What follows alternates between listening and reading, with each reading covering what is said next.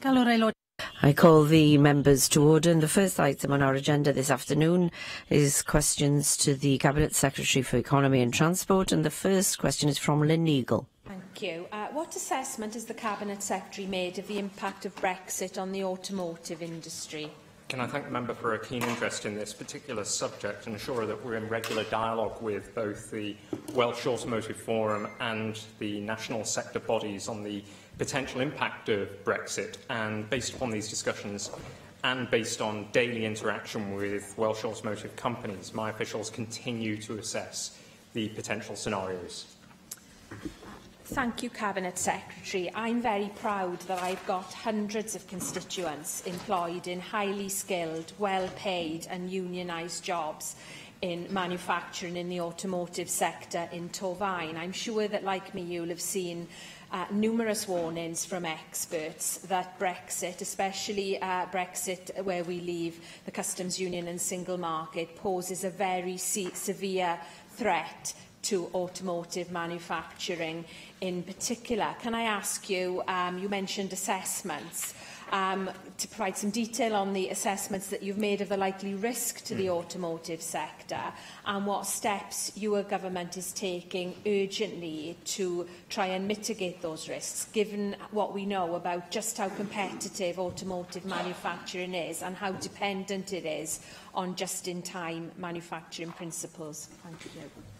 Can I thank Lynn Eagle again for making an important point about just-in-time delivery? And this is something that the outgoing CBI Director recently talked of in the context of Brexit, and the member is absolutely right. There are hundreds of her constituents employed in the automotive sector in Torfaen, and there are 19,000 people across Wales employed in this crucial sector. Crucial because it contributes over £3.5 billion worth of revenue to the economy across the UK. There are more than 800,000 people employed in the automotive industry, and very recently the likes of BMW and other major employers have been talking about their concerns over Brexit. Now, we've been working with Cardiff Business Schools as well as with the Welsh Automotive Forum and with sector bodies across the UK to assess the likely impact of Brexit scenarios on the automotive industry. There are some factors that we could mitigate against, but many are out of our control, and that's why it gives us very grave concern that the UK government and the Cabinet particularly have not reached an agreed position on a customs union. Susie Davis. Diolch Llywydd. Cabinet Secretary, you'll remember our exchanges in this chamber over the concerns of the 1,000 or so jobs which could be lost if new opportunities aren't found for the Ford factory in Bridgend, in my region. And in our cross-party meeting with the Ford staff at that time, Brexit wasn't their main concern, although I suspect it may be more of a concern now. It was rather the relationship with the American market. And, of course, with President Trump's announcement on tariffs, you can see why this is now an immediate worry. As Welsh Government has invested heavily in offices around the world now, I wonder if you can explain what those offices have been able to do in the meantime in order to expand opportunities for Ford across the globe. Thank you. Well, we're in active discussions with other employers concerning utilising the Ford site in Bridgend and in terms of growing the automotive sector in Wales. Of course, Brexit and the uncertainties concerning Brexit are an inhibiting factor in terms of being able to attract investment. However, through our new offices, not just in North America, but across Europe, we are discussing with major automotive companies the potential to see investment come to Wales. There is also, of course, the other challenge that we've discussed at that group, which concerns the need to transition to a decarbonised economy, and in particular ensure that as many UK-based automotive manufacturers move towards hybrid and electric powertrains and ensure that they see the challenge of producing diesel-only engines in terms of the likely impact that the targets that the UK government has set out will have on their employers. So there are three main challenges that we need to overcome. One, the known and as yet unknown consequences of Brexit. Two, the American market, of course, and developing the supply chain within the UK to take advantage of any possible opportunities presented by Brexit. And then three, ensuring that manufacturers embrace the decarbonisation agenda and the move towards ultra-low emissions vehicles. Neil Hamilton. I'm sure the Cabinet Secretary will agree with me that no sensible person wants to see tariffs on imports and exports of cars between Britain and the EU. In the unhappy event that the European Commission continues to block proposals for a free trade deal, it would be the EU which would come off worst, because they export £3.9 billion worth of cars to us. We export only £1.3 billion to them, and half the cars that are exported to Britain from the EU are from Germany alone. Has he seen that Rupert Stadler, the chairman of Audi, has said that there would be no winners if a trade deal wasn't struck between the EU and the UK, and it would cost jobs in Germany as well as Britain? That Lutz Metzger from Porsche Cars says failure to strike a deal would put German jobs at risk. And, of course, as a result of the Trump tariff plans, there would be massive problems created for the European car manufacturers, and that's because the EU imposes a 10% tariff on cars imported from the US, whereas the US imposes only a 2.5% tariff at the moment. So it's the EU's protectionism and their own negotiating intransigence which produces these potential problems. Look, nobody wins in the scenario that we have no agreed deal based on the negotiations that are taking place. And I think one area the member is absolutely right in his assessment, is in saying that this shouldn't just be a debate about who is going to be the worst loser, and ensuring that the UK is not the worst loser. In order to ensure that we all benefit to the maximum and that we all lose the least, we have to have a very pragmatic approach to negotiations. And that pragmatic approach means that the Prime Minister has to drop those red lines that she's embraced for over many months and adopt a position that serves the purpose of sustaining employment. And that means continued participation in a customs union and free and unfettered access to the single market. We've been consistent now for some time in our position, and I would hope that eventually the UK Government and its Cabinet will adopt that position too. Question 2, Dawn Bowden. How will investment in rail and metro services benefit the Merthyr Tydfil and Rumney constituency? Well, local people will be better connected and will be able to take advantage of job, health and leisure opportunities. The Metro will deliver 4 trains per hour to each of the heads of the Valley's communities north of Cardiff Queen Street from 2022 for Merthyr and for 2023 for Rumney. Thank you for that information, which sets out the clear benefits as we do deliver the 26 manifesto commitment in this regard. But in the recent report by the Joseph Rowntree Foundation, entitled The Effective Housing for People on Low Incomes in the Welsh Valleys, there was a recommendation, it was recommendation 3 in fact, to improve access to employment. And the report states that employment-related initiatives can only be effective if they lead to decent, sustainable employment, and in certain parts of the valleys, which I believe must include places like the Upper Rumney Valley, that will require significant economic renewal. Now, given that there are only limited opportunities to directly intervene for the economic well-being of these communities, it seems to me that when the Welsh Government holds the levers of economic power, as with investment in the rail franchise and metro, we must make sure that our more isolated communities, like the Upper Rumney Valley, are the direct beneficiaries of these projects. Can I therefore ask you, Cabinet Secretary, what you will do to ensure that this happens?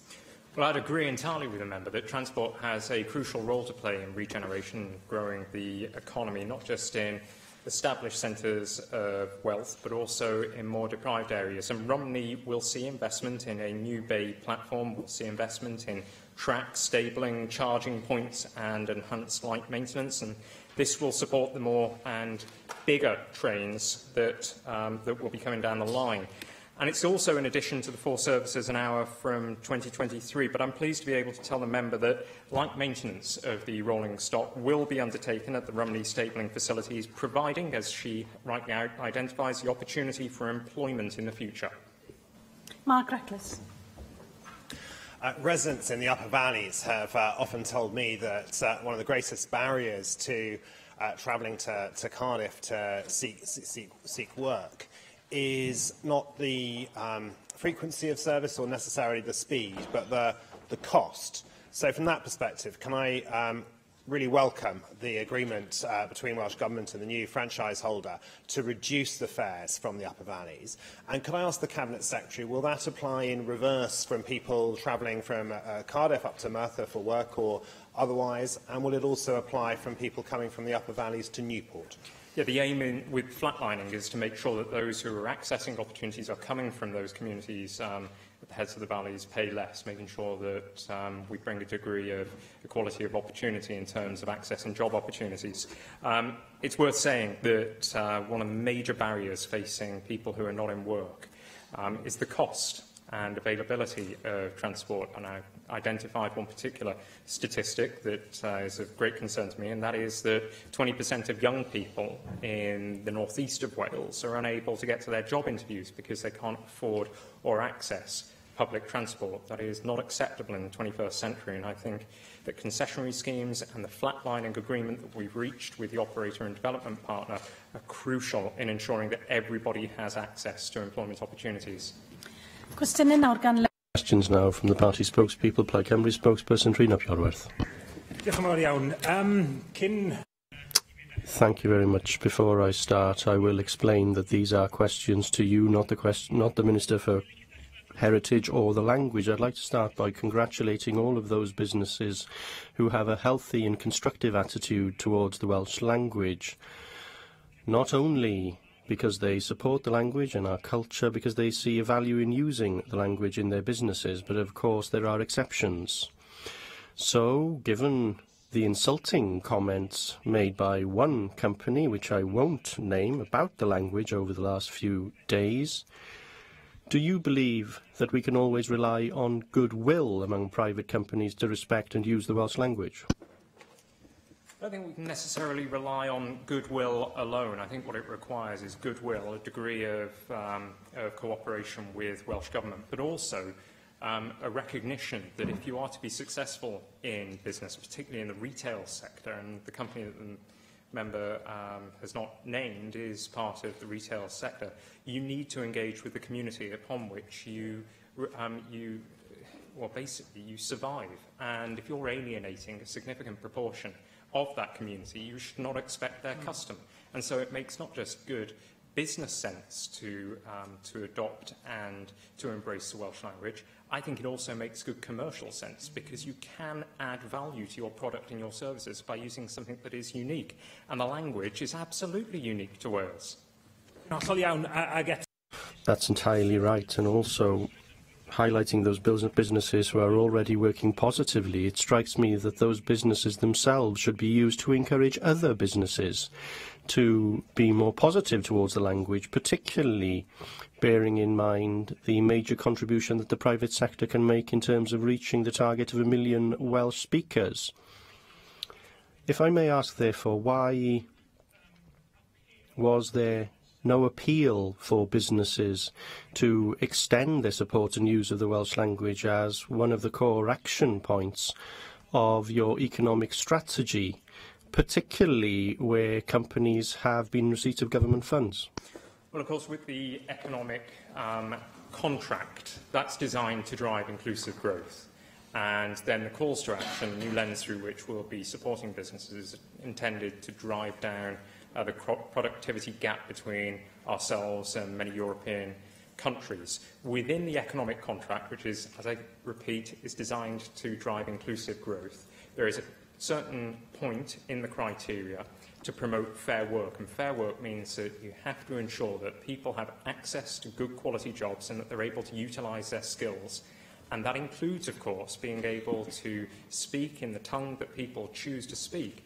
Now, I think the economic contract in driving inclusive growth won't just be of benefit in terms of reducing the gap in inequality in terms of wealth and well-being. It will also be of assistance in making sure that we reduce the gap between those people who are working or living in Welsh-speaking communities, often in more rural and deprived areas, and those more successful economies in intensely urban areas.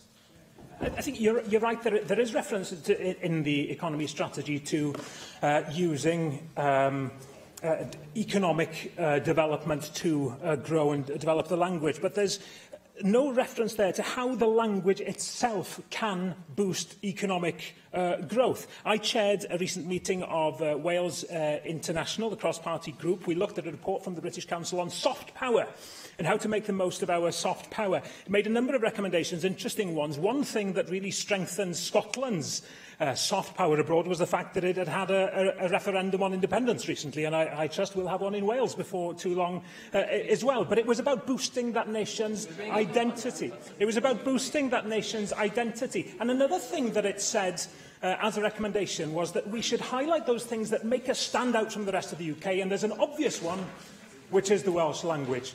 Isn't there therefore much more that government can do to use the language and the fact that it makes us stand out and be different as a tool for growing our economy in Wales? I'd agree entirely, and I think the example of the Euros are perfect in demonstrating how the attention of an entire continent, actually the entire world, can focus on a small country and focus in on what its unique attributes are. And in the case of the Euros, the Welsh language was being spoken very far and wide and giving us that added value. But I'm delighted to be able to say that we will be looking at a specific project in Wales that will examine the potential of the Welsh language in driving economic development. That will be the R4 project, which is being proposed by Adam Price and which will be taken forward by this government. Conservative spokesperson Susie Davis. Diolch, Llywydd. Wayne Dog. Thank you for visiting Neath Abbey and the Ironworks very recently with myself and Jeremy Miles. I have to say the Friends were delighted that you took the trouble to come and see them, and so that they could show you the hard work that they've been doing, promoting and looking after that site, even though they don't own it. Obviously, it's owned by the local authority. Tourism is one of the strands of the Valley's task force work, and I know that you agree with me and the Friends that these sites, along with other culturally significant sites in the Neath and the Dillais valleys, have huge tourism potential. So how can Welsh Government help us capitalise in the growth in wealth coming from the City Deal and promote Neath tourism as a coherent offer? And have you considered further a resilience-style programme to help support community groups like the Friends of the Ironworks manage and even assume full responsibility for some of our important cultural sites? I indeed enjoyed my visit to the Abbey and to the Ironworks.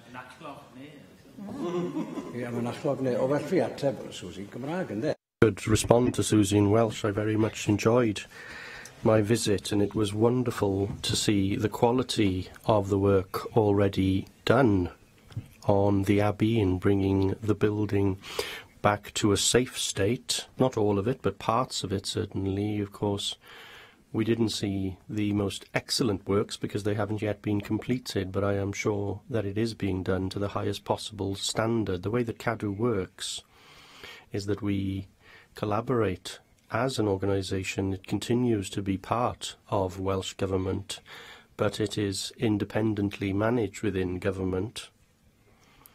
Before too very long, there will be a further advertisement to appoint a chair and board for Cadw, and then I hope that that board will be able to continue with the work of collaborating with communities who have already demonstrated their care for their own heritage. There's been a very good example recently where we saw a castle in Caergwrle, Hope, from the Community Council, and negotiations are ongoing for the volunteers who looked after the area surrounding the castle to continue to do that, whilst the professionals working for Cadw as contractors can look after the monuments and sites. So we very much appreciate the support that we receive from volunteers, and in any plans developed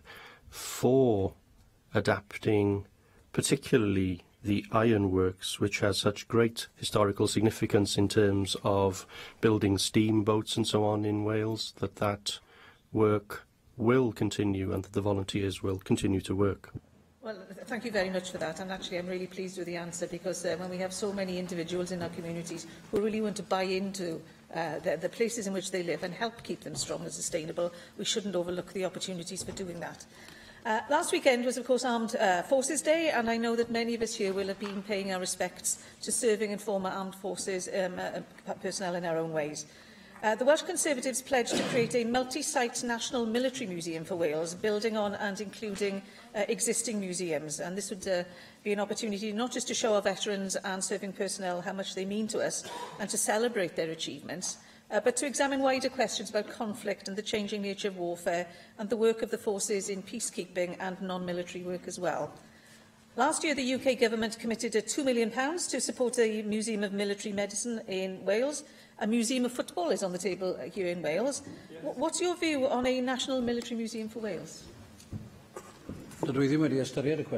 I've not considered this question because I am still awaiting a report on one further proposals, which is a contemporary art gallery, and I will consider that when I receive the report. There are, of course, a number of elements of our military traditions which are already commemorated. The various parts of the armed forces do have small museums of their own. There is a museum within Cardiff Castle, the firing line that I used to be connected to before I took this role, so I'm very happy to look at the possibilities. But that would have to be a partnership with the armed forces themselves if we are to receive artefacts or historical evidence for any exhibitions of that kind or any museum of that kind. And I haven't seen the proposal by the Welsh Conservatives, but I would welcome a meeting to discuss this if you so wish. I can recommend the manifesto of the Welsh Conservatives for a good read one night. Earlier this month, oh dear. Earlier this month, the Cabinet Secretary tweeted that he was, and I quote, delighted that one of the latest UK productions to be commissioned by Netflix is currently being filmed in Wales, thanks to Welsh Government support. And I mean, that is excellent news. I hope we all welcome that. However, with our ongoing inquiry into Welsh Government support for the media and the fact that the media investment budget is in suspension at the moment, can you confirm that we are talking financial support here? And if so, which fund or loan programme does that support come from? We are currently looking at our investment programme. We are looking particularly at how we can merge the development of Creative Wales, which is a government commitment, a commitment made by Welsh Labour, and the discussions that I've had to date are that we would anticipate that when we do establish Creative Wales as an organisation, and I will say more about this at committee, because I do intend to give evidence on this issue, and then we will bring together the investment funds with the work of Creative Wales. So the current panels that decide on support for the media and film could become part of that organisation. I think that would be the rational way to move ahead, but no decision on that has been made as of yet. UKIP spokesperson David Rowlands. Does the Cabinet Secretary think that the failure to reduce the number of local authorities in Wales will make it more difficult to implement your economic strategy as outlined in your document Prosperity for All? Not necessarily, because the Economic Action Plan places a particular focus on regional working, and now that we have the chief regional officers in place and we have strong regional working through the development of growth and city deals, I'm confident that we'll be able to further strengthen regional economies with their own distinct identities in the years to come. Well, I thank the Cabinet Secretary for his answer, but does he not think that the multi-layered approach to economic delivery has the very real potential of becoming a bureaucratic nightmare, and that the plethora of local government exacerbates this potential? I would say that we need to resolve certain pressing issues concerning local authority activities, including planning, for example. It's also essential that we have a simplified and more transparent process to support businesses. That's why Welsh Government is consolidating a number of funds into the Economy Futures Fund. But in the months to come, as we further implement the Economic Action Plan with a particular focus on the regional part of the plan, I'm keen to look at where we can consolidate as much as possible the activities that local government does in tandem and in collaboration with Welsh Government in order to further drive down the amount of bureaucracy and administration that many businesses complain of, and to make sure that we utilise our collective resources to best effect. Well, Again, I thank the Cabinet Secretary for his answer, but if we look at the organisations now charged with delivering a strong regional-based economy, City Deals, Valleys Initiative, the Remaining Enterprise Zones, North Wales Economic Ambition Board, and of course local authorities, surely there is considerable blurring of demarcation between all these bodies. Is the Cabinet Secretary confident that they will be able to operate in a cooperative and cost-effective manner, and do you have the evidence that this cooperation is in fact being implemented? Well, I think in terms of the regional plans that are going to be put together, those plans will need to lead to a framework for regional working that drives out the sometimes burdensome complexities of too many organisations and bodies doing essentially what the other body is doing, but in a different way or with a different branding exercise.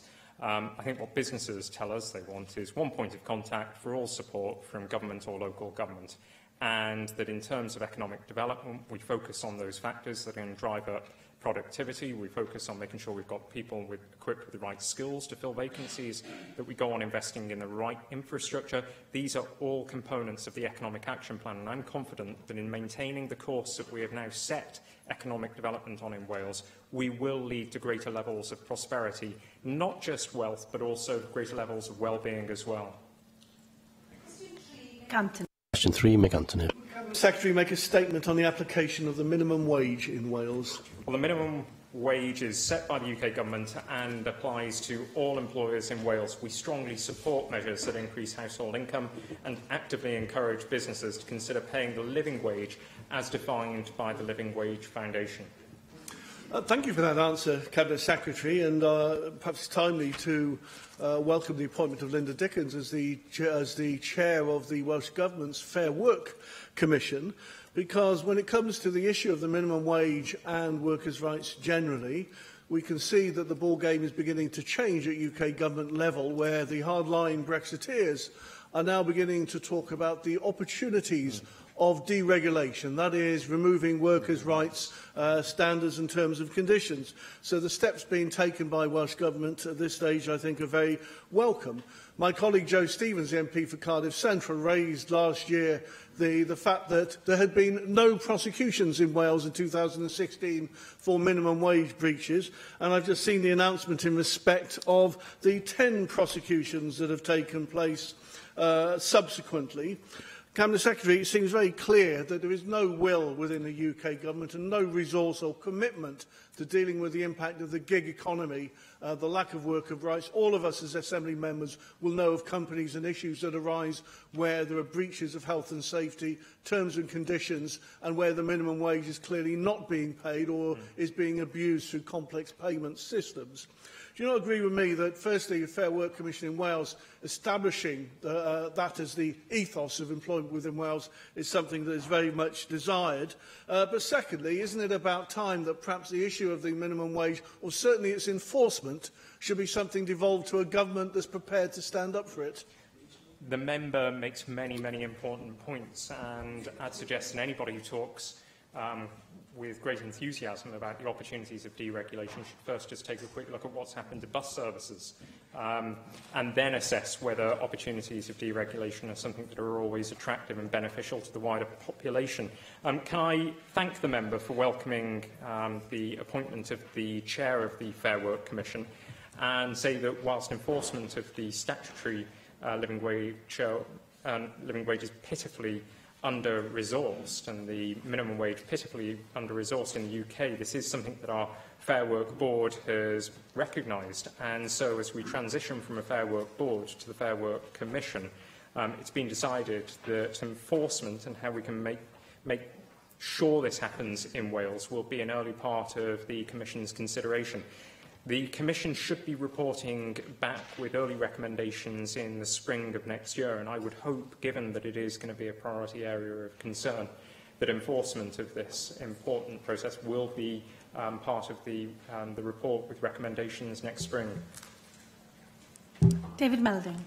Cabinet Secretary, you'll know the Low Pay Commission is visiting Anglesey today and tomorrow to get the views of people affected by the minimum wage, and do you agree with me it's essential that all people involved, from businesses, workers and trade unions, indeed anyone with an interest in this important public policy area, it ensures that they deliver evidence so that next year's minimum wage is set at an appropriate level.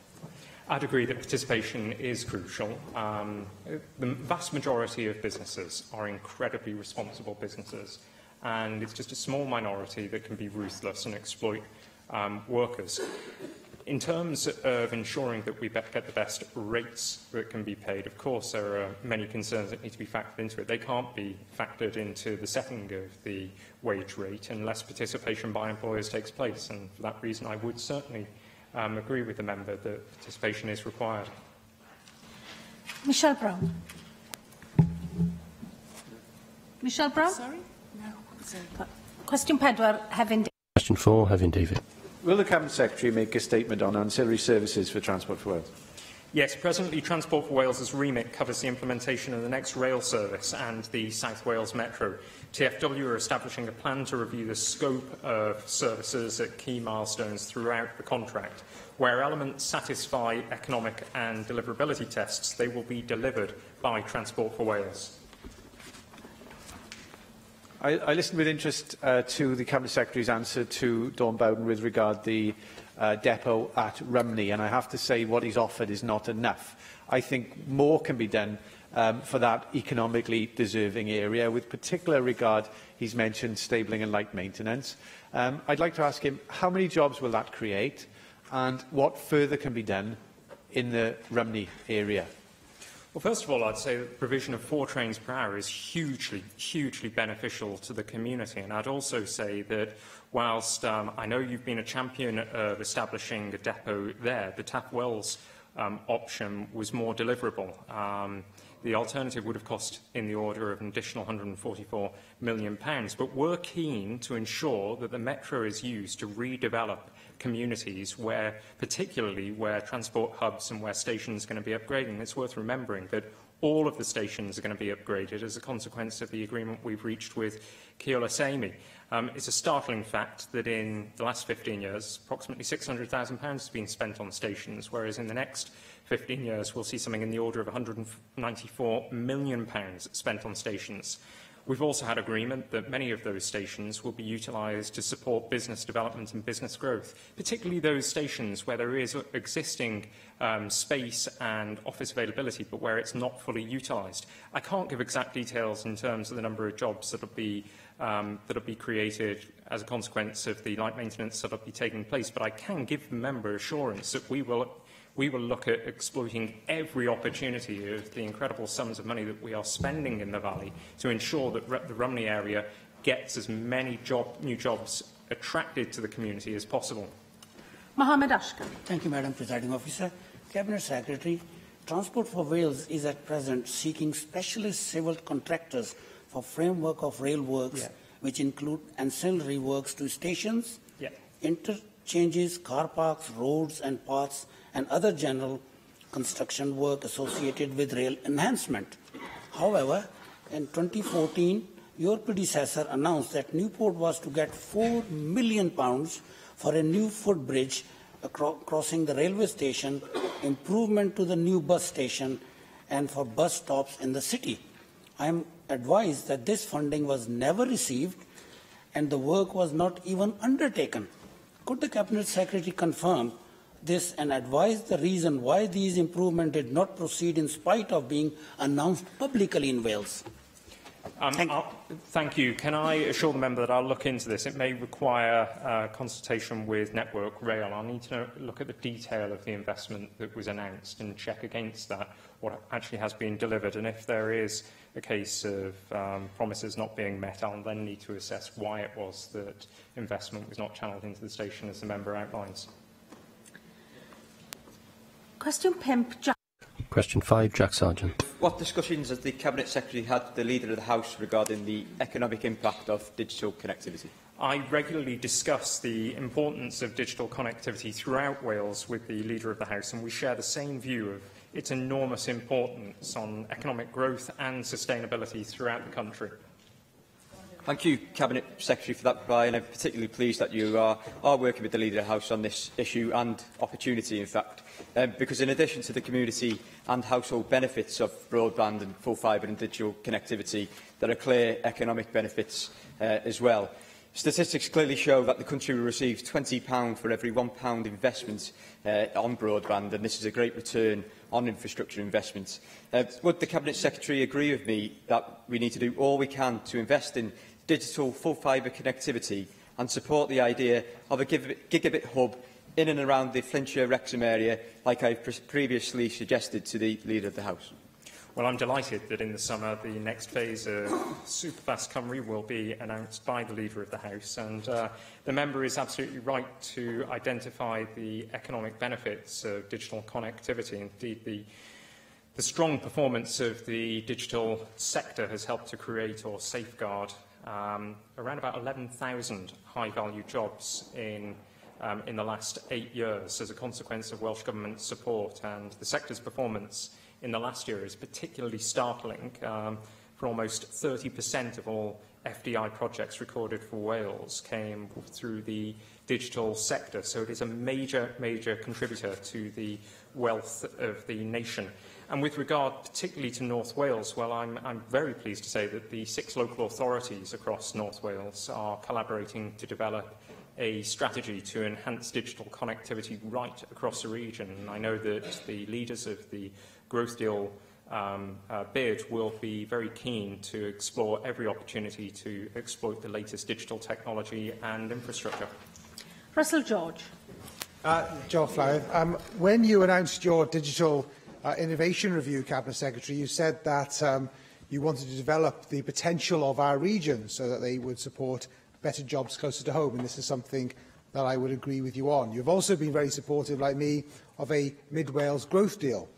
Now, in order to ensure that Mid-Wales is plugged into the wider Midlands economy, improvements in high-speed broadband and mobile connectivity should be part of any Mid-Wales growth deal. I wonder, would you agree with me on that view?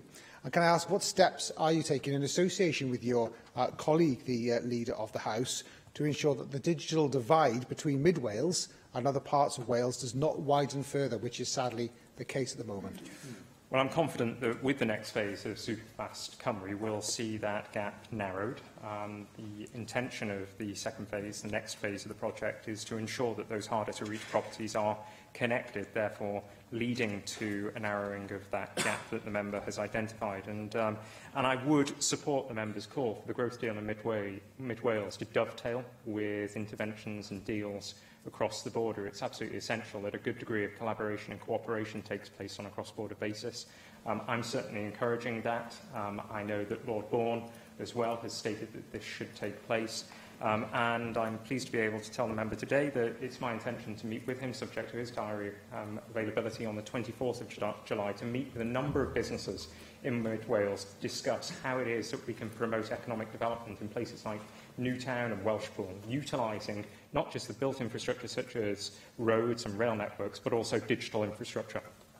Caroline Jones. Diolch, Llywydd. Cabinet Secretary, the Swansea Bay City deal is built around and dependent upon digital connectivity. In the initial business case for the City deal, a new terabit capacity transatlantic cable between New York and Oxwich Bay was proposed but never made it into the final deal. The new link would have put Swansea Bay region at the heart of digital superhighway, and not just delivering higher speeds, greater capacity, but also, more importantly, lower latency. So, Cabinet Secretary, what happened to the new transatlantic cable?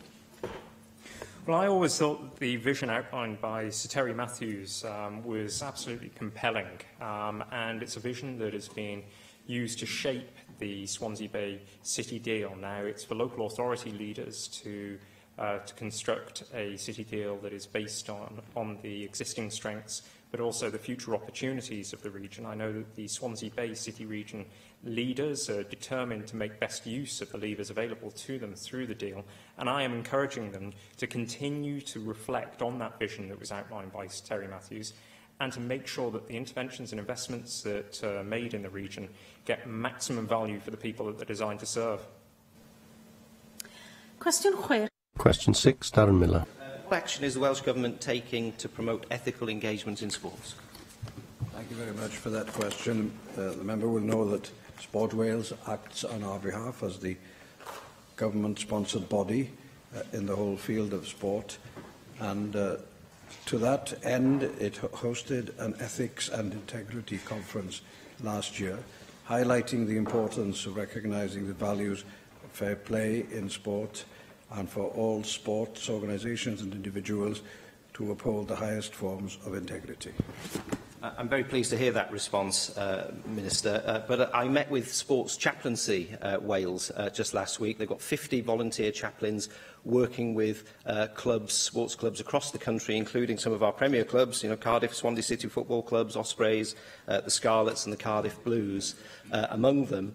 They do a tremendous amount of work, delivering around £500,000 worth of volunteer hours in terms of pastoral care, promoting ethical engagement in sports in the clubs in which they work, dealing with things like drug and alcohol misuse, and indeed helping people through individual problems. I wonder if you could tell us what engagement the Welsh Government may have had with sports chaplaincy services, and whether, if there hasn't been any engagement, you might be prepared to meet with them with me in order to discuss how they can support the Government's ambition to have ethical sports people in Wales in the future. Yes, I would be delighted to cooperate with chaplains in this field. Some of these sport chaplains are indeed known to me, and I admire their work very much. I'm thinking particularly of the chaplaincy work going on in Swansea. Yes, I would be very happy to join in that meeting, because it is important to encourage the voluntary activity of faith communities, and that includes all faith communities clearly, and there may be room for more humanist chaplaincies as well in this area, but I won't go into that this afternoon. Jenny Rathbone. One of the issues that I'm concerned about, which is a huge ethical issue, is the increasing conjoining of the gambling industry with sport.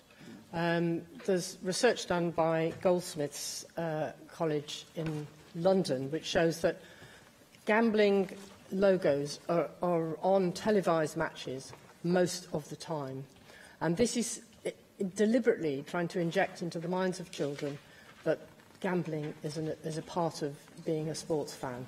And it seems to me that this is wholly reprehensible. Now, the Football Association in England has announced an end to all sponsorship deals with betting companies, but unfortunately rugby has yet to kick out gambling from the game. So what do you think the Welsh Government can do to tackle betting sponsorship in sport, which is making it endemic in the way that big tobacco was in the past? I accept certainly the points that you make, and you will remember that the First Minister did respond last week to a question from our mutual friend here, Mick Antorif, about the cross-government group that's been established to develop a strategic approach to reducing gambling-related harm across Wales. And I think it is essential that we should look again at the recommendations from the Chief Medical Officer's annual report, which called for coordinated action and identified new activity that might be required both at the Wales and the UK level. And since I've been asked specifically about the relationship between both football and more particularly rugby with betting, I will certainly raise these issues with the governing bodies of sports where gambling there appears to be a promotion of gambling activity alongside the sporting activity, because that is not the role of sport governing bodies. I understand that sport governing bodies benefit from income in different ways, and that is a commercial matter for them. But where the health of the population is damaged by promoting activity related to sport, then the government should intervene. Question 7. Question 7, Mohammed Ashkar. Officer, will the Cabinet Secretary make a statement on how the Welsh Government policies are growing our economy, please? Yes, the Economic Action Plan sets out the actions we are taking to grow the economy and improve the business environment right across Wales. Thank you very much for the answer, Minister. The performance of the enterprise zone is creating jobs and boosting economic regeneration in Wales has been mixed. So much so that the Assembly's Economic Committee said the lack of available evidence has made it challenging to fully analyse their contribution to the Welsh economy. Will the Cabinet Secretary commit to setting clear and realistic targets for enterprise zones along with annual reports containing detailed data on their performance in the interest of transparency so that their contribution to the Welsh economy can be properly scrutinised and monitored? Can I thank the member for his question and say that, yes, there is a varying degree of success across the enterprise zones in Wales, and that's in no small part due to the fact that each of the enterprise zones are at varying stages of development, and some are far more advanced, some have a higher intensity of business activity already established in them that then can act as a magnet to draw in fresh investment. There is reform of the advisory network taking place. The architecture that advises us, including on enterprise zone activity, is being reformed. We've consolidated it.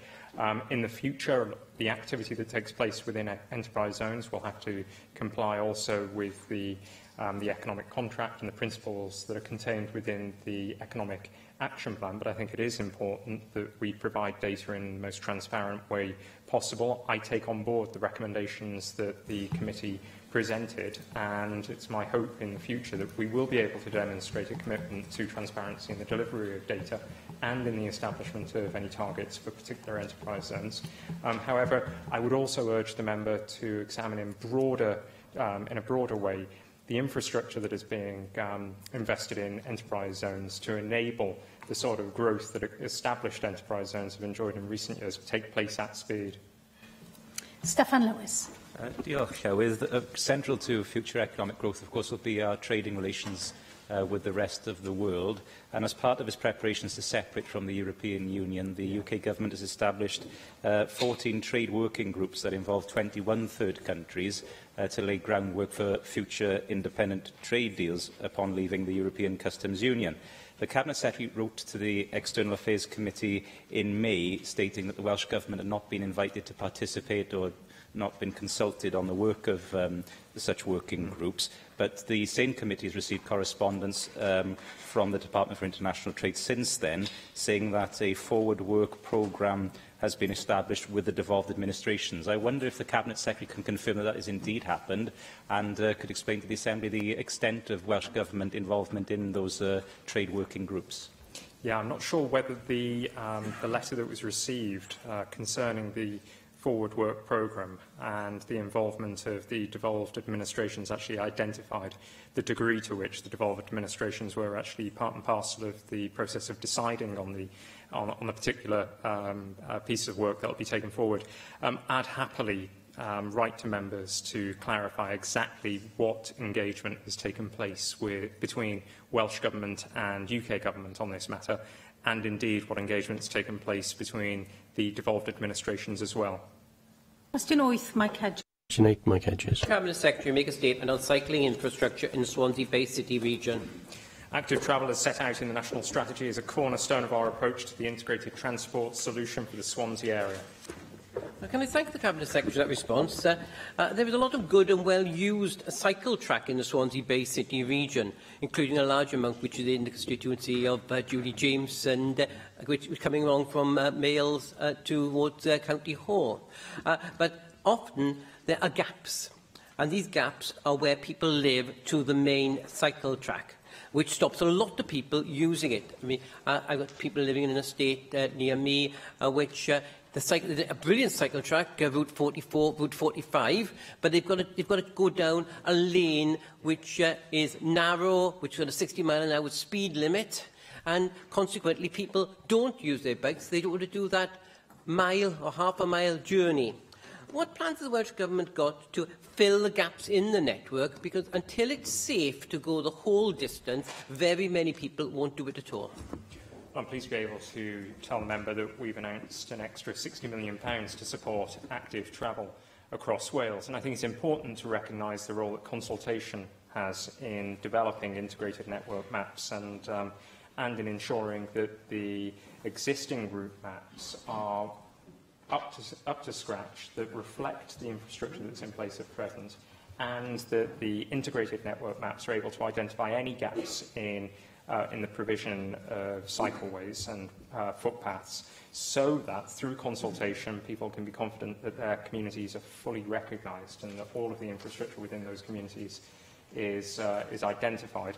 And then, based on those maps and based on the submissions from local authorities, either strategic programmes or local active travel schemes, or potentially both, can be funded from Welsh Government support funds. I think it's absolutely essential that local authorities identify deliverable but ambitious strategic routes and strategic opportunities, but also don't take their eyes off those local schemes, which can be an individual scheme or a package of improvements, to identify those gaps and address those gaps, so that people are able to cycle or walk to work, to leisure opportunities, to friends and family.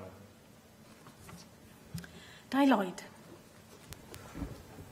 Dr. There's much frustration due to local authorities not investing in active travel infrastructure, and frustration is particularly high when new developments fail to take the active travel principles on board. Now, within my area, a recent planning application for a coffee drive-through in Birch Grove, Swansea, failed to provide any active travel infrastructure for pedestrians or cyclists. I know the clue's in the title. So how can we truly expect people to become active if we are not prepared to put in essential infrastructure? Do you agree that we need to see significant strengthening of the planning legislation here in Wales if we are truly to make strides in this area?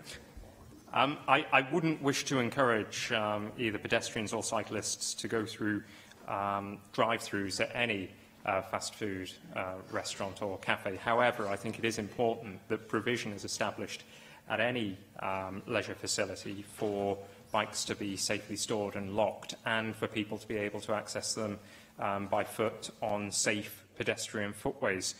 I think the design guidance for active travel routes plays an important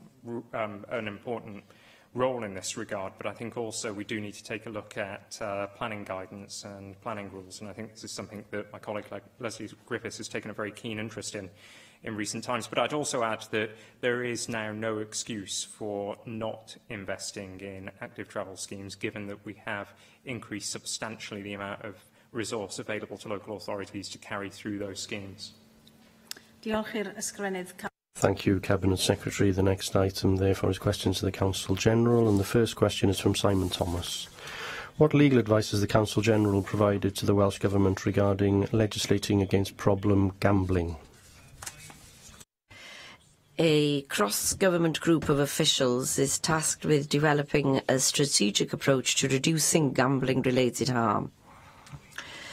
The group is currently considering the recommendations in the Chief Medical Officer's annual report and will coordinate action and identify new activity required, including any calls for further steps required at the United Kingdom level. I thank the Counsel General for that response. It's clear that many of us are concerned about the terminals in gambling shops and welcome the fact that the UK Government intends to limit the bet to £2 per wager on those terminals, but are disappointed that it will be at least 2 years before that is delivered. There are legislative tools in the hands of the Welsh Government, including using planning legislation. In the absence of action from the Welsh Government, would it be within the competence of this Parliament and therefore the Government here to use planning regulations to restrict on the use of these terminals and to use our own legislation to restrict them? Thank you for that supplementary question. As a Government, we work cross-portfolio to ensure that we can tackle this problem, which is a health problem and is very widespread. The Chief Medical Officer is leading on much of that work. As perhaps the member will know, a consultation is taking place as regards changes to the planning system which will propose a change in the categorisation of betting shops from category A2, which means that you have to have a planning application in order to change the use of that kind of building. If that proceeds, that will provide an opportunity for local government to tackle this on some level, because the problems occur when the buildings reduce the number that come into our towns and villages. So if that change is made, it will enable local authorities to design LDPs with this problem in mind. As regards the broader competence, as regards gambling, as the member will know, the government and the Assembly has very restricted competence, which is limited to the numbers of these terminals rather than the maximum amount of the wager that you can have. There will be a 2-year period of time before these changes come into force. The government welcomes the fact that the change will actually limit the total that can be placed on a bet, but there are no further powers at the, in the interim. Question 2, Lynn Eagle. What assessment has the Council-General made of the Welsh Government's powers to advance children's rights? I thank the member for that question and for her commitment and her work in this area generally. Members will know that the Rights of Children and Young Persons Wales measure requires ministers to have due regard to the requirements of the United Nations Convention on the Right of the Child when exercising their functions.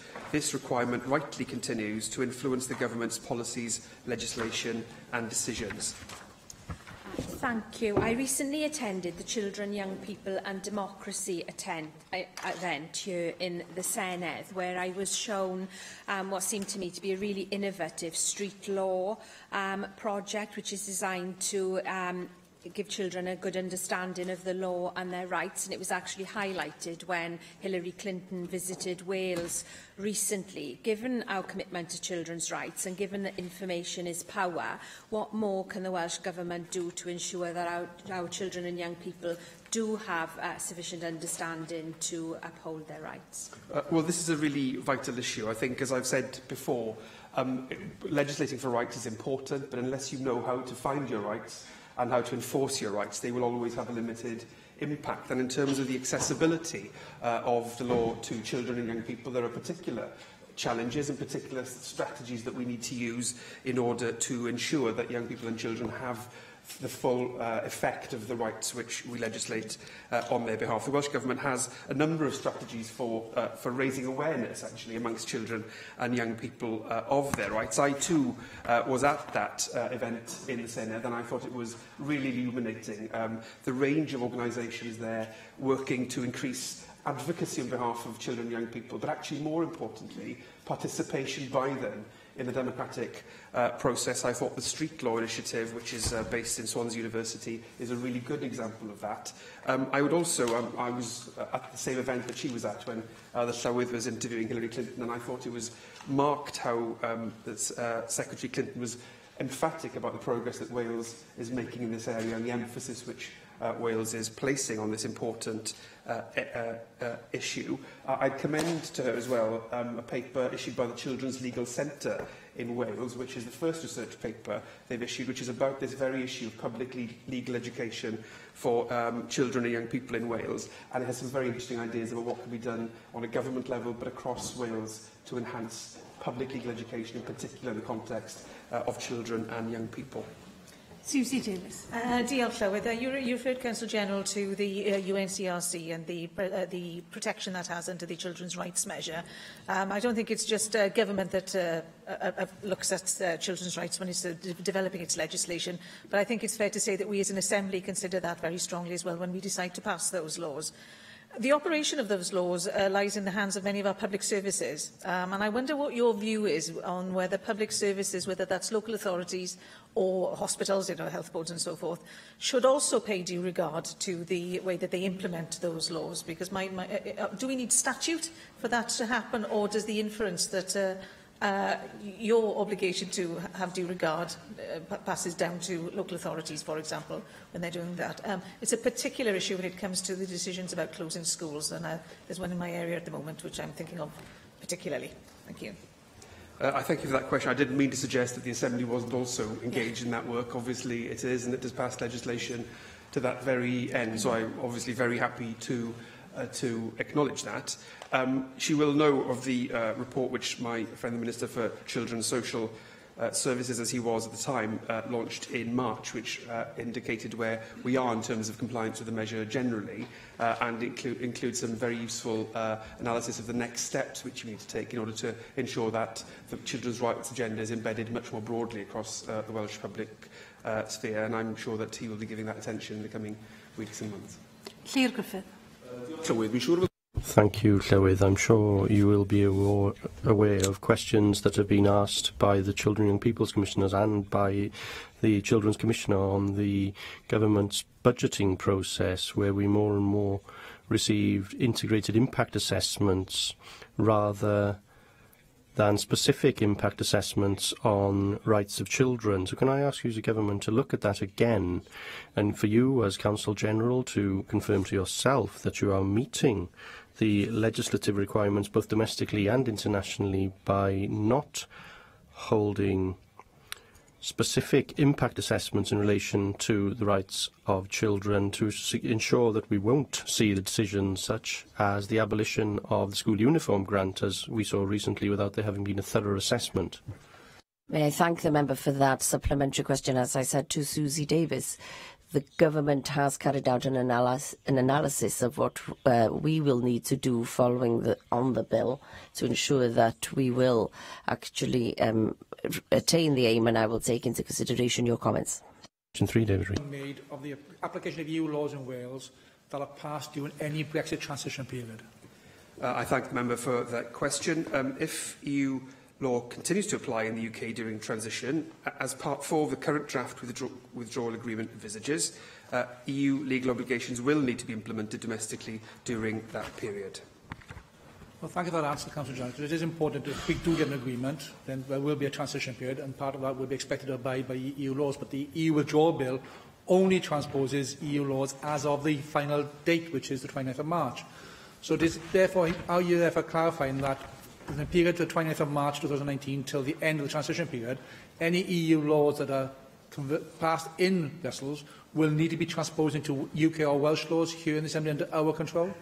Well, just to be clear, the Welsh Government has supported throughout the efforts to secure a transitional period, and we very much welcome the agreement at the end of the March European Council that there will be a transition period to the 31st of December 2020, subject to a final withdrawal agreement. We don't know, unfortunately, what approach the UK Government will take towards implementing EU laws during a transition period. We expect there to be a high degree of similarity between the practice now and during that transition, to include a role in particular for Welsh ministers to make sure that EU law is implemented in devolved areas. Obviously, in order to ensure that single market participation and membership of the customs union in the short term is maintained, there will need to be the acquis of European Union law will need to be we'll need to be bound by those provisions. As I say, we don't know yet how that mechanism is proposed by the UK Government. As you will know, we are anticipating a withdrawal agreement and implementation bill. It's our understanding that that will need to put mechanisms in place to deliver the UK's commitment in terms of the transition period. We haven't yet had details of what that will contain. Obviously, we'll need to make a full assessment of that and how it relates to the EU Withdrawal Act, as it's now been passed, when we have full sight of that. Question 4. Question 4, David Reid. What discussions has the Council General had with the UK Government on ensuring that the rights of EEA citizens are protected following Brexit? The Welsh Government has been clear that UK withdrawal from the EU should in no way lead to a dilution in rights protections. In terms of rights to move and reside, Wales welcomes and values individuals from around the world and will continue to do so. Thank you for that answer, Councillor General. Last week I was in Brussels and I met with the Norwegian ambassador to the EU. and it was quite clear that there's some deep serious concerns in the EEA countries regarding this, because there's a lot of talk about EU citizens' rights, and whilst we appreciate the EEA and the EU are so closely linked, there is no tight connection to ensure in any withdrawal agreement that those rights will be also applying to EEA citizens. Now, people may say there may be not many Icelandic citizens or Liechtenstein citizens in the UK, but there were over 20,000 Norwegian citizens in the UK, and some will be in Wales. So it's important we address this issue. So will you, therefore, take up this matter with your counterparts in the UK government to ensure that the rights of EEA citizens are not forgotten in the discussions that go ahead on the EU citizens? Well, the member makes a very important point. In fact, as his question acknowledges, it's not about the individual numbers involved, because the impact of this on any individual life and individual's plans can be very, very significant. So it's absolutely vital that we make sure that EEA citizens have the same protections that EU citizens will have under the deal as we currently understand it. We've paid careful attention to the drafts of the withdrawal agreement. Obviously, we are pleased to see that during the transition period, the proposals which that contains to ensure no change to citizens' rights. We are carefully reviewing at the moment the statement of intent which the Home Office published on the 21st of June, which sets out their proposals for a settlement scheme which would allow EU citizens to begin to take steps to confirm their status in advance of exit from the EU. That scheme is also intended to be open to EEA and Swiss nationals, as well as EU citizens, and we should analyse that with that in mind. I should just remind the Assembly the Welsh Government's position in relation to all these issues as set out in the Fair Movement of People paper in September 2017 sets out our belief that future relationship with Europe should include a differentiated and preferential approach to immigration for EEA and Swiss nationals as well. Question 5, Mike. Question 5, Mike Edgett. What assessment has the Council General made of the Welsh Government's legal powers to support a new model for the Swansea Bay Tidal Lagoon? I thank Mike Hedges for that question. I should say that whilst not in my constituency in Neath would stand to benefit from any development of this sort, so I will declare an interest insofar as that goes. The Welsh Government stands ready to consider how it could use its powers to support alternative delivery models that may emerge from the Marine Energy Summit and from the ongoing discussions with regional leaders referred to in the statement of the Cabinet Secretary on the 26th of June. Can I thank you for that response? I think there's been unanimity amongst those of us who represent the whole of that South West Wales region, starting with my colleague and neighbour with the other half of it, David Rees, but also the regional members of cross-party who have given their fullest support. So this is not a party political comment as such. But a new model for the lagoon is being discussed, not based on the contract for difference, with the UK Government, so that the new model would not involve Westminster's reserved powers. Does the Welsh Government then have additional flexibility to support this method of funding the lagoon? I thank the member for that supplementary question. He's right to say, obviously, that there's a strong cross-party support in this Assembly and across Wales for the lagoon, which is why it's so disappointing that the UK Government took the decision that it did.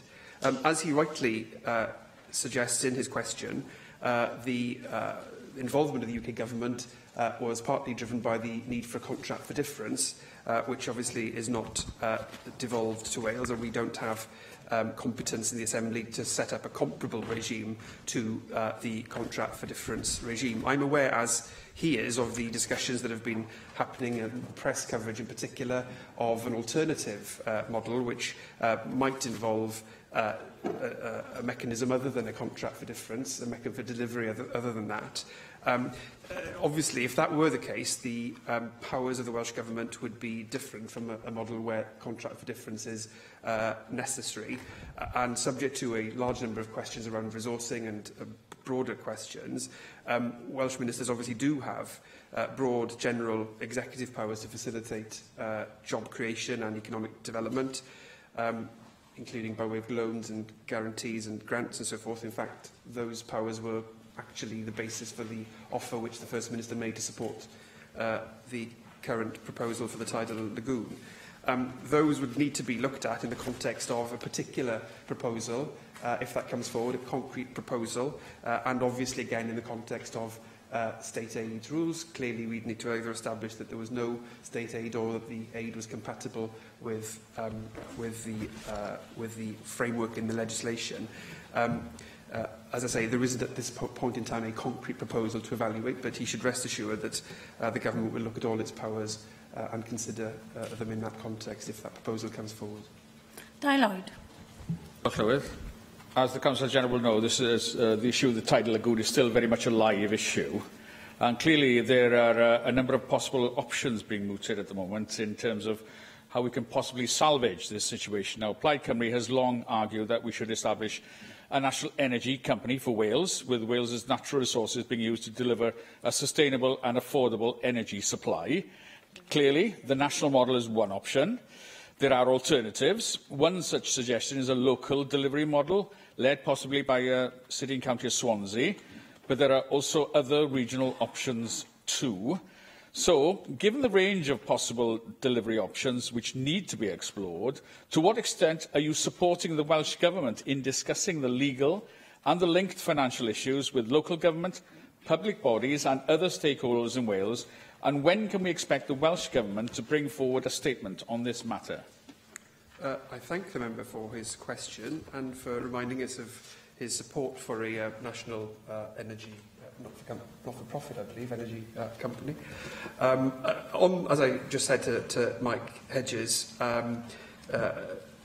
there are clearly, as one knows from what one sees in the press and what discussions are going on, there are people who are looking at creatively at what alternatives might be available to confirm the opportunity which exists in Wales, across Wales in fact, to use our tidal capacity to generate renewable energy. As I have just said, from my personal point of view, my role will be to advise on the legal powers the Welsh Government have, and obviously those conversations, as you will have gleaned from my earlier response, I'm pursuing those discussions.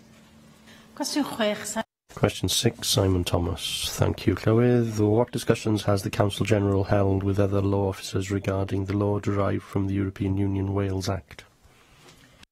I have not discussed this with other law officers since the Attorney-General withdrew the reference of the bill, as it then was, to the Supreme Court, and the bill was given royal assent. Thank you for this. In laying the question, of course, Council General, I didn't know that you were to make a statement yesterday, where I had an opportunity to ask the supplementary of you yesterday rather than today. But, however, events overnight just underline, I think, how sensitive the nature of the fact that the intergovernmental agreement is leading us to a position where the law derived from the European Union Wales Act is to be withdrawn. I refer to the white paper on fisheries published by the UK government this morning. Again, there is no reflection in that paper of the discussions that we had just yesterday in this chamber on fisheries in Wales. And the importance of the intergovernmental agreement reflecting the kind of trade deal that will be made ultimately is crucially important to the decision as to whether we retain legislation here and the right to legislate fully here, or share, as the intergovernmental agreement does, with the government in Westminster. Now, yesterday, in answering the question I was going to ask today, you said that you were going to retain that intergovernmental arrangement under a spotlight to see how it operates. But when will you assess whether this agreement is working effectively, and will you do that before the consultation period and the period to decide as to whether to repeal this act comes to an end? Well, the intergovernmental agreement is one which is clear on what needs to happen as regards the implications or the obligations on the people who agree, the parties to that intergovernmental agreement.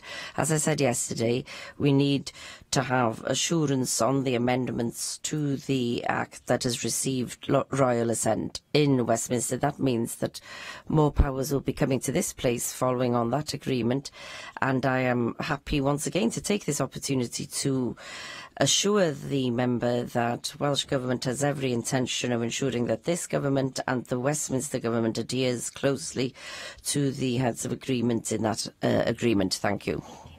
Thank you to the Council General. The next item is the topical question and the first question to be asked to the Cabinet Secretary for Economy and Transport, and that first question is from David Rees. What analysis has the Welsh Government undertaken of the impact of the on the steel industry in Wales of the merger between Tata and ThyssenKrupp AG announced last week? Well, we broadly welcome the announcement to create a 50-50 joint venture to combine their European steel businesses, and we continue to engage with the company and the trade unions to consider the detail of the announcement. I thank you for that answer, Cabinet Secretary. Now, the announcement has undoubtedly lifted a cloud that has been hanging over the steelworks in the town for over 2 years now, and offers hope of a secure future for the steelmaking in Talbot and other plants across Wales, because let's not forget that actually the Talbot feeds those other plants as well. It's been welcomed by steelworkers, as you've right pointed out, who are actually meeting today to discuss it, trade unions, politicians and the community across the town. We are aware the dark skies can come back. That's the problem. And this proposal is actually reflected on the medium term and not the long term, because it talks about no compulsory redundancies before 2026, the work to be done on the blast furnace to keep it operational till about 2026. So there's still a longer-term position, and the ThyssenKrupp CEO has often been said he's focusing on European operations, and we are possibly not in his mind when it comes to that. So will this agreement impact upon the investment that has already been committed by the Welsh Government? Because you've already made the commitment to the power plant. Phase 1 has gone through. The funding has not yet been released for Phase 2. I know there's been an issue of conditionality.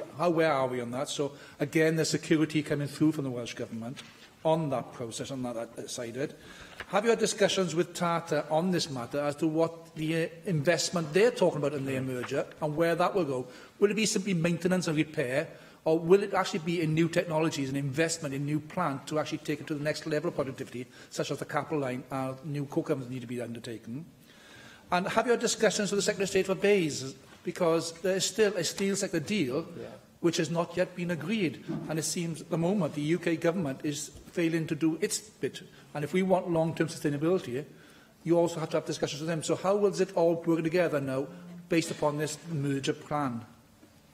Well, can I thank David Rees for his questions, and I'd agree that the announcement does indeed offer hope for all of the plants across Wales and the UK. And I think it's worth reflecting on where we were just 2 years ago, when the skies were indeed very dark, and it was as a consequence of the hard work that the Welsh Government carried out that we've, to a great extent, that we've reached the point that we're at today, where all those involved in the agreement can recognise the strength of the Welsh steel-making family. And in terms of ensuring that dark skies don't return, we need to guarantee the competitiveness of Welsh steel-making, as well as ensure that it is efficient and it is productive. Now, we are obviously carrying through our support. Our support in many respects will be dependent on binding conditions being agreed by Tata. However, it's essential that the UK government steps up to the mark and addresses the concerns of the sector, particularly in regard to uncompetitive energy prices, but also the need for a sector deal. And these were issues that were discussed very recently at the UK Steel Council. There are issues that I raise regularly with ministers within BEIS, and that we raise through officials with their counterparts in BEIS and indeed other departments. It's an interest that my colleague Leslie Griffiths has, considering the decarbonisation agenda and the need to ensure that we drive down emissions. We are able to support businesses in the steel sector in reducing carbon emissions, in making sure that there are power savings, in making sure that employees are fully and properly skilled, and our support will continue into the future. But if we are to get the efficient, competitive, productive steel-making operation that we wish to see for the long term in Wales and the UK, it will require decisive intervention by the UK government. Susie Davis. Diolch. Thank you, Cabinet Secretary, and I associate myself with the questions actually that were asked to you by David Rees. I think there'll still be some residual concerns going back to what we were talking about 18 months or so ago about the relationship with ThyssenKrupp and Tata. And the date that David mentioned, I think, is something that's firmly printed in our mind now. And with that in mind, Have you had any indication at all what the timeline for any potential investment in this plant? I mean, obviously the blast furnace is of huge importance there, and it's great to get the promises, but until somebody signed a cheque, well, it's difficult to rely on those promises. With this steel sector deal, I mean, obviously I agree that we need to know about this now, and I don't suppose that the Trump announcements helped enormously. Have you energy costs were actually, and I think you did refer to it briefly, energy costs were a big issue when we were talking about this some months ago. Whether you've had any, shall we say, promising mood music that that's less of an issue now, and what steps have been taken to try and resolve those. And then finally, Tata has, of course, made huge commitments in terms of Swansea Bay University and a relationship with the Steel Innovation Centre under the City deal. I wonder if you've had any news on whether this merged partnership would also be prepared to commit in the way that Tata's done to date. You said that you were considering the announcement, and perhaps you could raise that in any questions that you have when you're speaking to Tata and to Indeed. Can I thank Susie Davis for her questions, and she makes a very important point about the collaboration that's taken place in Swansea Bay between higher education and the steel making of the region, and also some of the spin-off companies and supply chain companies as well. It's my understanding that that collaboration will be maintained. However, we will be seeking to engage with the company and the trade unions to seek further information about the detail of the announcement to ensure that that collaboration continues into the future, and to ensure that we secure iron and steel making in Wales for the long term.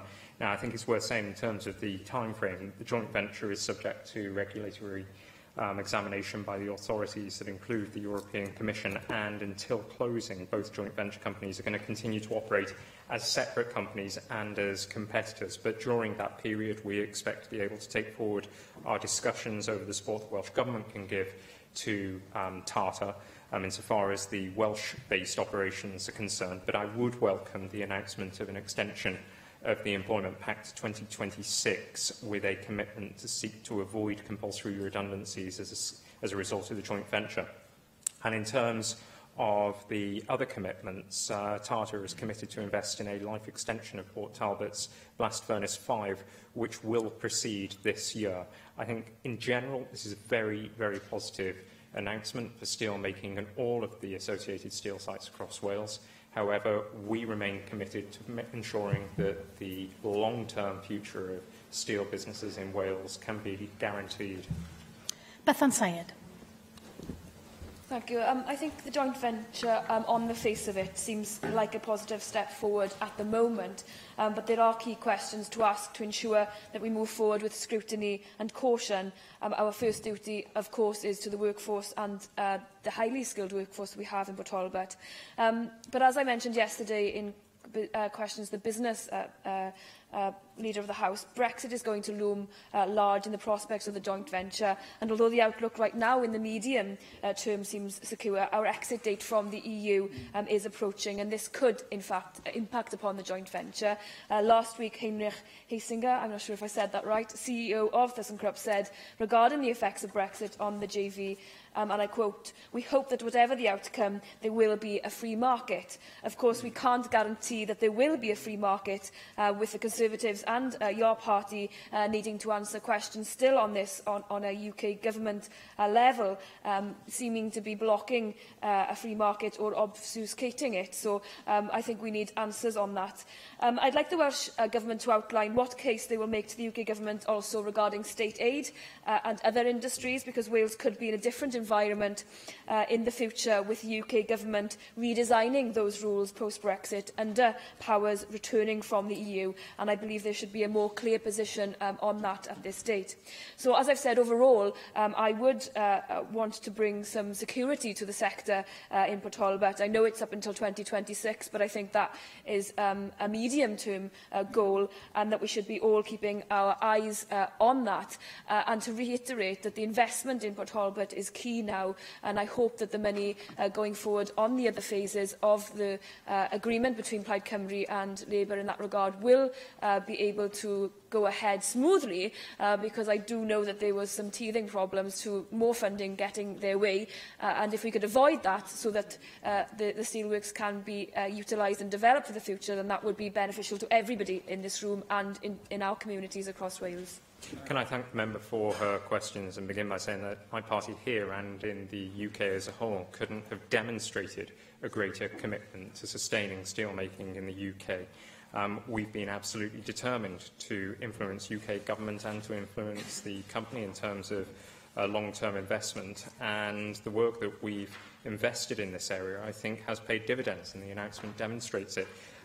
With exception of the funding, and the member rightly points to the support that Welsh Government has been able to offer to TARTA. Well, I can say that with the exception of funding for skills support, TARTA won't be able to draw down funding against these offers until we have agreed the detail of overarching legally binding conditions, and I would expect all members to support that. We need to make sure that those conditions apply for several years and that they are indeed legally binding. Now, in terms of Brexit, we'll continue to work closely and constructively with TARTA in terms of planning for the challenges and the opportunities presented by Brexit. But to date, the Welsh Labour Government has offered £8 million towards an £18 million investment in the power plant at Port Talbot, and we continue to discuss the potential for further investments to increase efficiencies in this area. And I think it's worth reflecting on the important point that the member makes concerning state aid rules. Well, until the UK has exited the European Union, of course, Welsh ministers remain bound to comply fully with EU state aid rules, and any support provided to the steel sector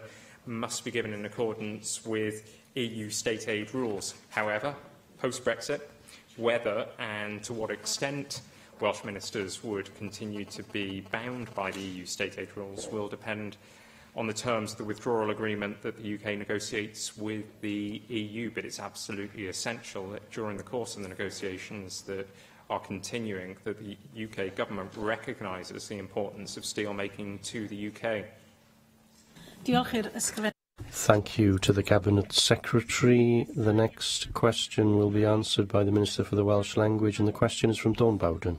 Thank you, Llywydd. The Welsh Government's response to comments made by the owner of Trago Mills that Welsh language signage is visual clutter.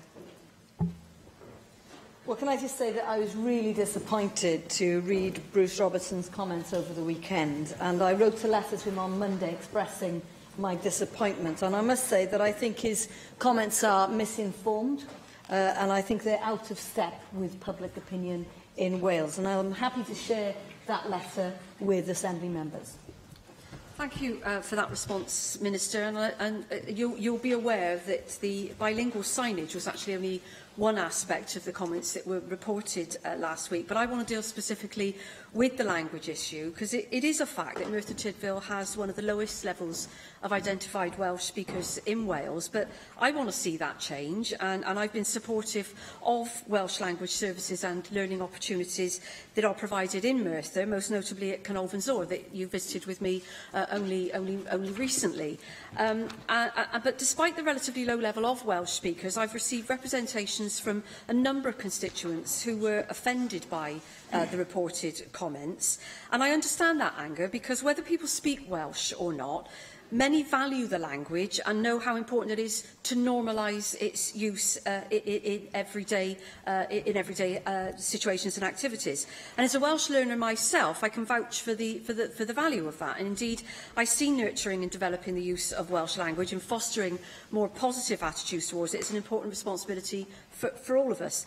Now, Trago Mills is an important new business in my constituency, and it's providing many valuable jobs. And I want to develop good working relations with them. So, would you agree with me that a more enlightened business practice that might in fact draw more people to support the business rather than drive them to protest against it, which we're going to be seeing this weekend, would be to recognise, the status of both languages and to embrace that fact. Mae'n bwysig i ni gyd cefnogi o'r iaith ac mae hynny. All support the language, and that we should have all support the language, and that includes Trago Mills. Thank you very much, Dawn, not only for bringing this case forward to this Senedd today, but also for your commitment to the Welsh language. For the language, because we need to get to 1 million speakers, and you're on that list. So, thank you very much. I think you're absolutely right. I think people underestimate the value of Welsh language education. We know that there is a lot of evidence to suggest that actually it broadens and helps broaden education in its wider sense. And there's evidence across the globe that bilingualism is a positive development. I think also it should be noted that there is increasing demand in places like Merthyr, and I'm very pleased to see that, and I'd like to thank you for your support in that. But I think also there's also a commercial reason for him to do this. The fact is that in the last census, you look at how many people live within an hour of Trago Mills, there's about 110,000 people who speak Welsh, and 86% of the people of Wales are enthusiastic and supportive about the Welsh language. So it doesn't make any commercial sense not to be in the same place as those people. So I do hope that the chair of Trago Mills will rethink his approach to the language.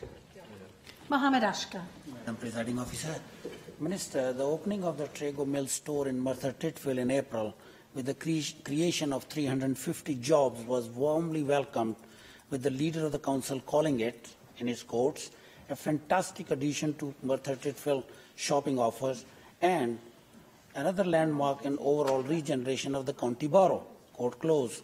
But it is disappointing, therefore, to read these comments which have caused considerable outrage and could damage the profitability of this store. As you said, Minister, earlier, and I agree with it, it is important that business leaders understand that we are increasingly bilingual country, and that is a commercially beneficial for businesses to be respectful for each other's languages.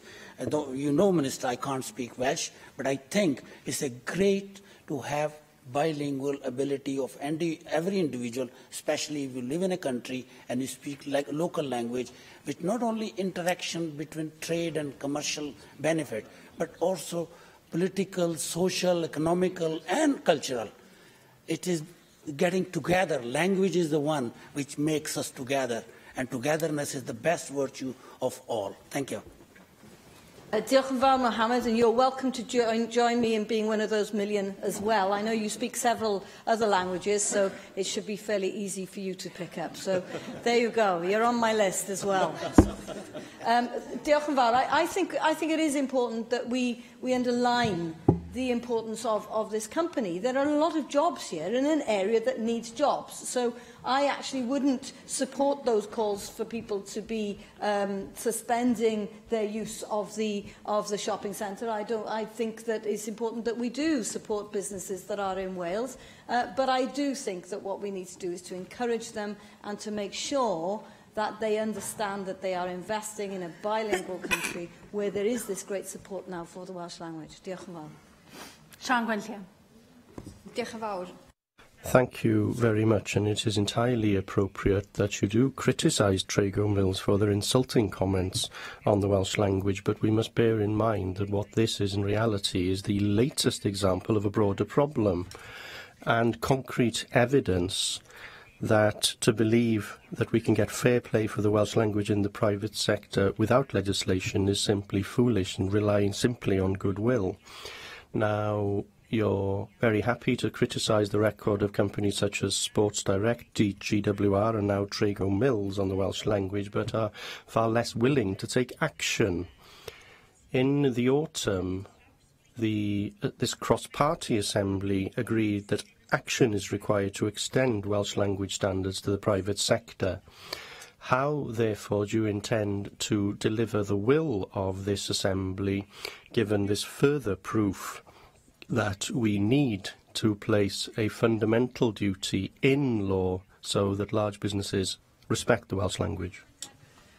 Well, I don't accept that it is folly to expect companies not to use the language. The fact is that many companies do. If you look at Aldi's and Lidl, I believe that they have an excellent record, and we need to appreciate that. And I do think it's important that we appreciate that it's not possible with the measure that we have now to do something in this field. But you were aware that I have got very much more interest in promoting the Welsh language as a priority, and that is why we're bringing Business Welsh into the picture to ensure that when people want to be committed to the Welsh language, they have the right to ask for support. And that is what the Welsh Government should be doing, assisting and supporting where possible in order to realise or to ensure that they will be putting those signs up in the future. Thank you to the Minister. The next question to be answered by the Cabinet Secretary for Local Government and Public Services. And the question is from Sian Gwenllian. Thank you. Will the Cabinet Secretary make a statement on local government reorganisation plans following his comments in the WLGA conference on the 29th of June 2018? Presiding Officer, members will be aware from our order papers that I'll be making a statement on this matter on the 17th of July. Wel, rai misoedd yn ôl. Well, some months ago we learned through a personal blog that the government had made another U-turn on the reorganisation of local government, dropping Mark Drakeford's proposals for regional collaboration. Last Friday, myself and everyone else who wasn't at the WLGA conference in Llandudno learned through Twitter that you had once again changed your mind by announcing that you were going to scrap the reorganisation map. Twice, therefore, important statements such as these that impact on the way in which public services are run for the future have been announced without you informing Assembly members through written statements in a formal way. Twice you have shown a total disrespect and undermined the credibility of the government and the role of this Assembly as a legislative body for Wales. Usually, and according to Welsh Government guidance on making good decisions, ministers are expected to publish their response to consultations held and to do so in a timely manner, and usually that does happen in the Assembly in a formal oral statement with a report attached. So, given that just 3 weeks ago the consultation period ended, can you confirm that you were responding directly to the consultation in your comments at the WLGA conference? And do you think it's appropriate for a minister to make policy statements of national significance in this manner? Presiding Officer, I repeat that I will be making a full statement on this matter on the 17th of July, where I will be responding to the consultation and responding to other matters as well. However, the member seems to believe that ministers should be silent in terms of a national debate and not to participate in national conversations outside of this chamber. I'm sorry, if that is her case, then I disagree with her. I think it's absolutely right and proper that ministers participate actively in the national debate around many issues which are the responsibility of this place and others. And I will continue to do so. But I will always make substantive policy statements to this place and to this place first. However, there is a national debate taking place around the future of our public services, and I will also participate in that debate. And thank you to Sian Gwenllian for bringing this question here today as a topical question. Now, I was present at the WLJ conference, and I was there, very close to the stage. I don't think I could have sat any closer, frankly, when the Cabinet Secretary came on stage to a less than warm applause from a room full of nearly 200 delegates. I have to say, after his speech, the applause was warmer. The difference being that he had announced in a split second that he was scrapping the map. The map that he told us when we met with him, if you remember, wasn't going to be a map.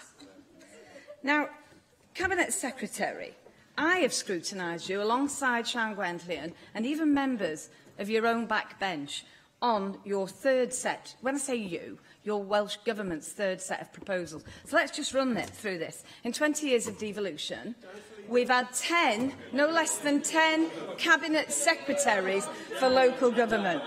You are number 5. These are the third set of proposals for local government reform.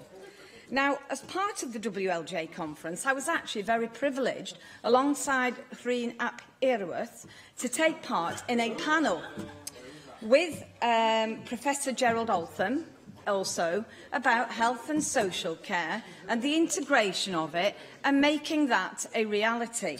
And one thing became abundantly clear, is that housing affects, good housing or bad housing affects our health. Education affects our health and social care. Housing, education, I thought I'd written these down earlier. We have local government, we have social care. Those are 5 fundamental services, policy areas that you do need to be integrated with local government. Now, I have asked time and time again, when you decide to go off on one, bringing forward a Cabinet Green Paper, what consultation have you taken with your other Cabinet colleagues? One thing that was fundamentally agreed to in that room, you cannot bring local government reform forward on its own. You do need to integrate health, education, social care and housing. So, Cabinet Secretary Williams identified this in his report, 62 recommendations, of which this Welsh Government has only ever gone forward with 4, all relating to local government. Will you, at some stage, when you make your statement, please look at it in a joined-up manner and bring those other policy areas into line? If you do that, you will have the support of these benches. Thank you. Don't go off on one. Well, that would be lovely, wouldn't it? I'm grateful to the Conservative spokesperson for the 20 years of history she's managed to weave into this topical question. I will be making a statement on these matters in 2 weeks' time, and I will address the matters that she's raised in her question. A question nesaf. The next question is to be answered by the Cabinet Secretary for Local Government and Public Services once again. The question is from Vicky Howells. Will the Welsh Government make a statement on the recent spate of grass fires affecting communities across Wales? Presiding Officer, I think members across the whole chamber will wish to join me in thanking all those firefighters from across Wales who have worked extraordinarily hard over the past weeks. Their commitment, their expertise, their skills has been tested in some very difficult circumstances. I have made a written statement on this matter already today, and I think members across the whole chamber will wish to take time to consider that and ensure that we do pass our thanks to the firefighters who have been involved in fighting these grass fires over the last few weeks. Thank you, Cabinet Secretary. And further to your written statement today, I'd just like to stress the fact that my constituency, like many across Wales, has been scarred by a series of devastating fires over the past few days. Incidents have included a forestry fire near Llywtcoed, described as hundreds of metres wide, a Mardy Mountain fire and the Hirwaun Ironworks. Firstly, Cabinet Secretary, I join with you in paying tribute to the bravery and endurance of our firefighters who have worked tirelessly to keep our communities safe. But secondly, with the suggestion that many of these fires may have been started deliberately, how is the Welsh Government working to prioritise measures to counter this dangerous and potentially fatal activity?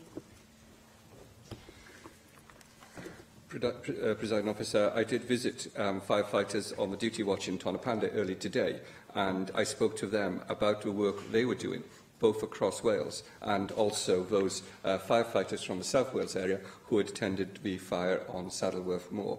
I visited the station alongside Andrew Morgan, the leader of Rhondda and Taff Council, and we did discuss some of the wildfires that have affected the members' constituency. I spoke to the firefighters who had worked up at Clwyd Coed and around the site at Bryn Picker, who had been working extraordinarily hard to keep that under control.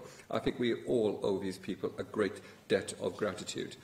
Presiding Officer, we do work with fire service, the police and other partners to tackle deliberate grass fires at source. This means preventing them from happening in the first place by deterring those who may be thinking about getting involved.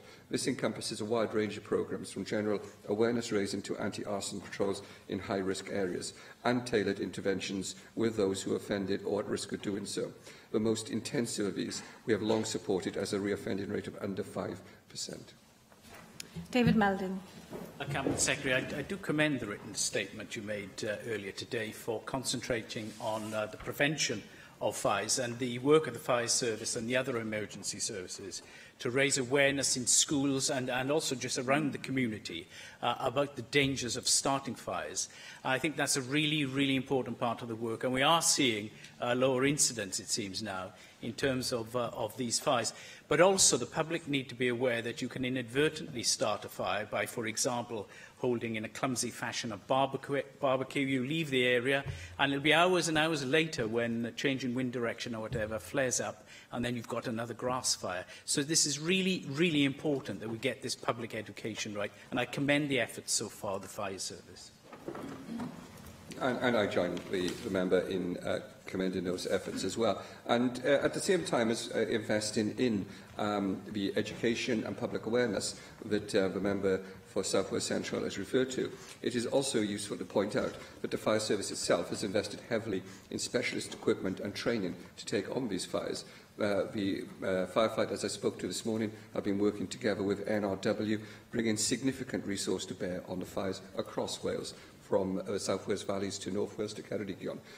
At the same time, we have invested in all-terrain firefighting vehicles, lightweight protective gear for working in upland areas, and drones which are safely and quickly provide vital intelligence to inform firefighting decisions. Thank you, Cabinet Secretary. The next item is the 90-second statements, and the first statement is from David Rees. During a week in which we celebrate the 70th anniversary of our National Health Service, we also lost one of its pioneers in primary care. Julian Tudor Hart was born in 1927 in London, the son of politically active doctors. His early life growing up in a home steeped in radical politics, which was regularly used as a transit centre for refugees fleeing fascist oppression in Europe, shaped his values and beliefs which he never moved away from throughout his life. Julian followed his father's career path and studied medicine at Cambridge before moving on to London. After graduating, he took up posts in hospitals and urban general practice before working at the Archie Cochrane-led MRC Epidemiology Unit, where he met his wife and research partner Mary. Now, this background in epidemiology taught him to study how his patients' lifestyles caused their ill health, and he worked with them to improve this. In 1961, he moved to the coal mining community of Glencorrwg in the Avon Valley and set up practice, where he stayed for 30 years until he retired. Julian turned Glencorrwg into an international name associated with innovative general practice. He was a man of theory and action. He was a researcher, lecturer, writer of articles, papers and books, with many of his most innovative ideas making their way into everyday practice. His concept of the inverse care law is as relevant now as it was when it was published in The Lancet decades ago. In fact, as far back as 1971, a true visionary. He undertook many research projects in a community setting which many said could not be done, but was successful because he had faith in the altruism of the citizens of Glencorrwg and the Upper Avon Valley, and they trusted and respected him. He felt passionately that good healthcare was the right of everyone, and that services couldn't be targeted at those most in need unless the National Health Service was free of market influences and allowed to concentrate solely on patient welfare. However, I could go on for another 90 seconds because his life went well beyond that, even after retirement. Julian Tudor Hart was and remains one of the true giants of the National Health Service. Lloyd. Thank you, Llywydd. The contribution made by Mick Stevens, who passed away yesterday at the age of 79, to Welsh literature is priceless. Through his tireless work as an author, poet, director of the Arts Council, founder of magazines and university tutor, he enhanced our appreciation and understanding of the range of our nation's literature in both languages. Born in Treforest, he was self-taught, spending time in Aberystwyth, Bangor and Rennes in Brittany, before learning different crafts as a French teacher in Ebbw Vale and then as a journalist at the Western Mail.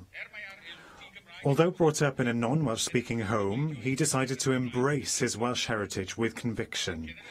He was a nationalist to the core. Indeed, he was responsible for writing the unforgettable slogan, Cofiwch Tryweryn, remember Tryweryn, on that rock near Llanrhystyd.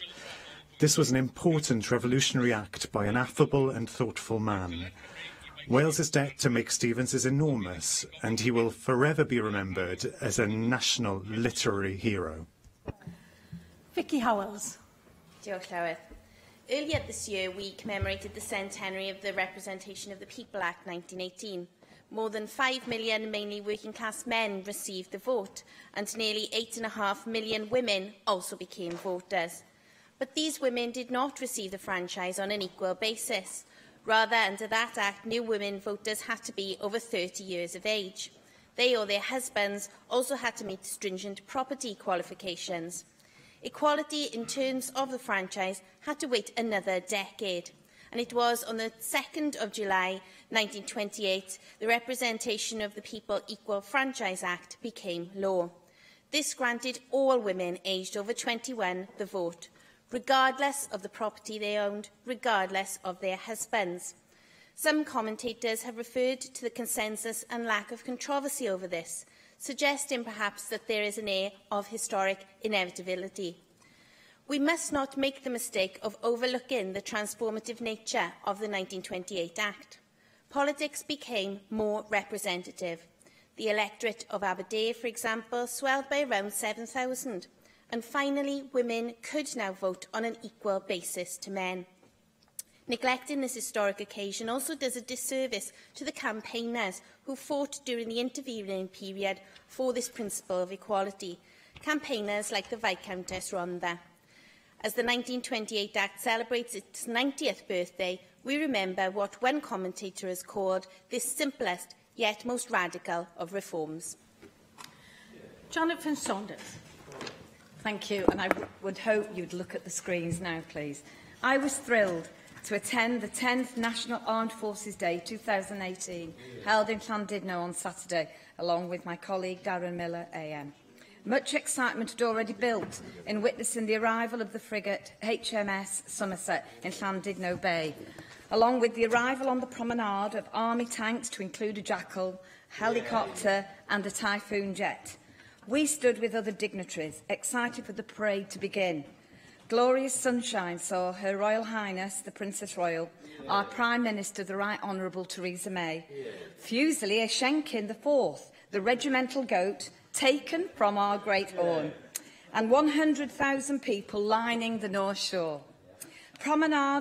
The North Shore Promenade, providing rapturous applause in support of all those individuals and families who selflessly serve in our armed forces. This year, also marking the RAF centenary, was particularly special to see the Red Arrows display conclude with the number 100, painted across the sky, and followed by the RAF Battle of Britain memorial flight. Llywydd, Deputy. I would like to take this opportunity to thank all those involved in organising and to those taking part in what was such a memorable event. This went some way, in particular, to acknowledge the brave and the courageous commitment by our servicemen, women and veterans, and simply to say thank you.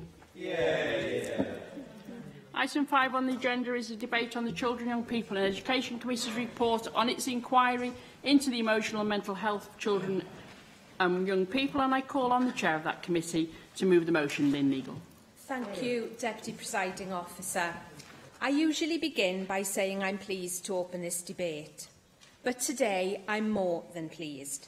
I'm proud and privileged to address this chamber on the Children, Young People and Education Committee's Mind Over Matter report. For me, the emotional and mental health of our children and young people is one of the most important issues, if not the most important issue, for us as an Assembly. Ensuring that our next generation of leaders in this place and in our nation's schools, hospitals, farms and factories are resilient, mentally well and equipped with the tools to tackle the challenges that will inevitably come their way is a fundamental responsibility for all of us. It is estimated that 1 in 10 young people will experience a mental health problem, and nearly 3 in 4 young people fear the reaction of friends when they talk about it. Half of all mental health problems begin by the age of 14, and 3/4 by a young person's mid-20s. And that is why we chose to dedicate much of the winter term to this crucial inquiry. Our predecessor committee in the 4th Assembly undertook a comprehensive review of specialist mental health services for children and young people in Wales. We wanted to revisit that and to hold the Welsh Government to account on its progress. But we wanted to go further. We were also committed to looking at what support could be provided to avoid escalation to specialist services. The costs of emotional and mental ill health, not just for the public purse, but most importantly to the children, young people and families involved, are too high for us not to try to stem the flow earlier. We know that without support, mental distress can have a severe impact on children's well-being, their development and their attainment. But evidence also shows that with appropriate and timely support, children and young people who've encountered emotional and mental health issues can live well and happy lives. This need not and should not be an inevitable spiral. Before we continue, I want us to hear from children and young people themselves. We are committed to giving them a voice in all the committee's work, and this inquiry was no exception. I want to put on record my thanks to all those who spoke with us, but particularly to those children and young people who let us visit them and who spoke so openly and powerfully about issues that even as adults we often struggle to articulate. During the course of our inquiry, we collected the experience of young people in a variety of ways. One of them was a video with young people participating in Newport Mind's Changing Minds project, which provides peer support for young people who are struggling with their mental health. I know some of them are in the gallery today. I'd like to welcome them here and give everyone a chance to listen to what they have to say. I saw at the start around year 8, so I was about 13, 14, and I was always offered a counsellor, but that would never really happen. So I just sort of dealt with it on my own, and then one day it was just enough was enough. I didn't know where to turn to. It was just a taboo subject to talk about mental health and just how you're feeling, particularly for men it was, I know. I think if I got these issues addressed a lot earlier, it wouldn't have boiled over to the point.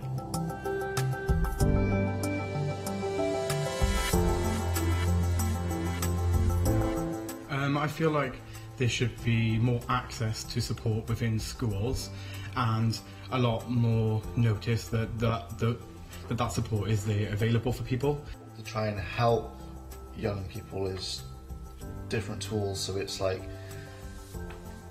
exploring different avenues from a young age, like meditation, just yoga, it could be exercise, it just not just simply, oh, you're not feeling well, go and speak to someone. Life isn't like that. You're not going to have someone to talk to all the time, and that doesn't work for everyone. If the teachers had a little bit of training, just enough to catch bad mental health. And it doesn't matter if you have depression or anxiety, bad mental health is bad mental health. From not having enough sleep to worrying about exams, it all affects us. I'm sure you'd all like to join me in thanking the young people for sharing their views and experiences with us. I hope that gives everyone a taste of some of the things that came up during our inquiry. So what did we conclude? We believe a step change is urgently needed in the support available for the emotional and mental health of children and young people in Wales. What is available has been too limited for too long. We have called our report Mind Over Matter because we think the time has come to do just that, to put mind over matter, to deliver appropriate, timely and effective emotional and mental health support for our children and young people once and for all. While we recognise that improvements have been made in specialist CAMHS services in the last 2 years, it is not enough. More is needed, particularly in relation to primary care services, crisis care and how we refer our most vulnerable children and young people into support services. Medical diagnosis alone should not be the key that opens the door to support. Being without a diagnosed disorder does not diminish the severity of distress and harm experienced. It should not act as a barrier to getting help with services. We need to urgently help this so-called missing middle. Our predecessor committee was told in 2014 that too many children and young people entering specialist CAMs were being referred there incorrectly and ought to be helped in other parts of the system. By 2018, not enough has changed. The pieces of the jigsaw that need to be in place to support children and young people outside the most specialist settings are simply not there. 4 years since the last inquiry, this is unacceptable. It must be addressed urgently by the Welsh Government. As a committee, we believe something drastic must be done at the preventative end of services. If we continue failing to provide emotional well-being, resilience and early intervention support, children and young people will continue suffering unnecessarily. It also means that the sustainability of more specialist mental health services will continue to be under threat. So what needs to happen? We think a major step change is needed in the priority given to the emotional resilience and well-being of children and young people. We have called on the Government to make this a stated national priority. But words alone will not do. They need to be underpinned by the planning, resource and commitment to deliver real change. We think ring-fenced resource is needed to make schools hubs of cross-sector and cross-professional support for emotional and mental well-being based in our communities. We also think that those who work with children and young people should be trained in emotional and mental health awareness to tackle issues of stigma, promote good mental health and enable signposting to services where necessary. Reform of the curriculum in Wales offers a once-in-a-generation opportunity to embed well-being into our children's lives, and schools are very well placed to make a significant contribution to building an emotional, resilient population of young people. But they cannot do it alone. We are certainly not expecting teachers and other school staff to become experts in mental health. Support from other statutory and third sector bodies, most notably health, is crucial. The whole school approach, where an ethos of good mental health runs through everything, needs to be a cross-sector responsibility, and a genuine step change is needed to deliver it. Our report makes one key recommendation and 27 in support of it. Taken together, we believe these will deliver the step change that is needed to build a population of emotionally resilient and mentally healthy children and young people in Wales. They are detailed, demanding and ambitious, and I make no apologies for that. Our children and young people deserve our ambition to be high and our demands to be significant on their behalf. So that is why I regrettably have to say that I and the committee are deeply disappointed with the Welsh Government's response to our recommendations. Firstly, too many vital points have been rejected. Secondly, while many recommendations are accepted in principle, this is largely on the basis that the Welsh Government perceives that the things we have called for are already in place. Well, I say to the Welsh Government today, we do not agree with you. We do not believe sufficient attention has been given to the robust and comprehensive evidence that we have presented in our report. Finally, the Government's response does not meet our expectation and demand for a step change in approach. As a committee, we reject this response. It is not good enough. Neither the detailed evidence we've outlined, provided by a range of experts with significant experience in the field, nor the recommendations to which we've given considerable and serious thought have met with the acknowledgement, analysis and respect they deserve. The step change we have called for is not visible in this response as it stands. Our ambition is not met with the ambition we expect and demand of our government. As such, today I invite the Cabinet Secretaries to reflect again on their response and to come back to us early in the autumn term with a renewed approach. Our committee will then use our time to explore these important issues with the Cabinet Secretaries in the forensic detail this important topic deserves. Now, I do not wish to conclude my remarks on a negative note. Our report has been welcomed on a cross-sector, cross-party basis. It has been welcomed as an important step towards the transformative change that our children and young people deserve. It has been welcomed as a key part of the important journey that I and my fellow members of the committee are determined and committed to travel and complete in this Assembly. As our report says, this is a subject that touches us all and an area in which we all have a responsibility and an ability to make change happen. We are unwilling to allow this vital issue to be handed on in a legacy report yet again to a successor committee in the 6th Assembly, saying more needs to be done. The time has now come to put mind over matter and make the step change that is so urgently needed.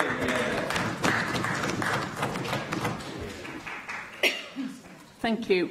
There are a number of members who wish to speak in this debate. Therefore, I will be applying the 5-minute rule very strictly.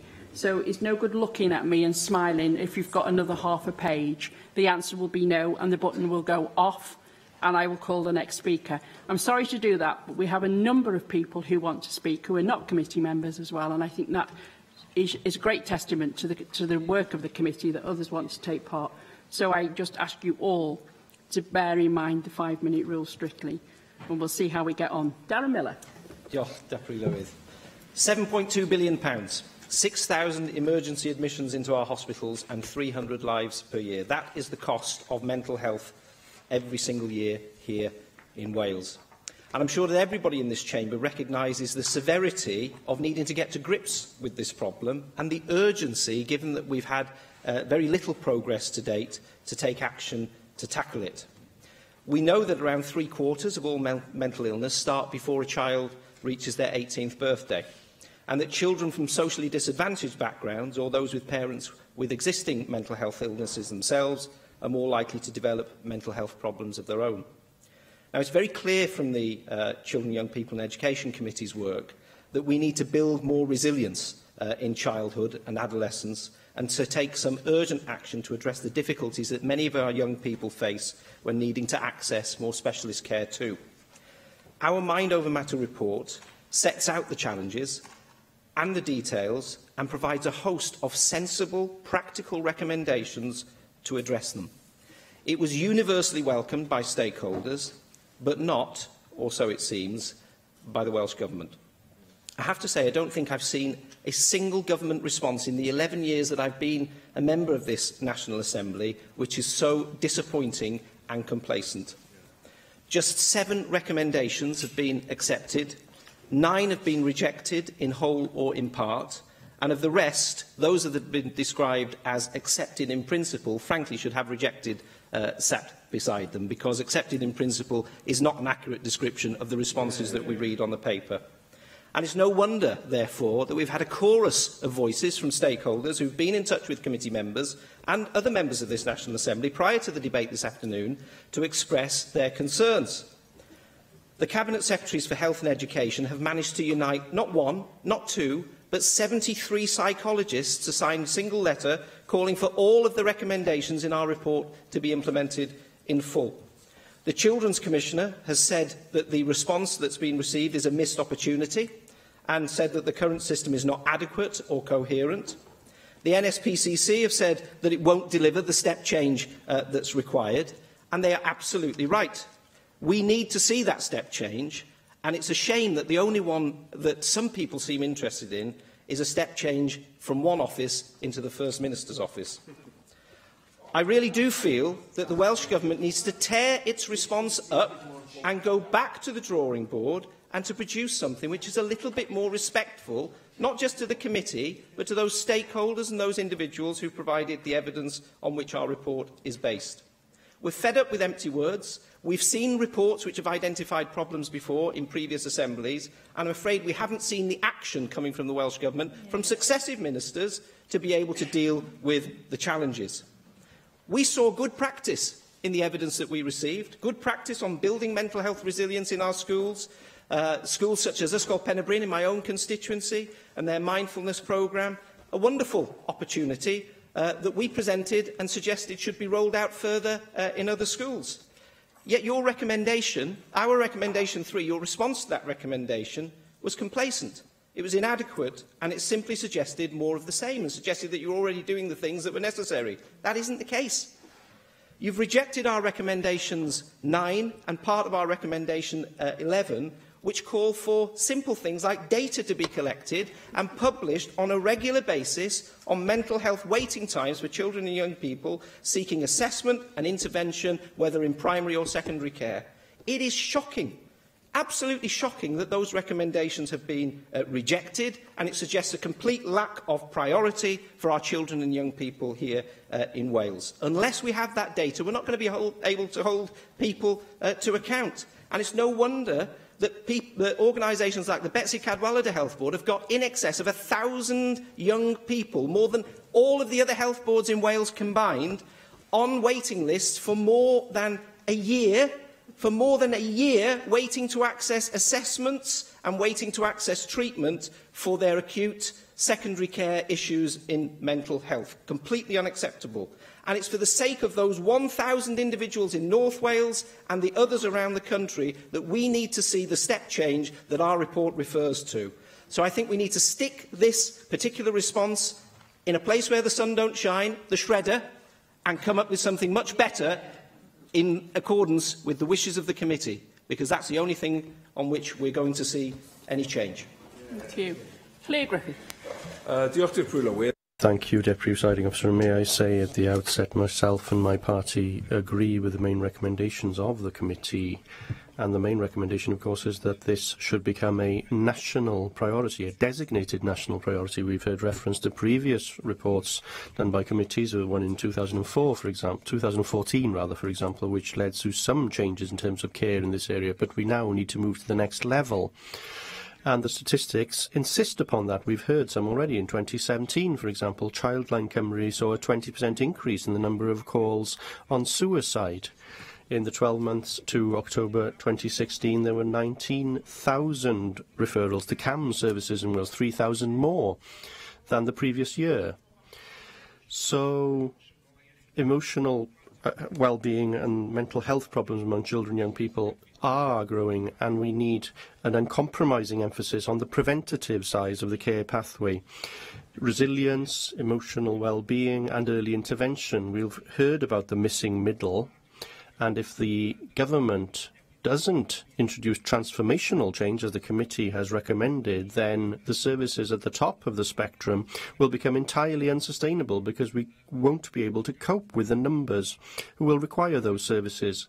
Now, schools, of course, can't shoulder this burden alone, and that is why we want to see a whole systems approach where children, young people, schools, social care, health, the voluntary sector all work together and collaborate in order to provide the service and support, and do so to the best possible standard. But whilst the committee's ambition is clear that we need this transformational action, I have to say that the government's response, as I said to the First Minister yesterday, is very weak, is complacent and inadequate, and it is disappointed. I share the disappointment of other members that so few of the recommendations have been accepted, and that so many are accepted in principle, and indeed that many have been rejected entirely.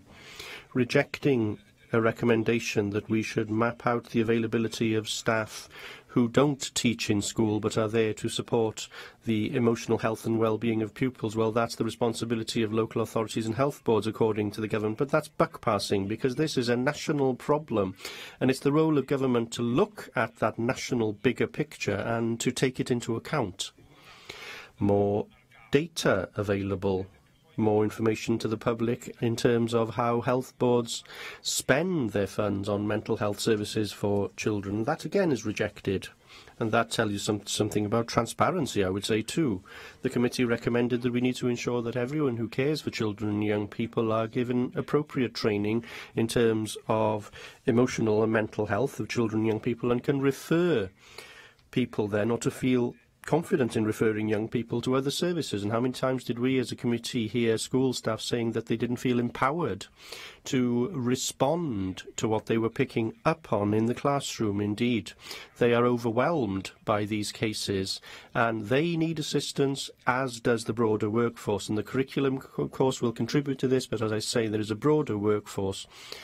There is another point, I think, here too, which has emerged more and more. Clearly, Cabinet Secretaries and Ministers share responsibility in this area. That can be a strength at times, but clearly I fear it can also be a weakness, because the risk is that nobody drives this issue, nobody takes ownership and provides that momentum to the efforts to tackle these problems, and as a result, accepting in principle becomes some sort of default response, which to all intents and purposes means business as usual and not transformational change. I support the comments made by the Chair and her criticism of the government.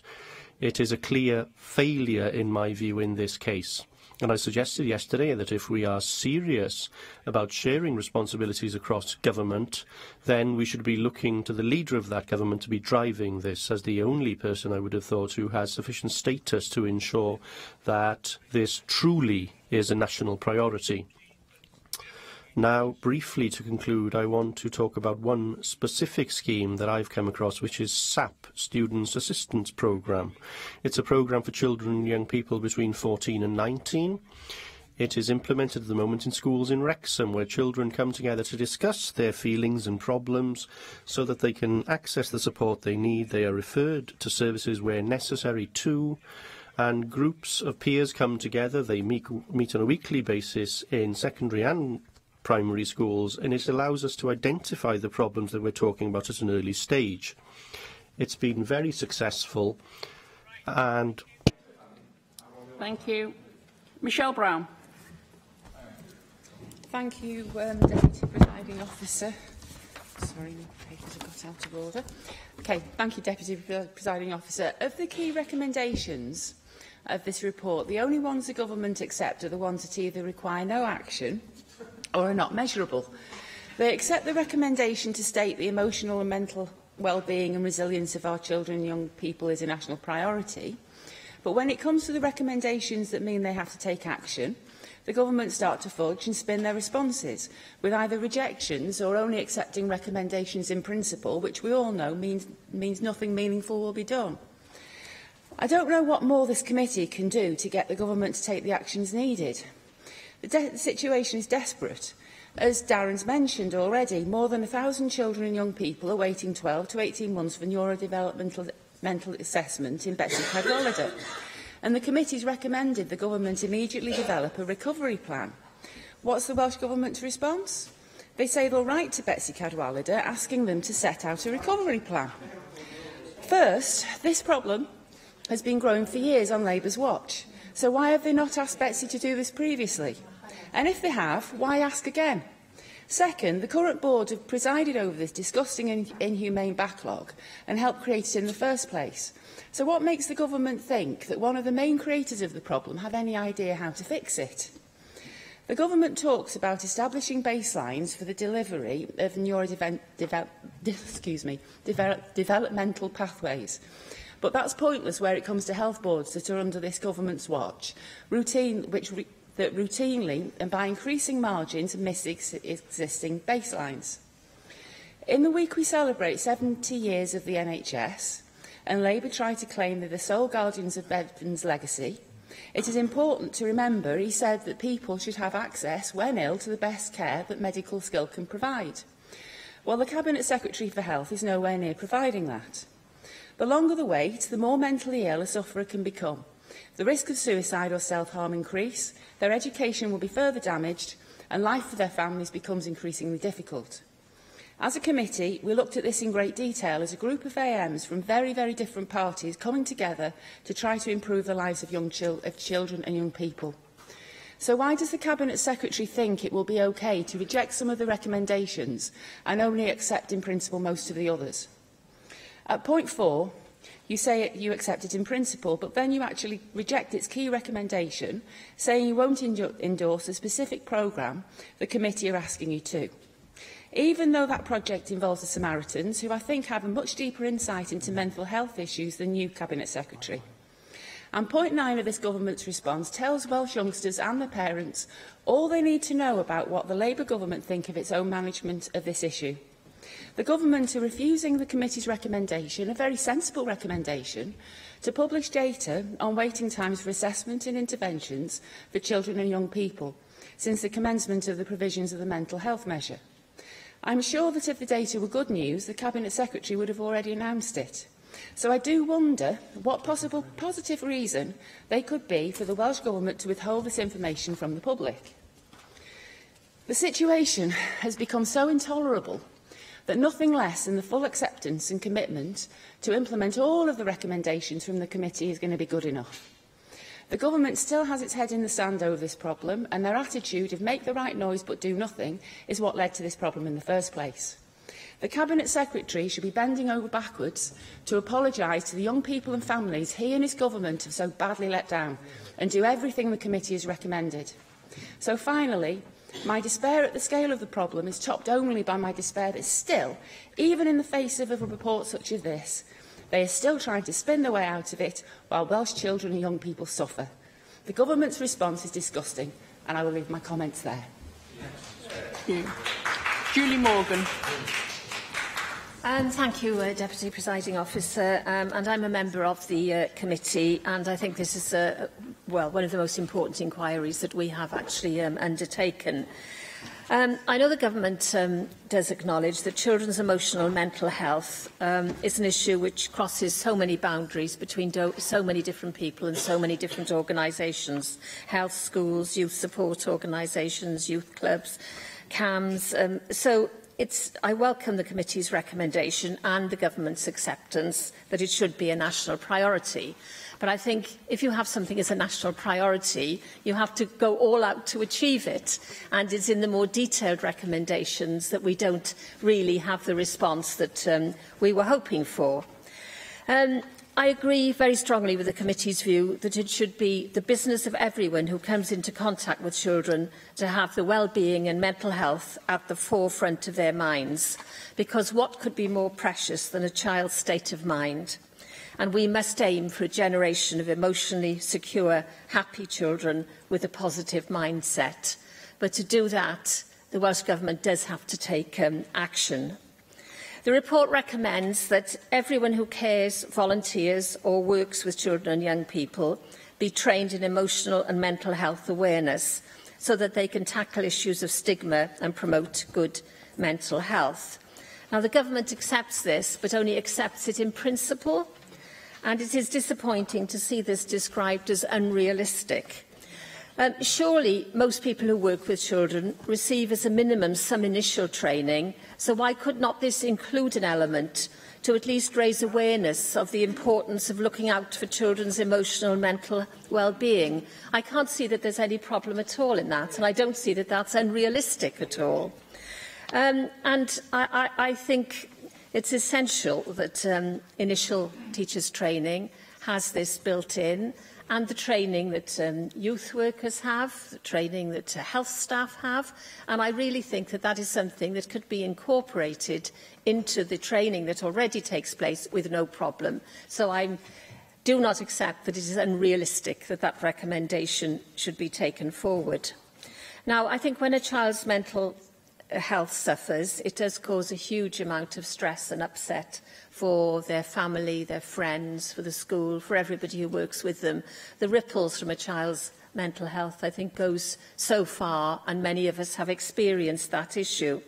And, you know, families can do their best to provide for their children emotionally and materially, but problems with your emotional and mental health can happen to every family. So children's mental health is a great leveller. But I think we do know that there are particularly vulnerable groups, and two of those are looked after children and adopted children. And I think it's important to signal that out. Last week I sponsored an event in which Adoption UK launched its report called Bridging the Gap, about giving adopted children an equal chance in school. And adopted children do need extra support in school, and schools are maybe not sometimes as aware of this as they should be, that there is an understanding gap, and it shows 65% of adopted children did not feel that their teachers fully understood how to support them. and this rose to 74% at secondary school age. So I think this is very concerning that the feedback from adopted children, who we know, because of attachment issues they may have had early in life, are more vulnerable to have mental health problems, didn't feel that they could turn to their teachers. And I do think that our report has reflected that, really, in most of the aspects that we've dealt with, that children have to seek support and wait for support in a way that the Chair's described that is not acceptable. I feel it should be the burning mission of this Assembly to ensure that our children do grow up with sound, healthy bodies and minds, and that it should be our burning mission to make this happen. So I feel that this report does lay it out, but I do think it is up to the government to ensure that this is their burning mission as well, and that together we could all work together to make our children happy and fulfilled. David Melding. Thank you, Deputy Presiding Officer. Well, today is the 4th of July, and in Jefferson's sparkling prose, we're reminded that we are born with inalienable rights, and the most important are life, liberty, and the pursuit of happiness. Now, the pursuit of happiness we would define as some form of emotional well-being today.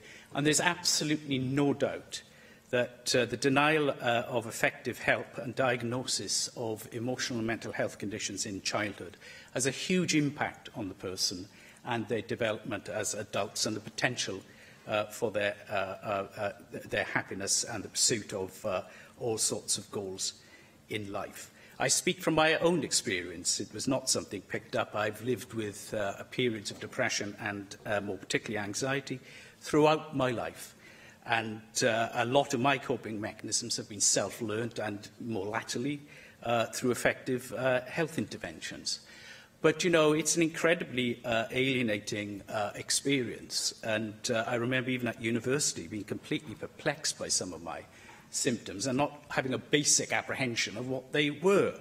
And that, I think, you know, is a terrible situation to be in. I commend this report. I think it is outstanding, as is Lynn Neagle, who has to be one of our greatest backbenchers. And the way you hold your side to account is a masterclass about how people should pursue the national good. And that takes you way beyond partisan politics. And you're held in the highest esteem across the chamber, I know that. Can I just say that I have the privilege of chairing the government's Ministerial Advisory Group on Outcomes for Children. And we met on Friday, and this report, Mind Over Matter, was one of the agenda items. And it was received with great enthusiasm, and particularly amongst the third sector representatives that are crucial to the working in that group. But there was some concern in particular about this practice of accepting in principle. Now, I explained in a fairly neutral way that this was something that had been the practice in government's responses to reports for many years, and that a committee would usually spend a lot of time returning to the items that have been accepted in principle and examining how deep that was, and after 6 months or a year or whatever, whether something had practically been done or whether it was a way of basically putting something on the shelf. So I know you will return to this when you come to your in-depth scrutiny post-report. And I know the ministers will be aware of this as well, and they will know the concern and frustration of some members here. But I do remember that, I do remind the Cabinet Secretaries that the Permanent Secretary last year said that the Welsh Government would move away from the practice of accepting recommendations in principle and say, frankly, whether they accept the recommendation as it's framed or not. And then they can give their reasons for that. And I do think that's at the heart of real accountability. So, it is somewhat frustrating to see what happens in this report. Can I just turn to some of the detail? I think the need to focus now on the preventative end of the pathway is really, really important. Otherwise, we will see further difficulties with the acute end and the referral via CAMS, in the inappropriate referrals out of not knowing where else to go, so you make a CAMS referral. And I think some of the practical suggestions, the national approach for schools, including the need for a guidance teacher model, so lead members of staff have responsibility and enable other teachers to pick up the things. This is basic pedagogy. I mean, I find it astonishing that it is referred to as somehow being impractical, that amongst the most highly professional people we have in our country, the teaching staff, are not capable of this. They should receive the training and the support to do it. The importance of therapeutic interventions has been very, very key in my own experience, and the active offer of advocacy for children accessing mental health services. Can I commend in particular recommendation 22, the assessment of emotional and mental health needs of children entering care. That's of particular concern to the Ministerial Advisory Group. And recommendation 23, the Welsh Government to assess the provision of emotional and mental health services for looked after children, and this should be informed by the work of the Ministerial Advisory Group.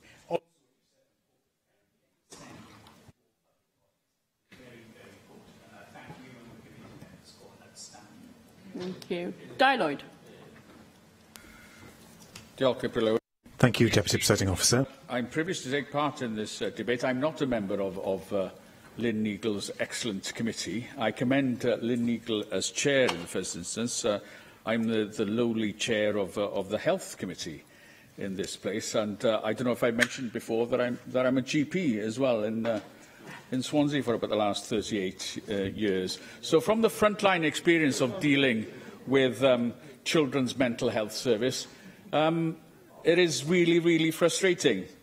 I've got to say, we need an absolute step change, more than a step change, an actual revolution in the provision, not just of mental health service for children and young people, but in all the emotional and counselling support services as well, both in the voluntary sector and in the statutory sector as well. We need to increase statutory and non-statutory provision, actually more people working to help our children and young people. Why is that? Well, over the years, I used to do the baby clinic years ago, and beautiful babies that we all happy, smiling, but I see them growing up. They're now grandparents, as I told you yesterday, but growing up in, sometimes if you're unlucky to be in a traumatised household, you suffer a horrendous childhood, beautiful babies become brutalised toddlers, and then you become a traumatised teenager, mistrusting everybody in authority, even those trying to help you. You self-harm, you're emotionally damaged. And who can you turn to? So you try your GP. So GPs, yeah, we're programmed to help people, but unless I can convince secondary care that you've got a describable mental health disorder, they won't take you. Referrals to CAMS are bounced back to the GP. You know, that's because the element of distress, of a young person's distress, is not taken into account at all. There has to be a proper diagnosis. That's the missing middle that this excellent report is going on about. And we have to muddle through with the missing middle. And that's not how we should be doing things in Wales in the 21st century. So I keep seeing people. They are still growing up, my children and my young people, and some of them horrendously damaged. And yes, I got to wait for them to be bad enough to access CAMS. Now, that's not the stuff of early intervention. It's not the stuff of early intervention. That is about reaching a threshold of treatment. And that's not what we're about nowadays, since we passed an excellent mental health measure under Jonathan Morgan's leadership here in 2010. It's about early intervention. It's about prevention. And we're still not doing it. We have to get those services on the ground. I don't want to keep seeing people in distress with my limited capabilities, with nowhere to refer them to because they're not bad enough or have a mental health diagnosis to sort them out. We can't cope with young people so distressed because of things that have happened without there being an actual mental health disorder. Yes, some people have a mental health disorder as well, but some young people don't. And the distress to the whole situation is just not bad enough for us as a society to do anything about it. It hurts us as GPs, and having letters from secondary care to say, no, you can't refer this person here because there's no recognisable mental health disorder. So what am I supposed to do then? Yes, back to the schools. I have no locus of control over school-based counselling services, though. I'm looking forward that the full implementation recommendations here means that primary care voluntary sector and schools will work together. GPs, primary care and teachers together.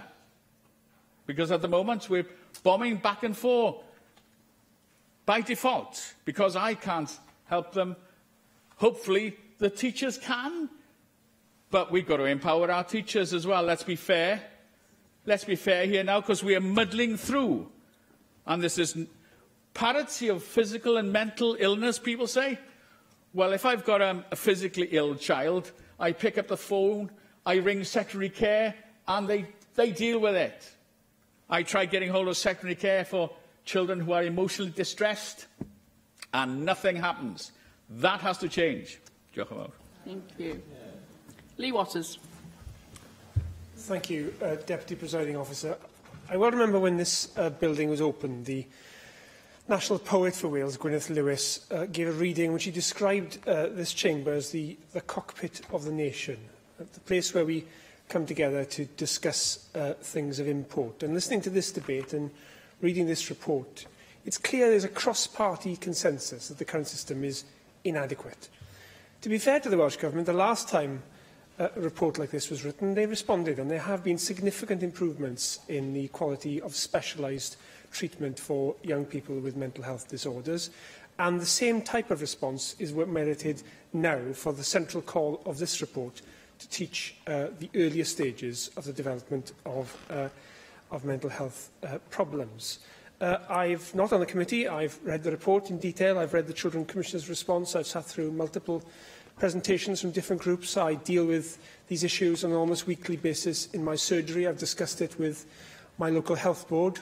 A health board, it must be said, that has a waiting list of 2.5 years to see CAMHS. Parents come to see me on a regular basis in a desperate state, and they have to wait for 2.5 years to get a diagnosis. And when they get the diagnosis, their expectations are overly inflated because the system has very little to offer them. There is despair on the part of GPs at this. We've heard already despair on the part of teachers. I was speaking late last night to a teacher from my constituency who told me you don't always know where to look for help for these children. You just want something to be done.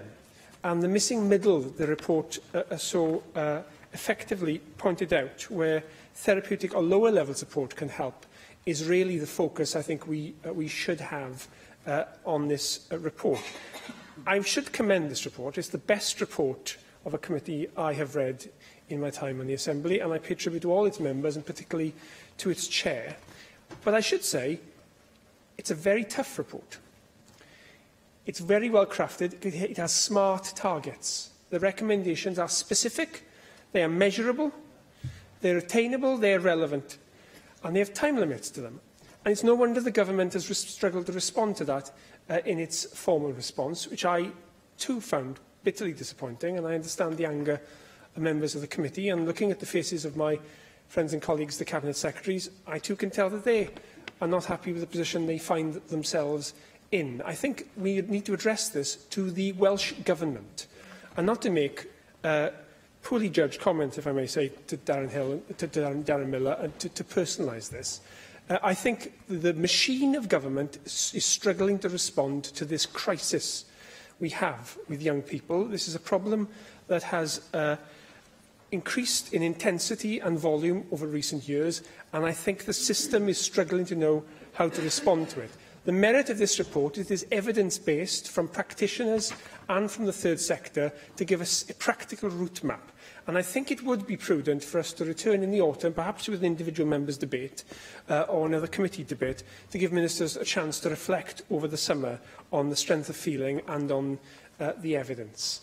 I've lived the issues presented in this report. I hesitate about discussing personal matters in this chamber, but I've reflected that we are elected here not just to represent our constituents, but because of our personal experiences too. When I first experienced the system when my son was 7 years old, I was told, come back when he's throwing himself against the wall. And sure enough, 6 years later, after a month of very expensive hospital treatment, we did get effective support. It was support from the third sector, from Action for Children, which we found to be superb, and from family therapy through CAMS, which is also highly effective. This is the sort of support that we would have benefited from 6 years earlier, which would have prevented enormous family strain and distress, not just to my son, but to all of us. Its impact is profound and far-reaching, and that's the type of intervention this report recommends. The smaller type measures, the earlier interventions that can help before it gets to crisis. And there are quoting here from young people in Abergele, where they say you have to have a crisis first before the system will respond. The Children's Commissioner, in her very pointed response, describes the government response as a missed opportunity. And she says there should be no wrong door. She says there hasn't been the joint working within the government. And I'd ask my colleagues on the front bench to reflect on that and come back to us in the autumn. Thank you. Angela Burns. Thank you, Deputy Presiding Officer. First of all, I'd like to thank Lynn Neagle and her committee for this report. Lynn, you are fearless and tough, and I have great admiration and total respect for you. I think that the Children and Young People's Committee is in very good hands, and if it was up to me, I think the Children of Wales would be good and safe in your hands too. I think the Mind Over Matter report has got to the heart of the issues. They've listened to the voices of the experts, they've listened to practitioners, young people and organisations, and they have made meaty and insightful, worthwhile recommendations. And I think that they are recommendations that deserve to be listened to. Now, I thought very hard about how I was going to pitch my contribution to this debate today.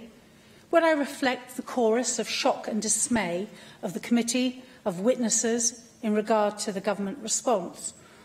Or should I talk about the effect that this has on children and young people in my particular constituency? The kids we've tried to rescue, my team and I, in my little office in Tenby, with the help of county councils, both Carmarthenshire and Pembrokeshire. Or will I talk about the multiple suicides that we've seen in Pembrokeshire over the last few years and the ongoing coroner's questions? Or shall I just do a forensic analysis of the Welsh Government responses? And I've decided I'm not going to do any of that.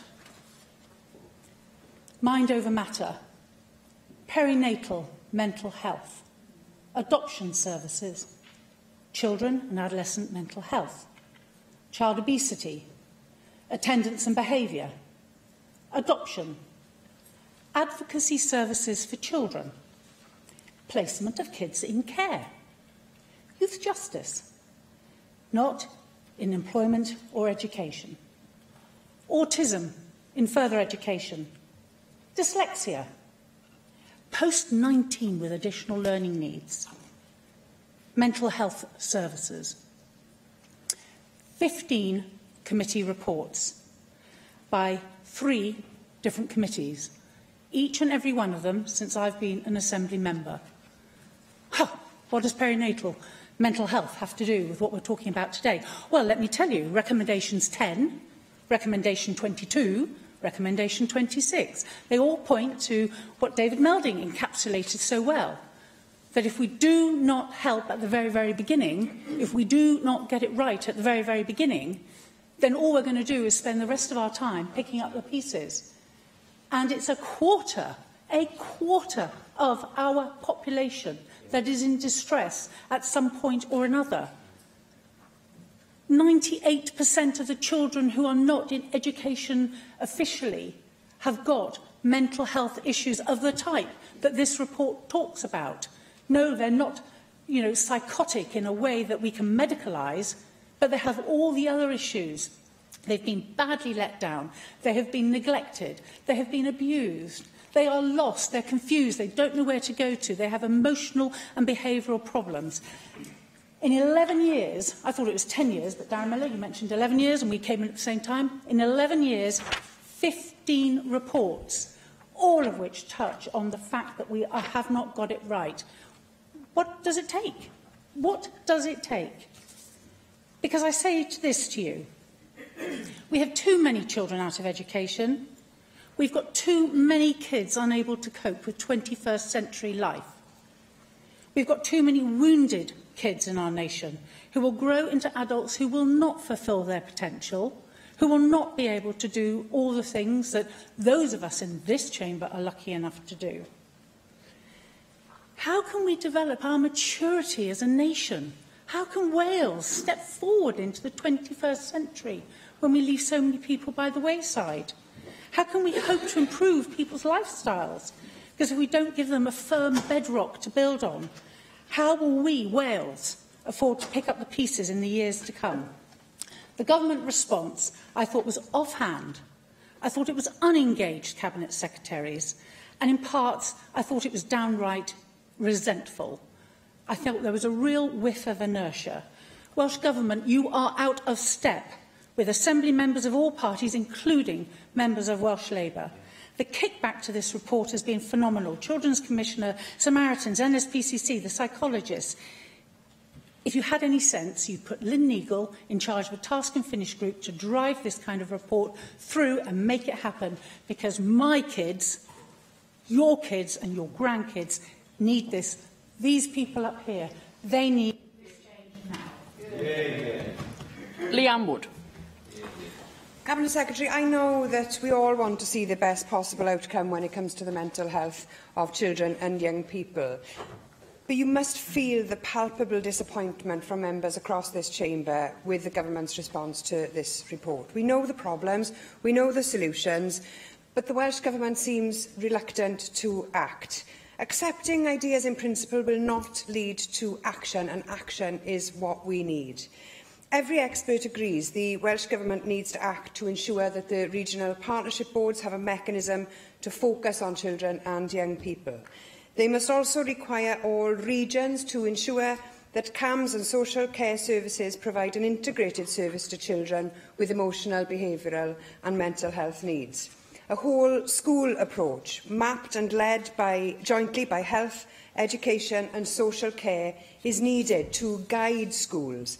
And this will ensure that the help that should be available for children and young people will be at the foundation of an equitable, emotional and mental health service for young people and children in this country.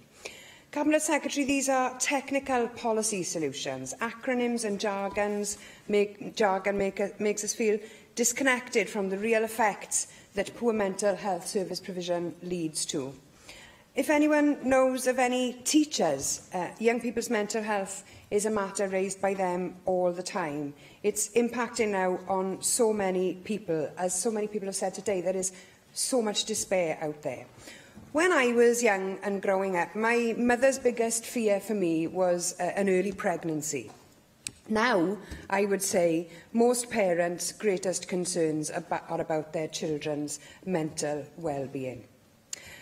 Quite late this morning, I posted on my Rhondda Facebook page that I was speaking in this debate, and the response was overwhelming. I want to make the Cabinet Secretary aware of some of the real stories behind some of these statistics. One person, I'm not going to name, gave the following account of their experience. I visited a GP 4 times to ask for help and was simply given links to online self-help guides in NLP. On the 4th and final occasion, I gave a full disclosure of my use of alcohol and cannabis as a form of self-medication, and I said that I was suicidal. I wasn't leaving without him understanding how I felt and how desperate I had become. I was told that I would first have to stop drinking before I could access any further help and wait 6 months for the most basic counselling appointment. On the 12th of August, I attempted suicide. I was only interrupted by a friend coming home unexpectedly. Now, that moment was a turning point for this person. They turned to friends for support, and I'm pleased to say they got it and are now in a much better place. A mother commented that her 7-year-old son suffers from anxiety. Despite the 28-day maximum waiting time for access to mental health support, she's now been waiting around 4 months.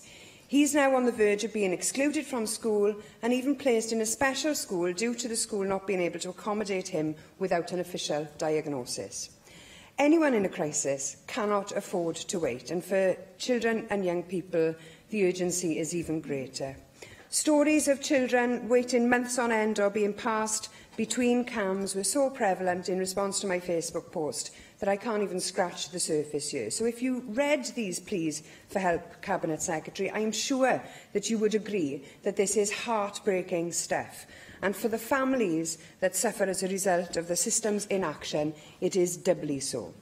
So please, listen to members here today. Act with urgency. For some, this question is literally a matter of life or death. A child mental health crisis is brewing, and if you do not make urgent radical changes now, we could be facing true disaster. I fully support the calls made by the Chair of the Committee, who has spoken excellently in this debate. We all owe it to our future generations to get a much better grip on this question. Finally, Jane Bryant. Thank you for the opportunity to speak in this important debate today. It's a very important report, and I'd like to commend the Children and Young People Committee for conducting their thorough and timely inquiry, and my friend and colleague Lynn Neagle for her leadership in that and the way she's spoken today. Research by the Office of National Statistics earlier this year found that 10% of young people aged 16 to 24 described themselves as always or often alone. This is the highest in any age group. These figures are reflected in the NSPCC's announcement that they have seen a significant increase in children and young people contacting Childline about their emotional and mental health. It's now the most common reason for Childline counselling in Wales. The excellent Mind Over Matters report has been welcomed by clinical and health professionals and third sector organisations. They support the report's identification of the urgent challenges faced at the beginning of the care pathway and its key recommendation that emotional wellbeing, resilience and early intervention should be a national priority. The situation is urgent. Research has shown that around half of all mental health problems begin at the age of 14. Failure to intervene can lead to demand outstripping supply for specialist services, and like other members here, I deal with many of these issues on a daily and weekly basis. The report highlights the importance of measures which can be taken to prevent children and young people reaching crisis point and building resilience. Across Wales, there are some fantastic examples of projects working to support the emotional and mental health of children and young people, and I'd like to highlight a few that I know well. Earlier this year, I visited the Nurture Group in Pilgwentley Primary Schools in my constituency with the Cabinet Secretary for Education. The groups provide assistance to children who need extra support in emotional and behavioural needs by building relationships between pupils, teachers and parents. The group helps equip children with the skills and resilience they need to get the most out of every aspect of school. The children themselves are very open about how being part of the Nurture Group has changed how they feel. And this group makes tangible differences to those children's lives. I'm very glad that the committee visited the Changing Minds project in Newport as part of their inquiry. I've seen for myself how the project at Newport Mind provides peer support for young people. Its preventative nature has had a marked impact on reducing the use of local primary mental health support services, and I'd like to thank the Chair today here for including their voices again this afternoon. Among those who gave evidence to the inquiry about the importance of preventative measures was Carol Fradd, Director of Newport Samaritans. I met Carol not long afterwards, and she explained about the DEAL, the Developing Emotional Awareness and Listening Tool, a teacher resource developed by the Samaritans. Following the success of Deal, the Samaritans have called for emotional and mental health awareness to be included into initial teacher training qualifications. And work conducted by the Children's Society has shown that the school environment can have a big impact on children's well-being. Yet the responsibility cannot fall on teachers alone, and as others have said, it's the responsibility of all of us. Establishing working partnerships with children's clinician professionals who have the skills to transform children's mental health care, and Welsh Government must continue to enable them to share their experience and expertise. Barnardo's are among those who have highlighted the benefit of developing partnership working with local communities, such as Millbrook Primary in Bettis, which I visited with the Minister for Children earlier this week. A key contributing factor for the increase in prevalence of emotional and mental health issues is undoubtedly the influence and pressure of social media. And it's really difficult for all of us here today to imagine how social media affects young people's self-esteem. Young people are increasingly experiencing a significant portion of their social interaction online, but this cannot replace human-to-human contact and the valuable skills gained from it. Scrolling through social media can magnify the mixture of emotions we all experience, unfortunately often reinforcing and prolonging negative thoughts and feelings. Today we've really heard the strength of feeling cross-party about this. And from a young age, we instil in children that they do not need to tolerate physical pain. The committee's report is an excellent and crucial reminder that we all have a responsibility to ensure young people grow up knowing that their minds matter as well. Thank you. Can I now call the Cabinet Secretary for Education, Kirsty Williams? Thank you very much, Deputy Presiding Officer. And firstly, can I thank the committee for their comprehensive report detailing the step change that they feel is needed in this area. And I would join with David Melding in paying tribute to the committee's chair, Lynn Neagle, for her dedication to these issues, not just in this report, but over her time here as an Assembly member. Could I also join her in thanking those that gave personal testimony to the committee? That's never an easy thing to do. And also to thank David and Lee, who today have spoken of their own personal experiences in this regard. It reminds us that nobody is immune from issues of mental ill health. Emotional and mental health support for young people is a matter that cuts across portfolios, and an area where only effective cross-government and multi-agency working will affect the preventative and interventionist action that we need to take to make a change.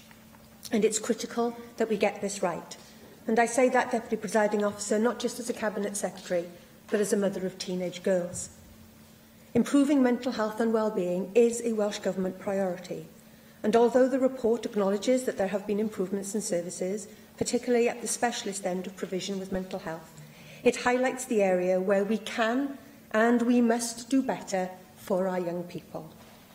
Overall, I believe the committee and the Welsh Government share the same ambitions, although we may disagree in some areas about how that is best achieved. But I can promise you this, that both myself and the Cabinet Secretary for Health are committed to working with the committee and its members to make progress on this agenda. We have come a long way, Deputy Presiding Officer, but I would be the first to acknowledge that there is still a very long way to go. And the speech by Leanne Wood and the evidence that she's presented from her own constituency backs that up. Our aim is to effect a cultural shift in Wales to direct focus on the well-being of young people. One of the outcomes of this new focus on well-being should be prevention, so that we move our emphasis from crisis management to the prevention of mental health problems for developing or escalating in the first place. As acknowledged by the Chair, this is the best thing for the individual, so we can limit their pain and distress. But it will also create the space within specialist mental health services to concentrate on those children and young people that, despite help and support, need those services the most. We expect different areas to be able to work together so that we have a whole system approach that truly puts the child or the young person at its heart. And to this end, we need to continue to build and improve those relationships between different services. If I may turn directly to some issues facing education. There is already a lot of work underway in our schools to support this renewed focus on well-being, such as the development of the new curriculum and the health and well-being area of learning and experience, changes to professional learning, and the school's health research network with the new data that they have collected on well-being. Also, before the end of this term, I hope to publish the online safety tool for children to address some of the very relevant points that Jane Bryant referred to in her speech and the effect of social media on the mental health of young people. With regards to the training of staff that was mentioned by Julie Morgan, we are currently reforming the way in which our initial teacher education is delivered in Wales. The reforms require the newly accredited ITE providers, and they were announced on Friday of last week, to design and deliver courses that address health and well-being's area of learning and experience. If they don't do that, they won't be accredited. Now, with regards to that recommendation that has been a lot of focus on today, it is, of course, absolutely duly right to expect that people working in our education profession and in our youth service have been trained in this regard.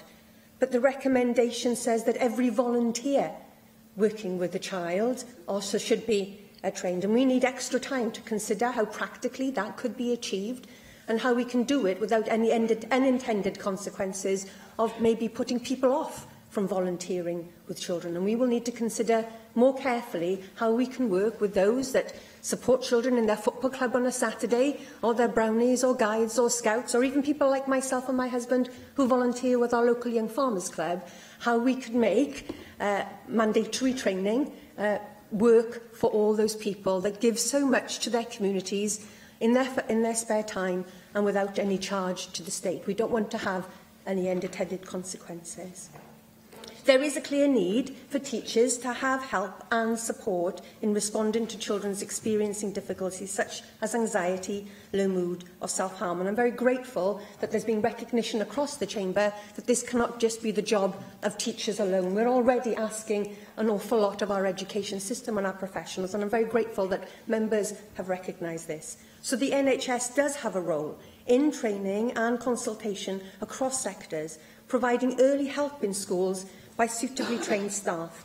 And that's why in September of last year, the Cabinet Secretary for Health and I jointly launched the CAMS School InReach programme, backed with £1.4 million of investment to provide dedicated professional support to schools. Such school-based services have benefits for the school staff and their learners, but also brings benefit to the NHS service by easing pressure on specialist CAMS, by reducing inappropriate referrals and, crucially, building those relationships that we need in between different sectors of the public service. We need... Yes, of course. Reflecting on the point you made a little earlier ago about the practical implications of one of the recommendations, and David Melding made the point that the Permanent Secretary had assured the Public Accounts Committee that the Government would stop this practice of accepting things in principle and be clear when they were rejecting it. I've written to the Permanent Secretary again this morning, asking her to reinforce that ruling in the light of this report. There will be times, of course, when it's not possible to accept it, but do you accept it would be better to be clearer for the reasons for that, rather than accepting in principle? Well, what I would say is that I would much rather, as a Cabinet Secretary, be in a position to be able to accept or reject. But sometimes, and I acknowledge the extra time that the committee has given my officials and myself to work on this, there are sometimes we need more time to truly understand what the implications of saying accept is. Because if we say accept, then we mean that has to happen. And sometimes there are complex issues that need to be fully understood and the unintended consequences understood and mitigated against. And therefore, I want to make progress on all of these recommendations where we say we've accepted in principle. And as I said in the beginning of my speech, I give an absolute commitment that myself and the Cabinet Secretary for Health will continue to work with the committee to be able to move those things forward. And indeed, since the time that the Government's report and recommendations and response has been published, Ongoing work has happened, and already as a government we have been able to be more positive about responding to this. And if I can make some progress in my speech, Deputy Presiding Officer, I will be able to give the member a very real example of how in the short space of time we have been able to continue that work and being able to respond appropriately. As I said, we need to take a whole school approach and have already recognised that our education institutions are key sites for both promoting positive mental health and well-being and providing evidence-based prevention and early intervention. In recent years, the Welsh Government has invested significantly to improve CAMHS provision across primary and secondary care, with over £8 million of annual dedicated funding, which has enabled the recruitment of new staff, training of existing staff and the establishment of new services. However, the report rightly recognises that there are areas where we need to improve, particularly in the case of primary care. We have commissioned the NHS Delivery Unit to review activity and relationships with other CAMHS so we can address provision challenges. Since responding to the committee, the Health Secretary and I have continued our discussions about how we can continue to move the agenda forward. We will therefore be accepting point 4 of the committee's key recommendation on reviewing the progress made in prioritising the emotional and mental health and well-being and resilience of our children.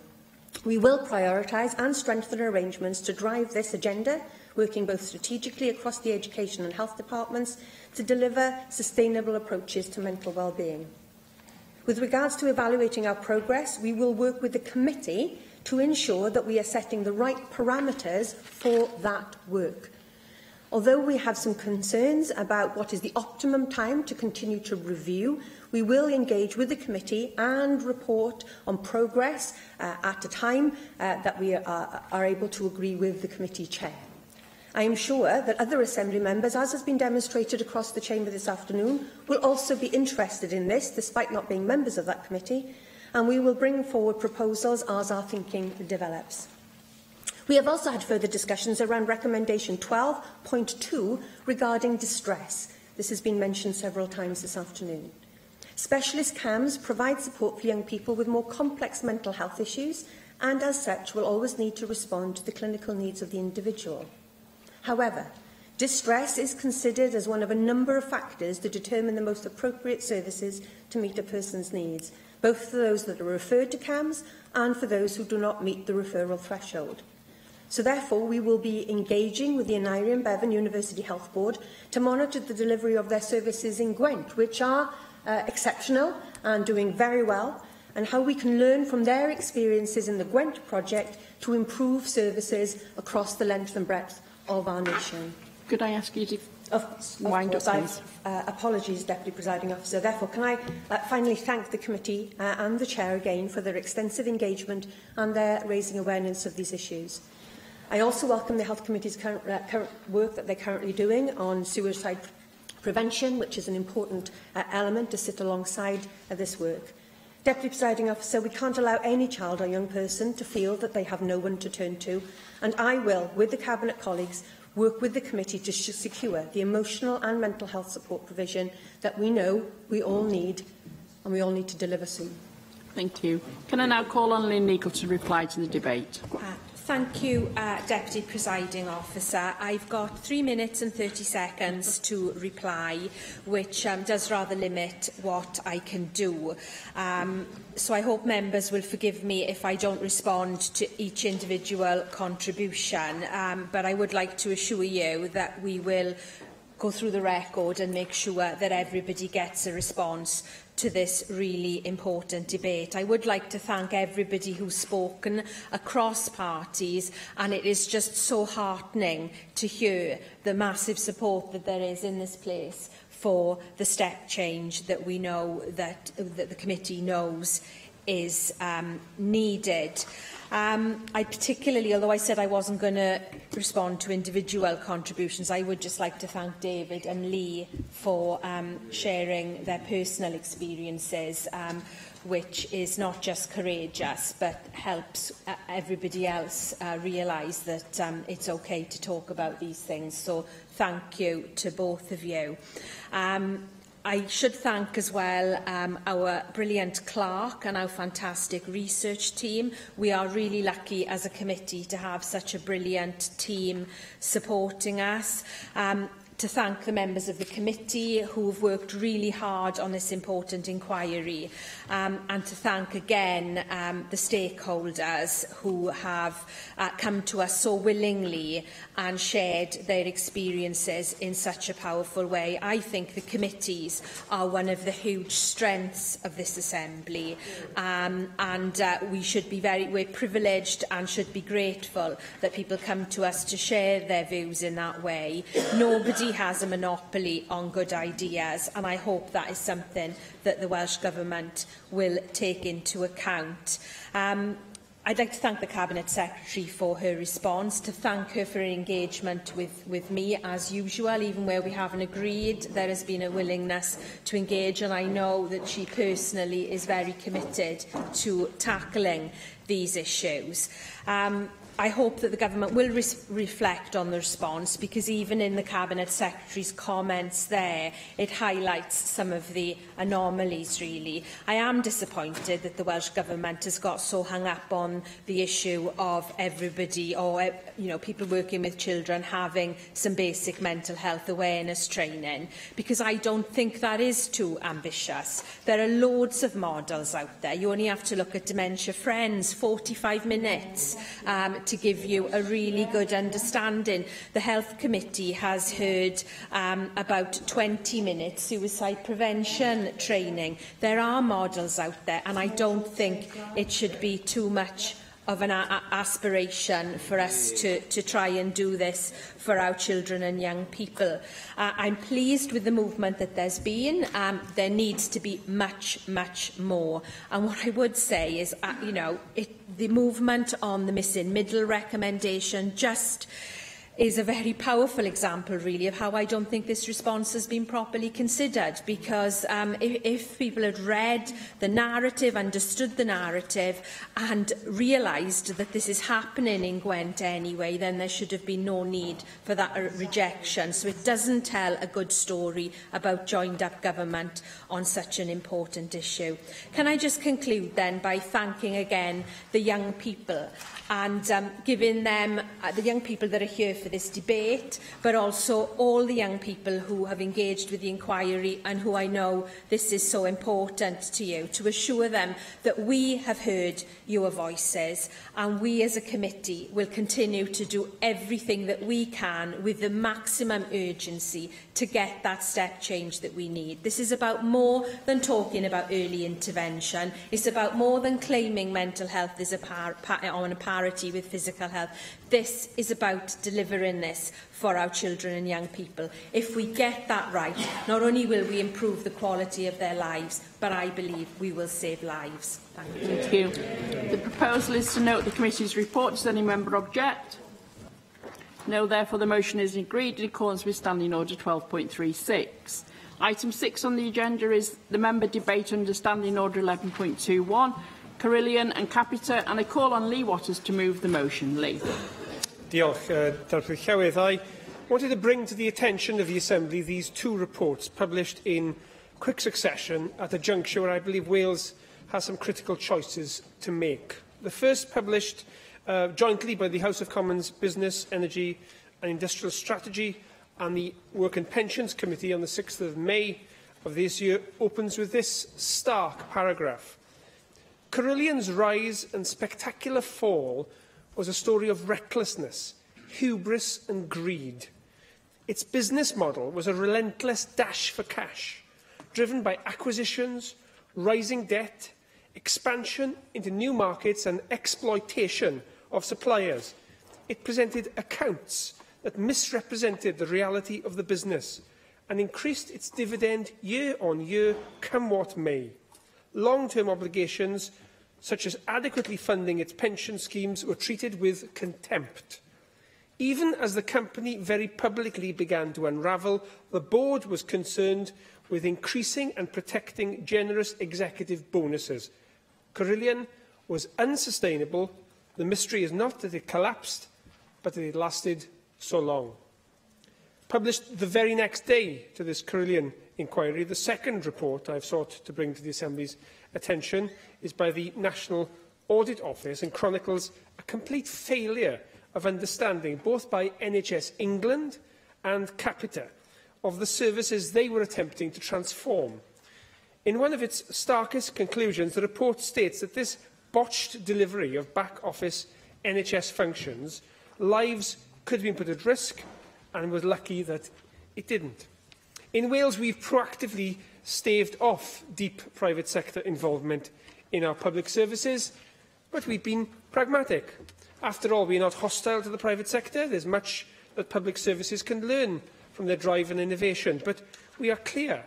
Public services are there to serve the public and not shareholders. These values are central to why they were created and what they seek to achieve. Devolution has been referred to as a policy laboratory, allowing different parts of the UK to pursue different policy directions and to learn from each other. In that spirit, today's motion calls upon the Welsh Government to publish an analysis of the lessons for Wales from these two reports. Starting first with the Carillion report, what struck me wasn't just the rotten corporate culture, but the utter failure of both internal and external checks and balances supposedly designed to prevent malpractice of this magnitude. From KPMG, Deloitte, Ernst & Young, three of the four big accountancy firms who together monopolised the audit market, each of whom were paid lucrative fees, in the phrase of the report, in return for their badges of credibility, to the individual actions of the Chair, the Finance Director, the Chief Executive and the Pensions Regulator and Financial Reporting Council. As the report itself says, Carillion became a giant and unsustainable corporate time bomb in a regulatory and legal environment still in existence today. We must proactively address an environment in which firms like Carillion and Capita have been able to proliferate. Likewise, the report on the delivery of primary care support services by Capita marks out the recklessness of a cost-driven rather than outcome-driven centralisation of services. Services which were outsourced before any of their complexities were fully understood. Clearly, in a bid to save money, the NHS in England jumped too soon into a delivery model that was inherently unsuitable, and then put the operation into the hands of a private contractor. Now, when it comes to something as important as health, the consequences could have been dire. Fortunately, in this case, the worst possible fallout appears to be avoided, but the residual ramifications are still being mopped up. We need to be wise to both of these issues. How acute pressures of budgets that may mean decisions are made in haste and without clear forethought, and the need to address the inadequacy of our procurement system that has allowed these monolithic companies to dominate. And we must do these as we navigate through some of the biggest challenges of our generation: Brexit and automation. I've spoken on a number of occasions of the financial pressures Council face and the lure this will present to private sector firms, all too quick to offer ways of automating jobs and services in order to free up services, without understanding the complex nature of the services provided and with scant consideration of the consequences if things go wrong. We can already see that happening in some parts of Wales. Capita, for example, already delivers contact centre and control room operations for South Wales Police, employing automated services ostensibly to, I quote, help speed up the decision-making process for call handlers and therefore improve overall response times to incidents. I can't help but think this is PR speak for cost cuts. If we continue to allow automation to be driven by private sector profits, there's only one possible end in sight. If we allow this approach to take hold, all talk of automation will be seen by the workforce as being driven by cuts, and it needn't be. If we harness automation, we can use new labour-saving devices to free up staff to work on the front line, to improve public services. That's the debate we need to have. And government needs to mobilise right across its whole breadth to face up to how we can use these new technologies to help us with problems that we know we have to tackle. The second lesson from these reports we must speak of is that while we haven't let Carillion and Capita hoover up public service delivery contracts to the same extent as England, We are all well aware that our procurement processes need transformation. The drive to reduce administrative costs, coupled with the shortage of procurement skills, has limited Welsh local government ability to restructure procurement practice and has led to the domination of large-scale privatised companies.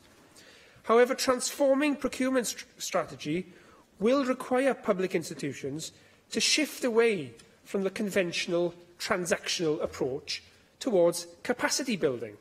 They'll need to become partners in procurement practice, not just one-off purchasers of goods and services. Participants on both sides of this new style of contracting will require significant support. Action to bolster the foundational economy and efforts to use procurement policy to support local producers will help redress this domination. The recently published economic strategy is disappointing in this regard. Although the economic impact of Brexit is likely to be profound, and this mustn't be underestimated, it could end our obligations to follow EU procurement rules, depending on the terms of future trade deals. This could present the ideal opportunity to fashion our own rulebook on the public purchase of goods and services that will allow us to break up impenetrably large contracts and better support local firms. Because these reports are clear warnings of the dangers of relying on too big to fail corporate monoliths that put profit before public interest, devolution does allow us to learn the lessons from each other. So let us learn that. Diolch. Thank you.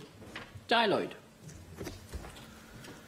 Diolch yn fawr, Deborah Lywydd, and can I commend Lee Waters' opening salvo in this debate, and also commend him for being the prime mover in bringing this debate before us. I was going to concentrate on the performance, or otherwise, of Capita when it comes to that report from the National Audit Office in England about outsourcing of the primary care support services, or NHS Shared Services Partnerships, as we call them here in Wales. Now then, general practice is an amazingly complex entity that is difficult for anyone who's not a GP to understand what's going on, and it's difficult for GPs to explain to anyone else how it works.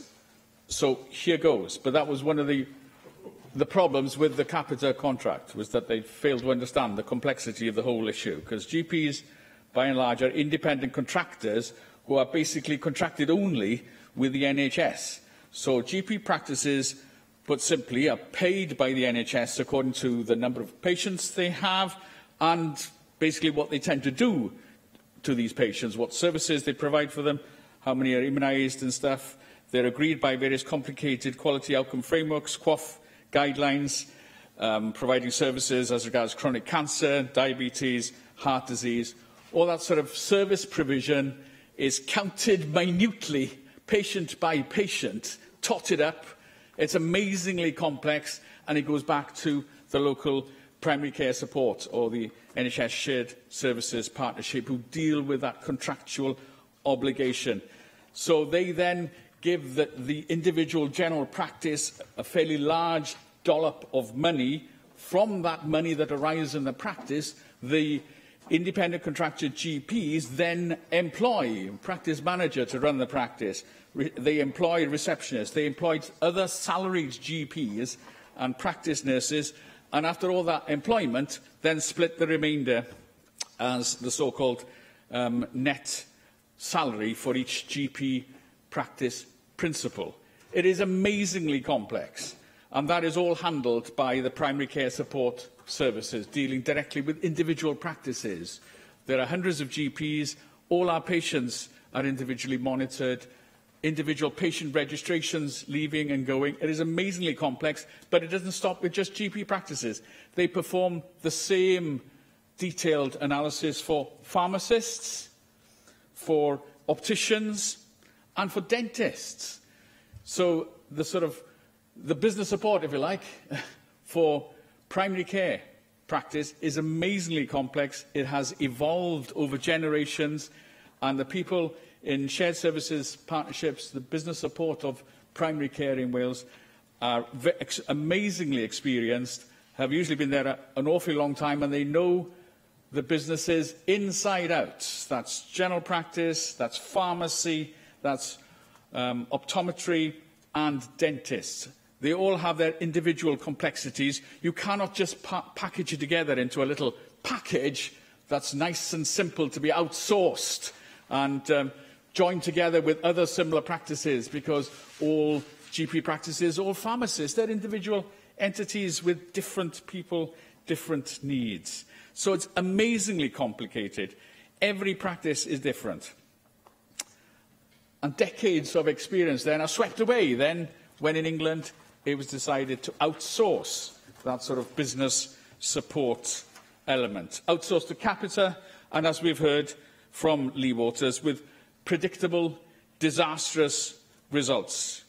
And quoting from the report now, a long way below an acceptable standard. Because only if a little bit of detail goes wrong, it upsets the smooth running of many practices, or it can totally undermine for a couple of days the running of that individual practice just by something going wrong.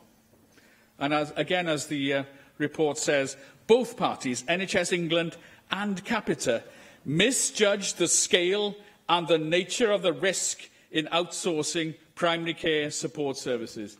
Yes, they did, as does everybody who doesn't understand the immense complexity that is primary care in the United Kingdom. So I say, keep the NHS in all its forms, public.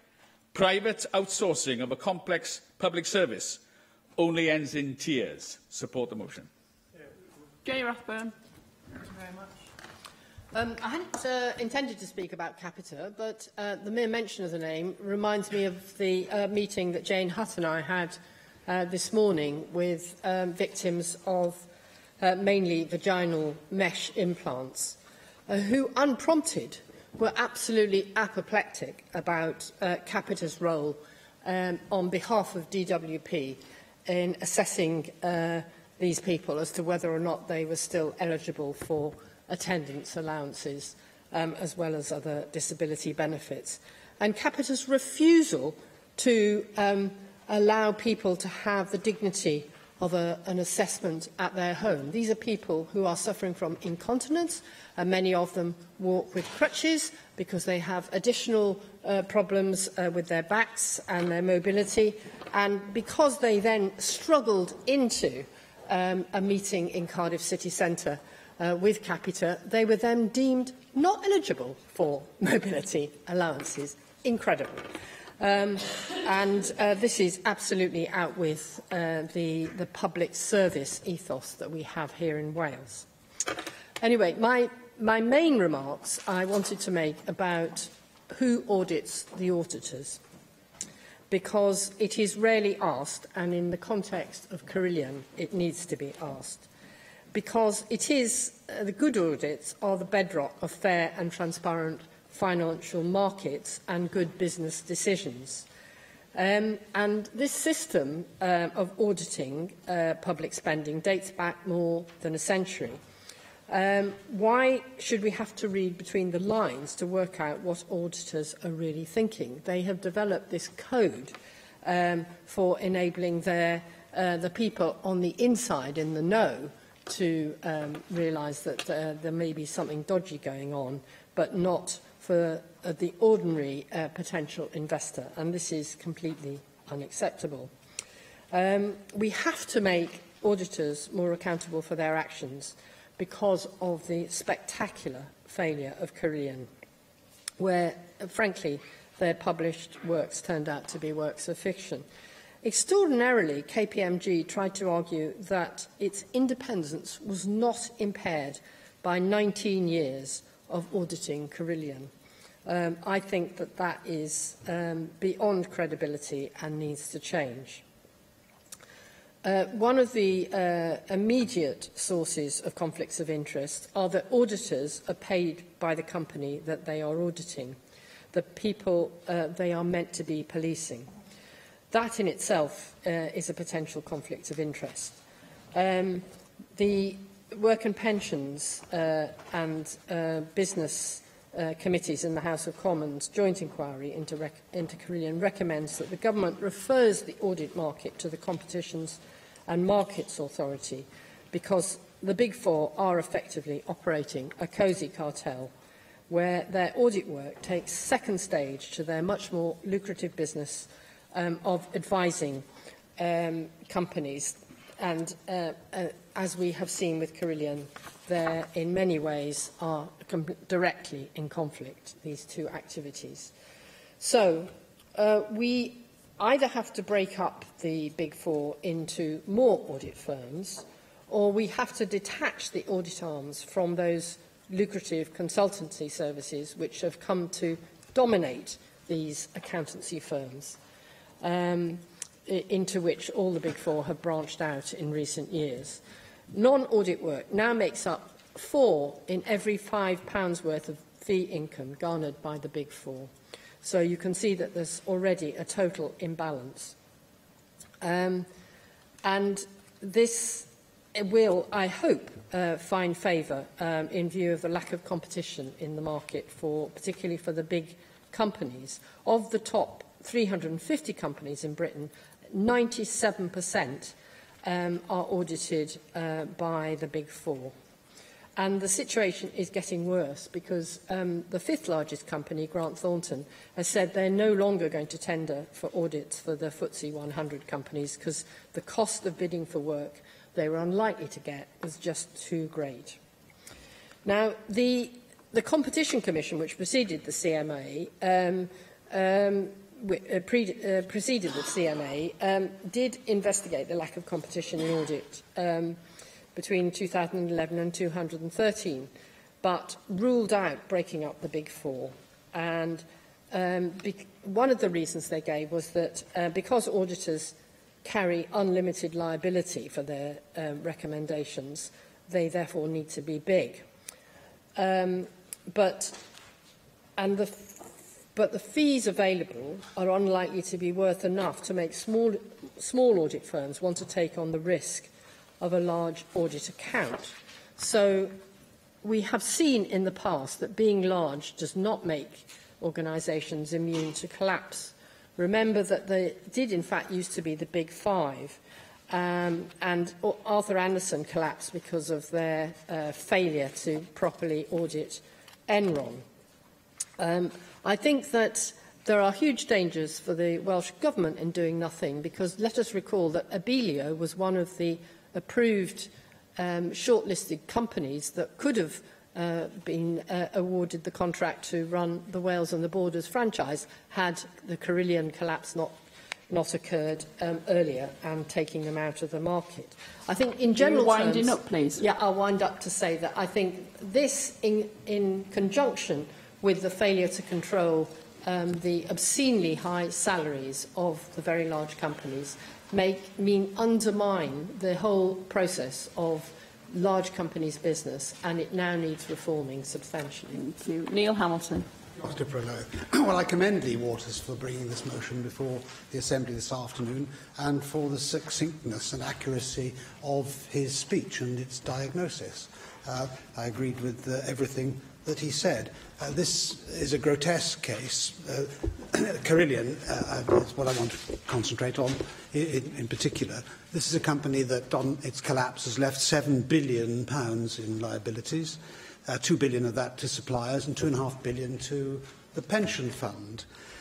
I think it's important to recognise that this case is an example of failure at all levels. First and most obviously, of course, failure of management of those who had responsibility for running the company, as the report of the Business Committee in the House of Commons makes clear. Non-executive directors failed to scrutinise the accounts, failed to challenge the corporate executives, utterly failed in all their duties. The top corporate executives, of course, utterly failed to manage the company with any degree of competence and possibly honesty. That remains yet to be investigated.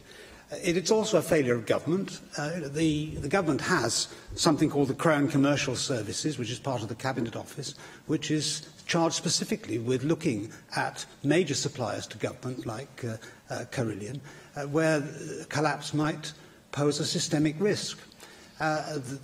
It's not clear why nothing was done by that organisation in this particular instance to try to stave off the possibility of disaster. And only after the last profits warning, a £1.34 billion contract in relation to HS2 was granted by the government to Carillion. So, a lot was wrong at the governmental level as well.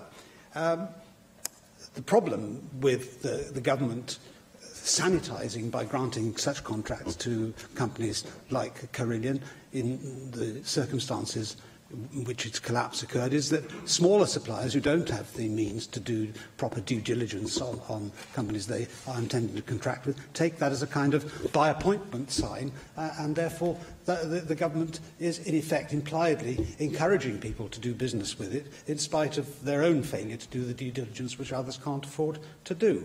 It is, thirdly, of course, a failure on the part of the regulators. This isn't new. The banking crisis occurred, which was a much, much more systemic problem than the failure of this one company, in spite of the failure of the Bank of England, the failure of the Majesty's Treasury, and anybody else who was responsible for regulating the system. And the idea that third-rate regulators will be successful in controlling second-rate bankers or businessmen is, of course, a fantasy. The whole PFI racket, which was developed under the Blair administration substantially, is another example in point of people who simply don't understand what they're doing in letting contracts, which are so complex, very often so big, as Di Lloyd pointed out a moment ago, very well. And therefore, the failure is on both sides. And I certainly totally approve of and agree with what Jenny Rathbone has just said about the audit racket, where 4 large firms now effectively control the whole business for big companies like Carillion. This is not a new problem either. When I was the Corporate Affairs Minister a quarter of a century ago, there was Terry Smith, who subsequently has become celebrated as a highly successful private sector fund manager and has been described as English Warren Buffett, wrote a book called Accounting for Growth. Which was a pun, because at the time many companies were reporting large profitability, but actually had very, very poor cash flow. The result was massive bankruptcies, like Polypec and British and Commonwealth, both of which cases I had to deal with when I was Corporate Affairs Minister. So these problems are of long-standing, go back a long way. Carillion increased its size rapidly through a spending spree through debt, as is referred to on page 14 of the Business Committee's report. But the largest item on the company's balance sheet was goodwill, which is, of course, in effect, how much they've overpaid for the assets of companies that they purchased. The goodwill amounted to £1.57 billion. The actual equity in the company was only £700 million. So the goodwill was twice the size of the actual cash in the business, which had been invested by shareholders. So clearly, that fundamental point ought to have raised alarm bells right from the start. I mean, the big problem that we face here is that governments have marketised services, but they haven't actually created markets. Most privatised utilities have become regional monopolies or oligopolies. A genuine market, of course, has customers spending their own money from a choice of providers, like when we go to the supermarket and choose what we want to buy. A company similarly would choose its suppliers of goods, money is paid, profit is made. But what happens in marketised public services is different. This is the last point that I shall make. A charity or a company is often selected from a limited sphere of options, as in the case here with Carillion provides it, and taxpayers' money is handed over. The private sector providers make a profit from it, but throughout the taxpayer is on the hook. If something goes wrong, the taxpayer pays. These are fake markets. Then they proliferate in Britain's social state. There is no genuine market mechanism here, and market sectors spring up purely to suck at the government teat. And very often these providers demand assurances from the government that there will be more contracts to come, otherwise it's not worth their while even to bid in the first place. So there's a systemic failure here that needs to be addressed at all levels, both at the corporate level, at the regulatory level, both in the public sector and in the private sector. So I think this is a very timely debate, and I hope that lessons will be learned from it. Thank you. Mick Anthony. The Carillion debacle is the most recent example of the failure of market forces and of the policy of privatisation which fuelled the unbridled growth of companies like Carillion. and the reports of the National Audit Office and the House of Commons Joint Select Committee should be seen as more than an analysis of the failure of one company, but an expose of the economic and political corruption at the heart of the so-called free market economy. For this reason, the debate is timely and of direct relevance to this Assembly if we are to plough a different economic and social pathway, one which promotes the policy of social partnership, recognises the importance of the public sector, and one which recognises the fundamental role of government in the provision and promotion of social responsibility, ethical employment and social equality. The 2017 Conservative Manifesto declared, "We do not believe in untrammelled free markets. We reject the cult of selfish individualism. We abhor social division, injustice, unfairness and inequality. We see rigid dogma and ideology not just as needless but dangerous." And just like the Tory manifesto commitment to railway electrification, just like the Tory commitment to the tidal lagoon, this is just another broken promise. It is just another election deceit and another election fraud. In his book, The Corruption of Capitalism, Guy Standing explains how global capitalism has become a system rigged in favour of a plutocracy, an elite that enriches itself not through the production of goods and services, but through the ownership of assets, including intellectual property, aided by subsidies, tax breaks, debt mechanisms and revolving doors between politics and business and the privatisation of public services. Meanwhile, we see all around us wages stagnate as labour markets are transformed by outsourcing, automation and the on-demand economy. And the Carillion story is part of that ongoing story. A company living off public procurement and privatisation on an ever-downward spiral of delivery, standards and ethics under a government which has sold its soul to the private market. We see the classic signs of this with the Tories' knee-jerk obsession with the privatisation of the failing rail franchises. We see it here with the Tories in Wales in their obsession with calls for the reprivatisation of Cardiff Airport, which failed under the privatisation. As Carillion began to flounder, the directors to continue to increase dividends and executive bonuses, treating the pension fund with contempt. And the report, as has been said, is damning. The consequences are clear. The taxpayer being left to foot so much of the bill for the Carillion clean-up operation. The failure of the regulatory system, compounded by what appears to be the complicity of regulators, accountants, government, lawyers and directors, ultimately at the expense of everyone else. And the various auditors creamed off £72 million. The UK government failed to back a plan that could have recovered £364 million from Carillion. The pension fund was starved and left with a pension liability of around £2.6 billion. Thousands of workers were not paid, and small companies and suppliers were left with a bill of around £2 billion, and 27,000 pensioners now live on reduced pensions. Cabinet Secretary, my reason for endorsing this motion is not just to expose Carillion and companies of a similar ilk, but to expose the very system that has created monsters like Carillion and allowed them to flourish. As well as calling on the Welsh Government to publish analysis on the lessons for Wales, we must look to a different way of doing business. One which recognises the importance of the public sector, recognises the advantages in certain sectors of public ownership and cooperation, recognising that our economic policy and our £5 billion or so procurement should be based on ethical standards of business, ethical standards of employment, fair work, an end to the culture of minimum wage, an end to the culture of enforced self-employment and 0 hours, and a recognition of the important role of trade unionism in achieving these objectives, and an overriding operating framework of social justice, equality and prosperity for all. In this new global economic system we are embracing, a system of hyper-technology, automation and artificial intelligence, we must ensure that we learn the lessons from the past, that a system that is based on the philosophy of greed and exploitation is doomed to failure. We must show that in Wales we can do things differently, that we can do things better for business, for workers and for our communities. I call the Cabinet Secretary for Finance, Mark Drakeford. Thank you very much, Deputy. Can I thank all those members who have brought forward this genuinely interesting debate this afternoon. We concentrate here quite rightly on reports produced by our own Assembly committees or by the Welsh Government. Sometimes, however, the issue at stake is so relevant to us that it is worthwhile debating reports prepared for others. Both Carillion and Capita have had a presence here in Wales. The accounts we've heard across the debate can leave no doubt that we should attend carefully to the lessons learnt from experiences elsewhere. Dipper Lywyd, I'll have less to say on Capita because the lessons to be drawn from that report have been very well explored here, particularly by Dr Di Lloyd, who covered much of the ground I would have covered myself.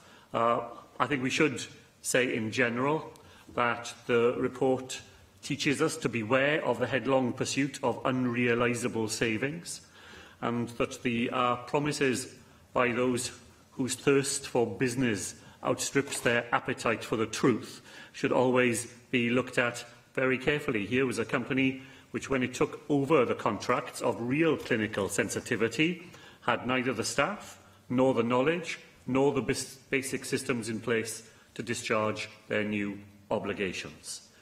Here was a government that appeared to believe that outsourcing a service was also to absolve itself of its responsibilities to service users and citizens. Lee Waters suggested that it does not have to be that way, but Capita is a cautionary tale, showing us how badly things can go wrong. Of course. Thank you very much indeed. Because I have lots of casework related to cross-party group work and local work where people who should have had their personal dependence payment full rate haven't got it. But we know that it appealed to the DWP, somewhere between 60 and 80% successful, particularly those on the autism spectrum, those with sensory loss issues. The problem is a failure to understand and accept these conditions, but we also encounter the same problem with many public sector bodies, local authorities and health bodies. So is it not the case that that's that lack of understanding we have to address so that people in all sectors have the rights they have respected and the needs met accordingly? I began by beginning with a point that the member made, and it echoed what Jenny Rathbone had said earlier, that Capita is an outsourcing company that has very significant responsibilities in many areas of UK government responsibilities, and it is not equipped to discharge those responsibilities. Where I disagree with Mark Isherwood is this, that when public service organisations get things wrong, and of course they do, then those organisations are accountable for what they do, and voters are able to change the way that those services are provided. They have a choice at the ballot box, whoever was able to vote to get rid of Capita. That surely is the fundamental difference. I'm very grateful for you taking the intervention, but what happens when there's a failure in public services? We can't vote out the management of the Betsy Cadwallader Health Board, for example. So if you accept that that's a principle that you want to employ in relation to private businesses that engage with the public sector, what about public sector organisations that engage with governments too? Well, so people vote for the individuals who are responsible here for the health service here in Wales. People are able to make different decisions if they don't think that that is being done successfully. Whenever did Capita put itself up for election? Whenever were people in North Wales affected by the problems that Mark Isherwood pointed out, able to go to the ballot box to get rid of that company? That's the essential difference. That's why the comparison between private companies and public services is not a fair or relevant one. I followed much of what Neil Hamilton said.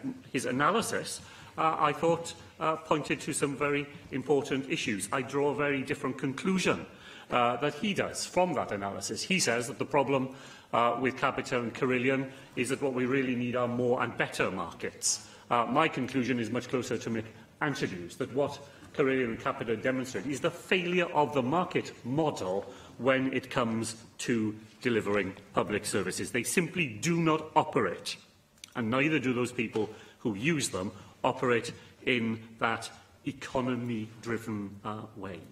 I want to concentrate mostly, if I can, on Carillion, a behemoth, a supercharged company which aggressively chased complex government and public sector contracts, always looking for the next deal to cover the costs of the last.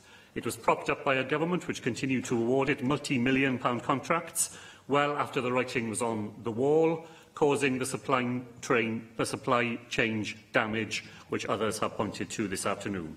And when the House of Cards finally fell, the Carillion collapse has left in its wake a depressingly familiar tale of untouchable directors, a devastated workforce, lost pensions and business failures by others who had depended upon Carillion for their livelihood.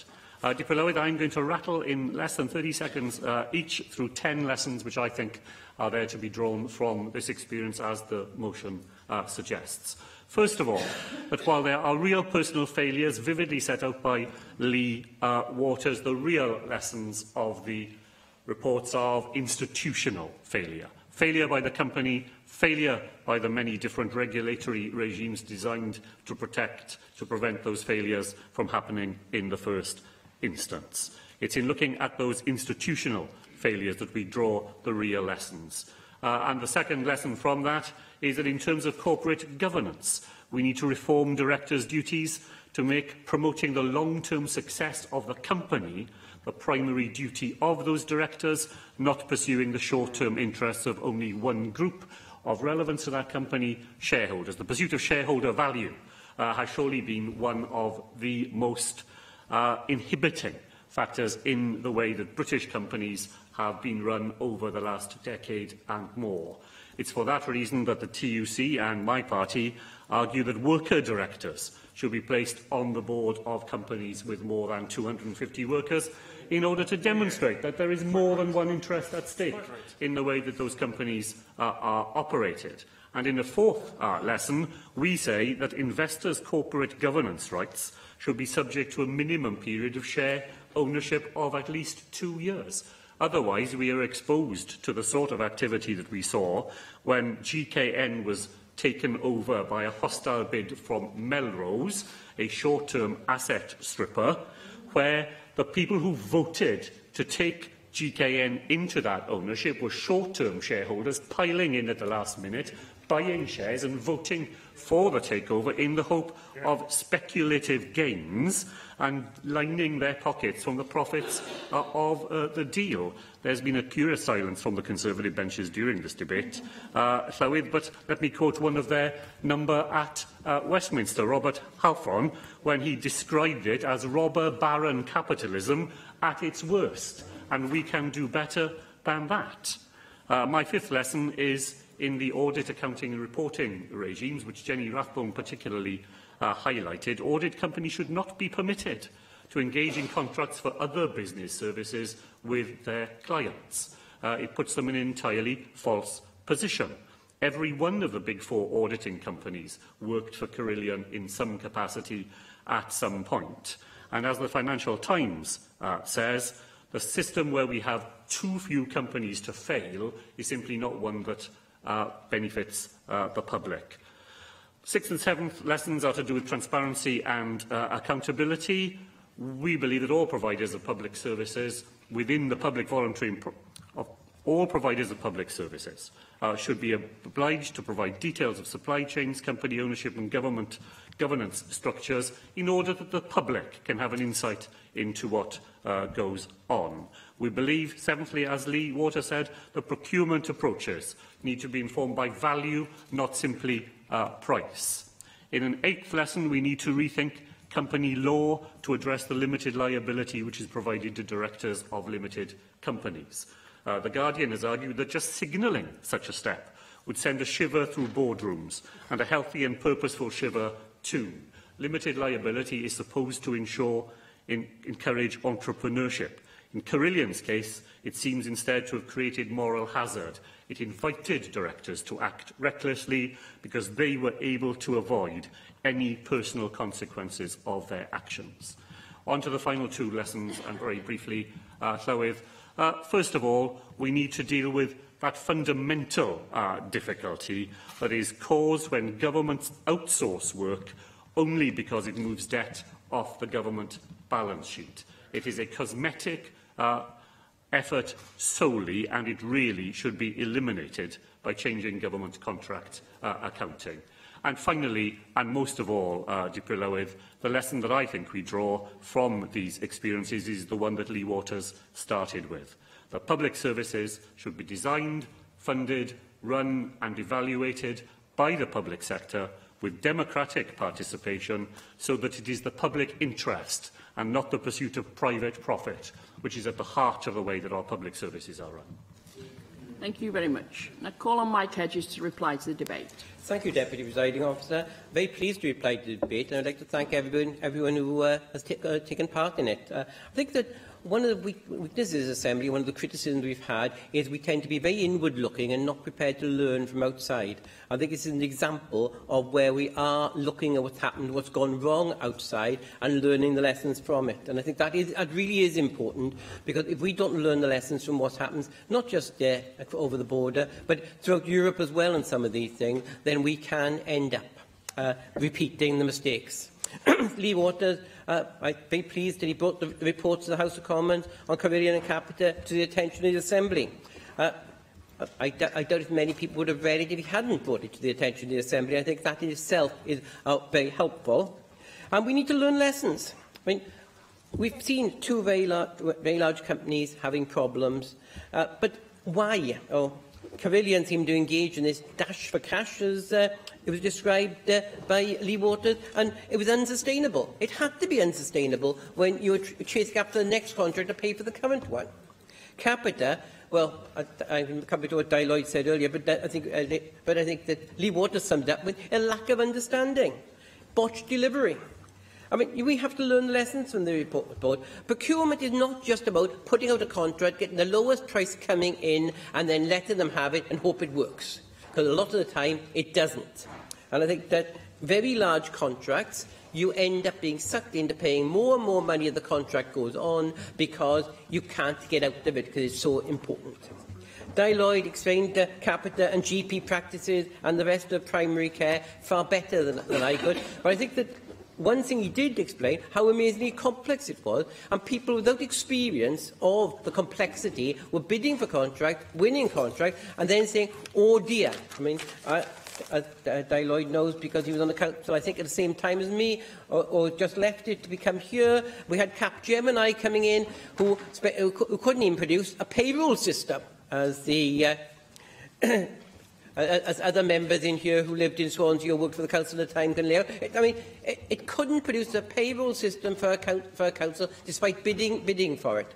But we have outsources which are predictable failure. I mean, these things go wrong with a level of regularity that you might think people might have learned the lessons from. I mean, NHS England and Capita, they misjudged the risk.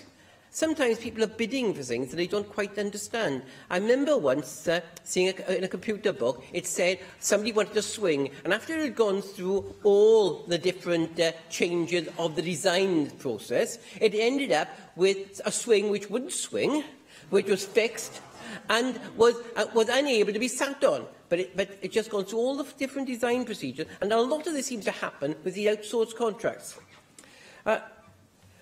I mean, Jenny Rathbone went through Capita and his role in assessing attendance allowances, and I'm sure there's not a person in here who couldn't go through the problems they've had with Capita and their attendance allowances. But more importantly, auditors and auditing. And if it's a problem, there's three major companies. The auditing is only one part of their income. They do lots of best value work and other benefits to the company. And when it becomes that important to you as a company, because the amount of money you're getting from the additional work you're doing, how keen are you on making sure that you pick up all the warts in the auditing system when, if you get sacked as an auditor, then you're in serious problems. Having a same independent auditor for 19 years, I mean, that is ridiculous. I mean, anybody who's been involved with charitable and voluntary organisations have been told that after having the same auditor, many of the local people they know, for 3 or 5 years, you need to change your auditor. If that's what you tell small organisations dealing with relatively small sums of money, why a public company can have the same auditor for 19 years, you've got to develop a cosy relationship. And Neil Hamilton, I mean, who came on with the failure of the Westminster Government, the failure of the regulator, it's basically a systemic failure. I mean, and it takes me back to thinking of PFI. The people who proved PFI was value for money. It took a genius to do that because you were borrowing money at a higher level.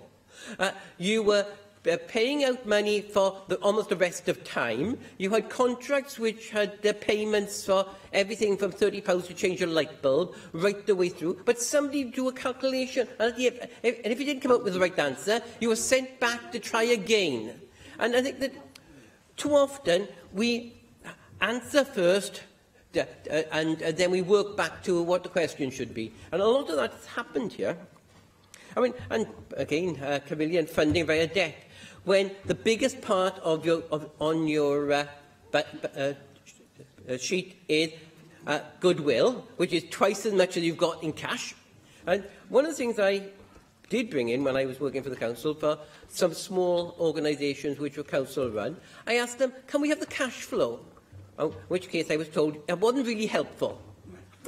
You don't really want to see that. You want to see the accounts. The accounts give you a true and accurate record.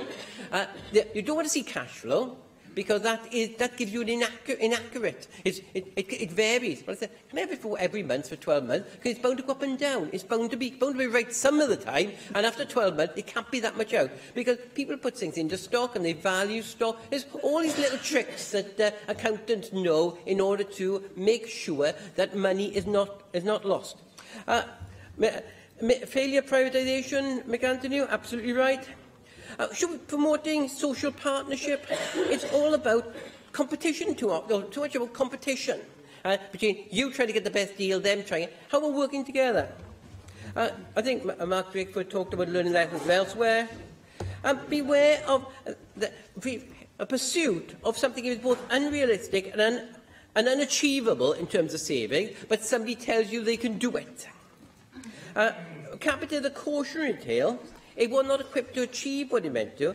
A Carillion, aggressive, chasing contract. And I was very pleased with the 10 lessons Mark Drakeford put out. I would have thought that they would be a very good a government statement at some time of the lessons that we need, of rules we need, or procurement rules, or lessons we need to, because I think it is important that we get it right. We learn from what's gone wrong. We don't want to repeat it. Thank you very much. The proposal is to agree the motion. Does any member object? No. Therefore, the motion is agreed in accordance with Standing Order 12.36. Item 7 has been postponed until the 19th of September. We have nothing to vote on this afternoon. Therefore, we move to item 9 on our agenda, which is the short debate. And I call on Claire Griffith. Well, thank you very much, Deputy Presiding Officer. A minute. If you're going out from the chamber, please do so quickly. And if not, if you're staying in to listen to the short debate, please pay attention.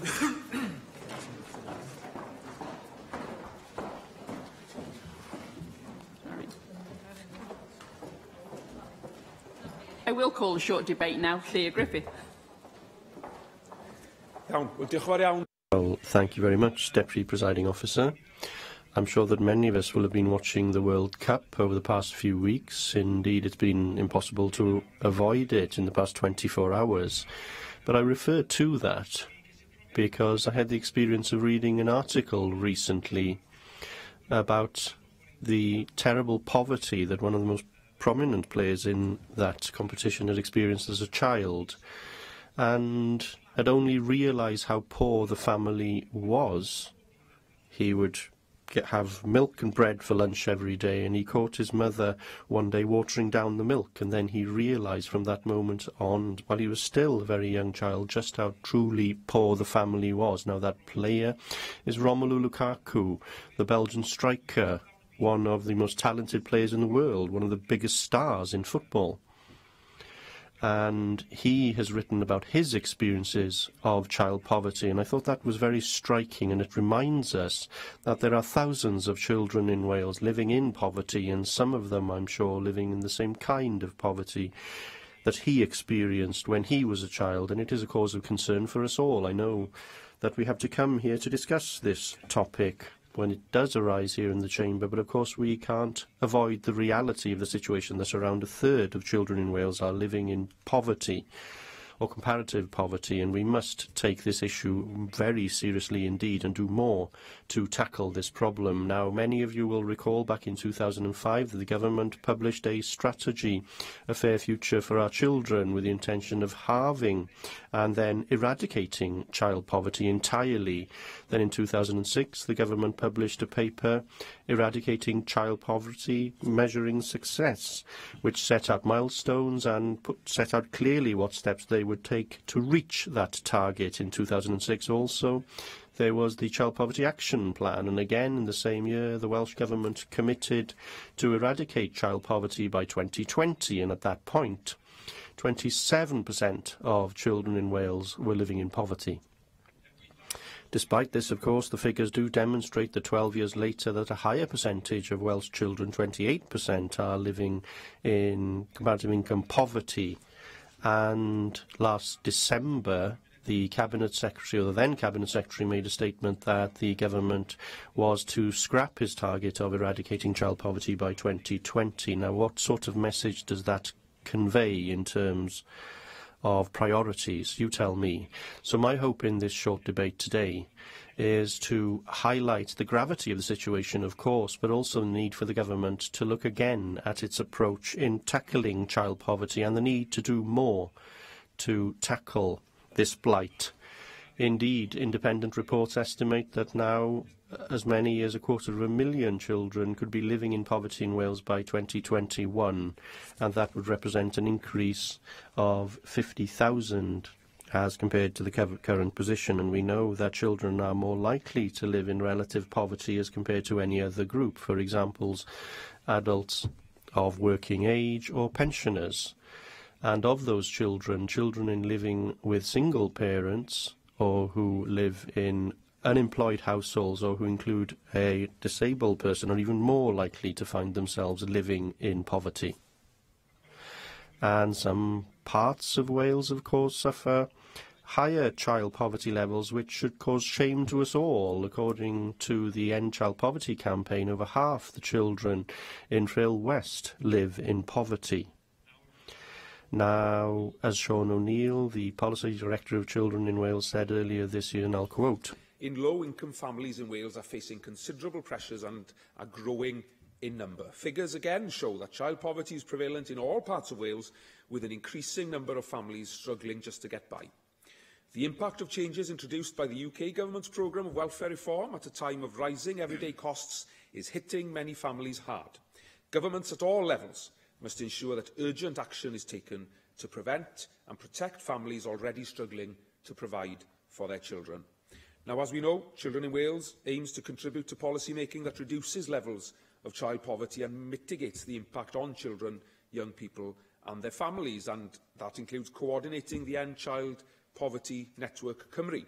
And we see annual surveys being conducted which look at how family poverty has changed compared to previous years, and the latest survey was carried out between mid-February and mid-April this year with both professionals and young people. And respondents to that survey identified changes to the benefit system as the top issue relating to poverty, with insecure income and employment as the second most important factor.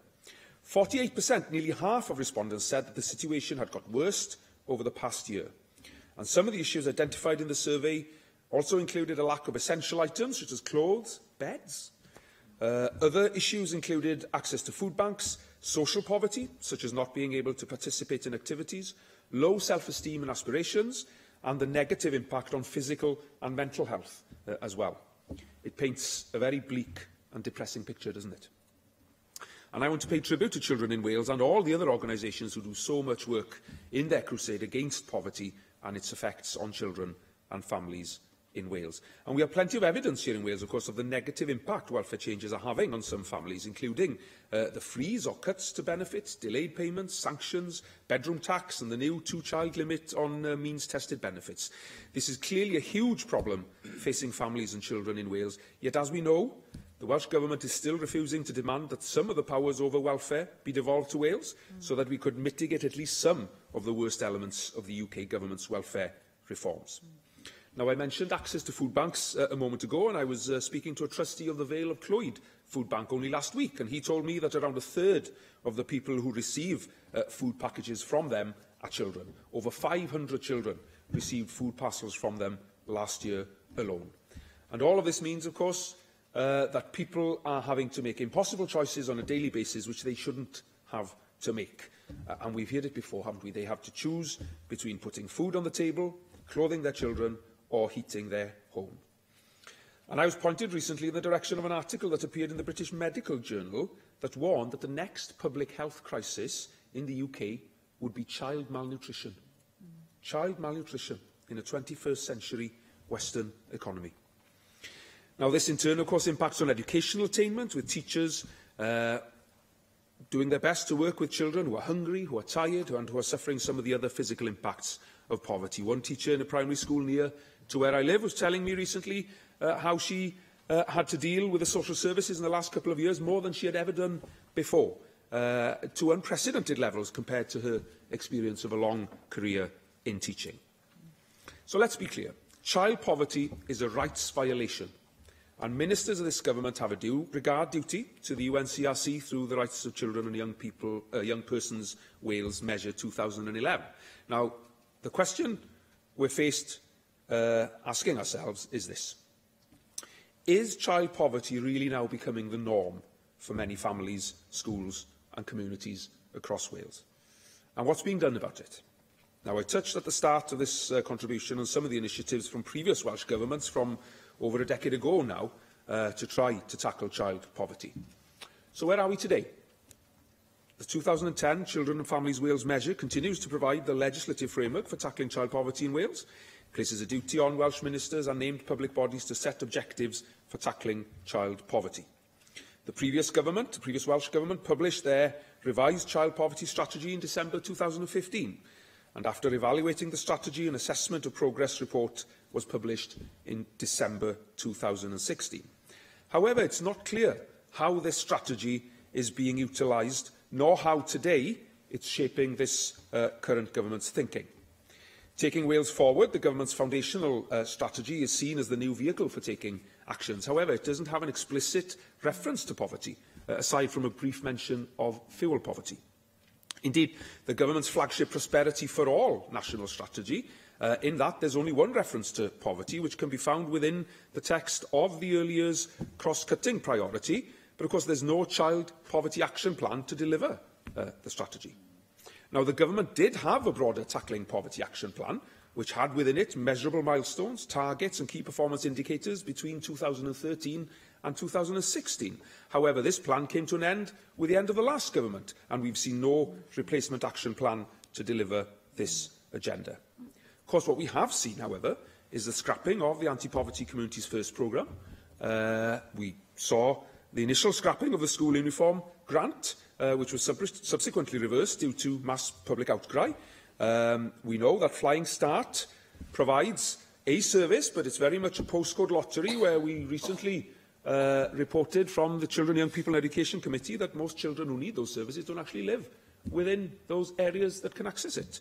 And, of course, we're now seeing the government bringing forward a childcare offer that proposes to give couples earning up to £200,000 a year free childcare, whilst excluding the poorest children from workless families from receiving that same support.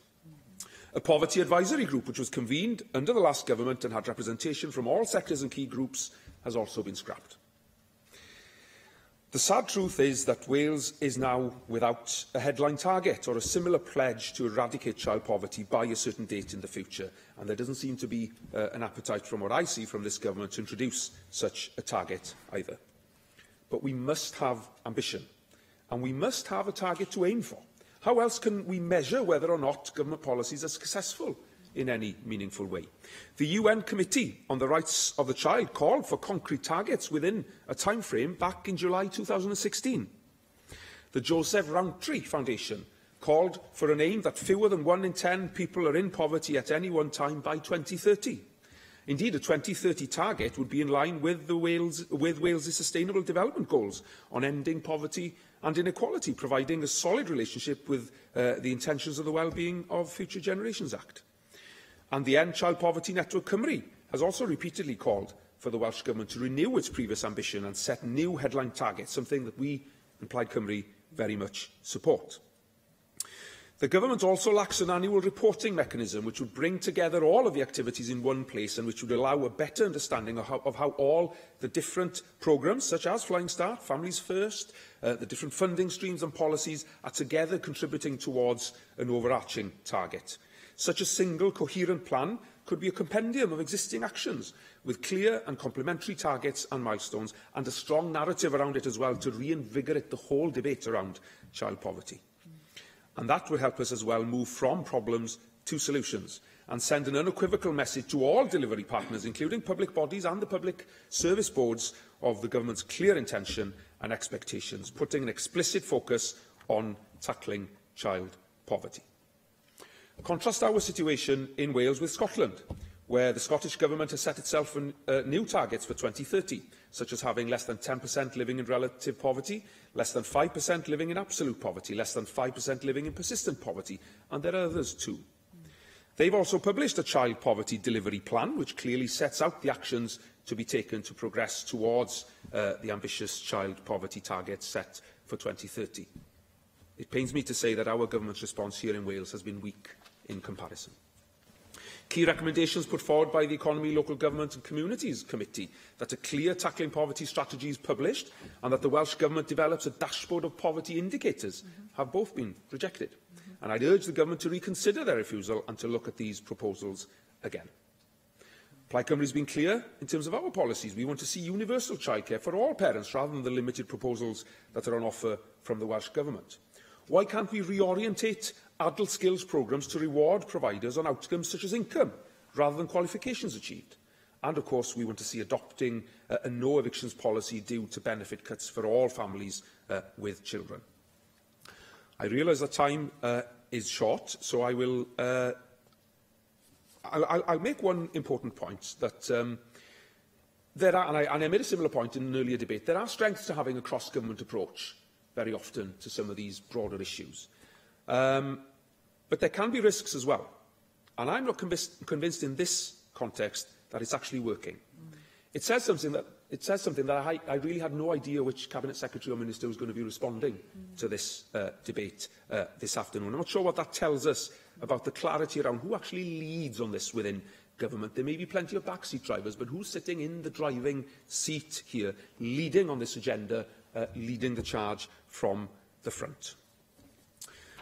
I am running out of time, so I'll conclude my remarks by saying that, child poverty in Wales is getting worse, and the government's response really needs to reflect that fact, because it is a fact. And we need to be intensifying our actions, redoubling our efforts, being more ambitious and more determined than ever to rid Wales of this scourge. And like Romelu Lukaku, we need to play the game of our lives to beat child poverty. We need the same kind of comeback in this context as the Belgian team experienced the other night against Japan. And I hope in his response that the Cabinet Secretary will reflect that very same sentiment, that same ambition, that same determination, but backed up with action.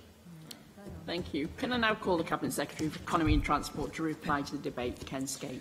Diolch, Deputy Llywydd, and I'd like to thank the member for North Wales for highlighting this most important of issues today. And I'm pleased to respond on behalf of the whole of government. Our Tackling Poverty programme is something that all ministers are responsible for.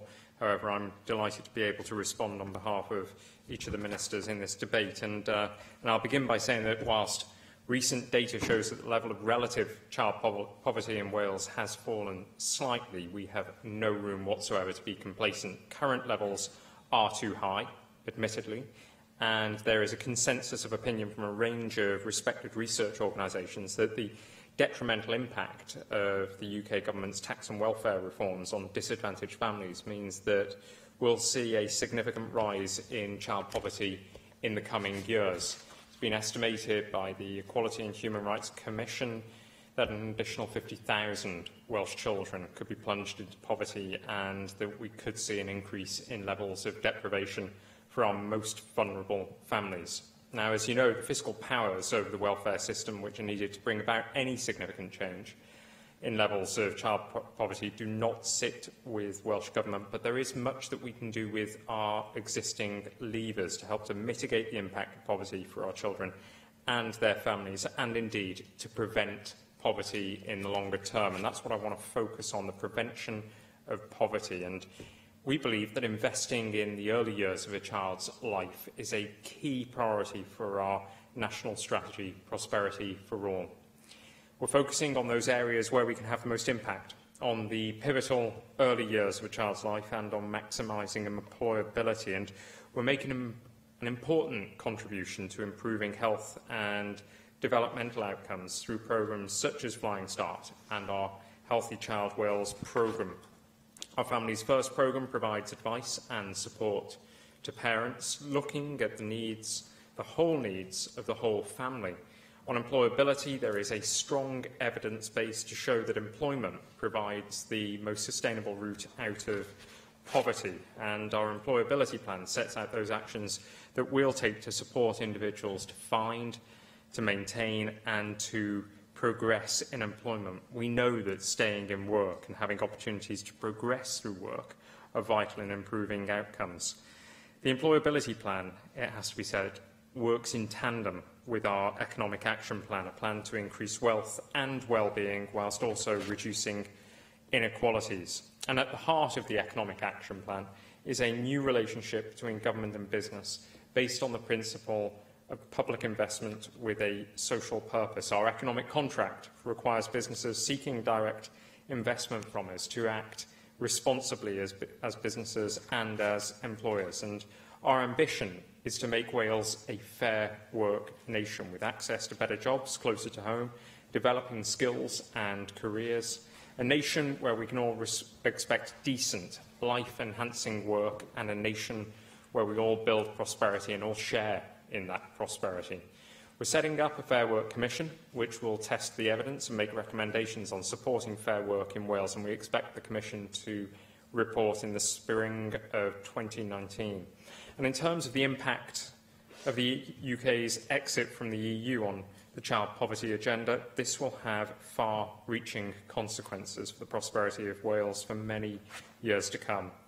Analysis shows that any significant reduction in access to the single market will be damaging for Wales's prosperity. For example, the cost of food, particularly fresh fruit and vegetables, could rise significantly in the event of a no-deal scenario. Such price rises are likely to be disproportionately felt amongst those children living in the least affluent families. While we don't underestimate the scale of our challenge, we must also recognise the strength of the opportunity. Our labour market is, by historical standards, in a relatively strong position. We have an opportunity to build on the advances made in recent years that have seen close to a record number of people in work. We also have a real opportunity to build on our relationship with world-class companies and significant investments. Through our work, we can build on the strong foundations we are developing, future-proof our economy and empower our people and communities so that we all have the opportunity to contribute to and benefit from economic growth. Thank you very much. And that brings today's proceedings to a close. Thank you.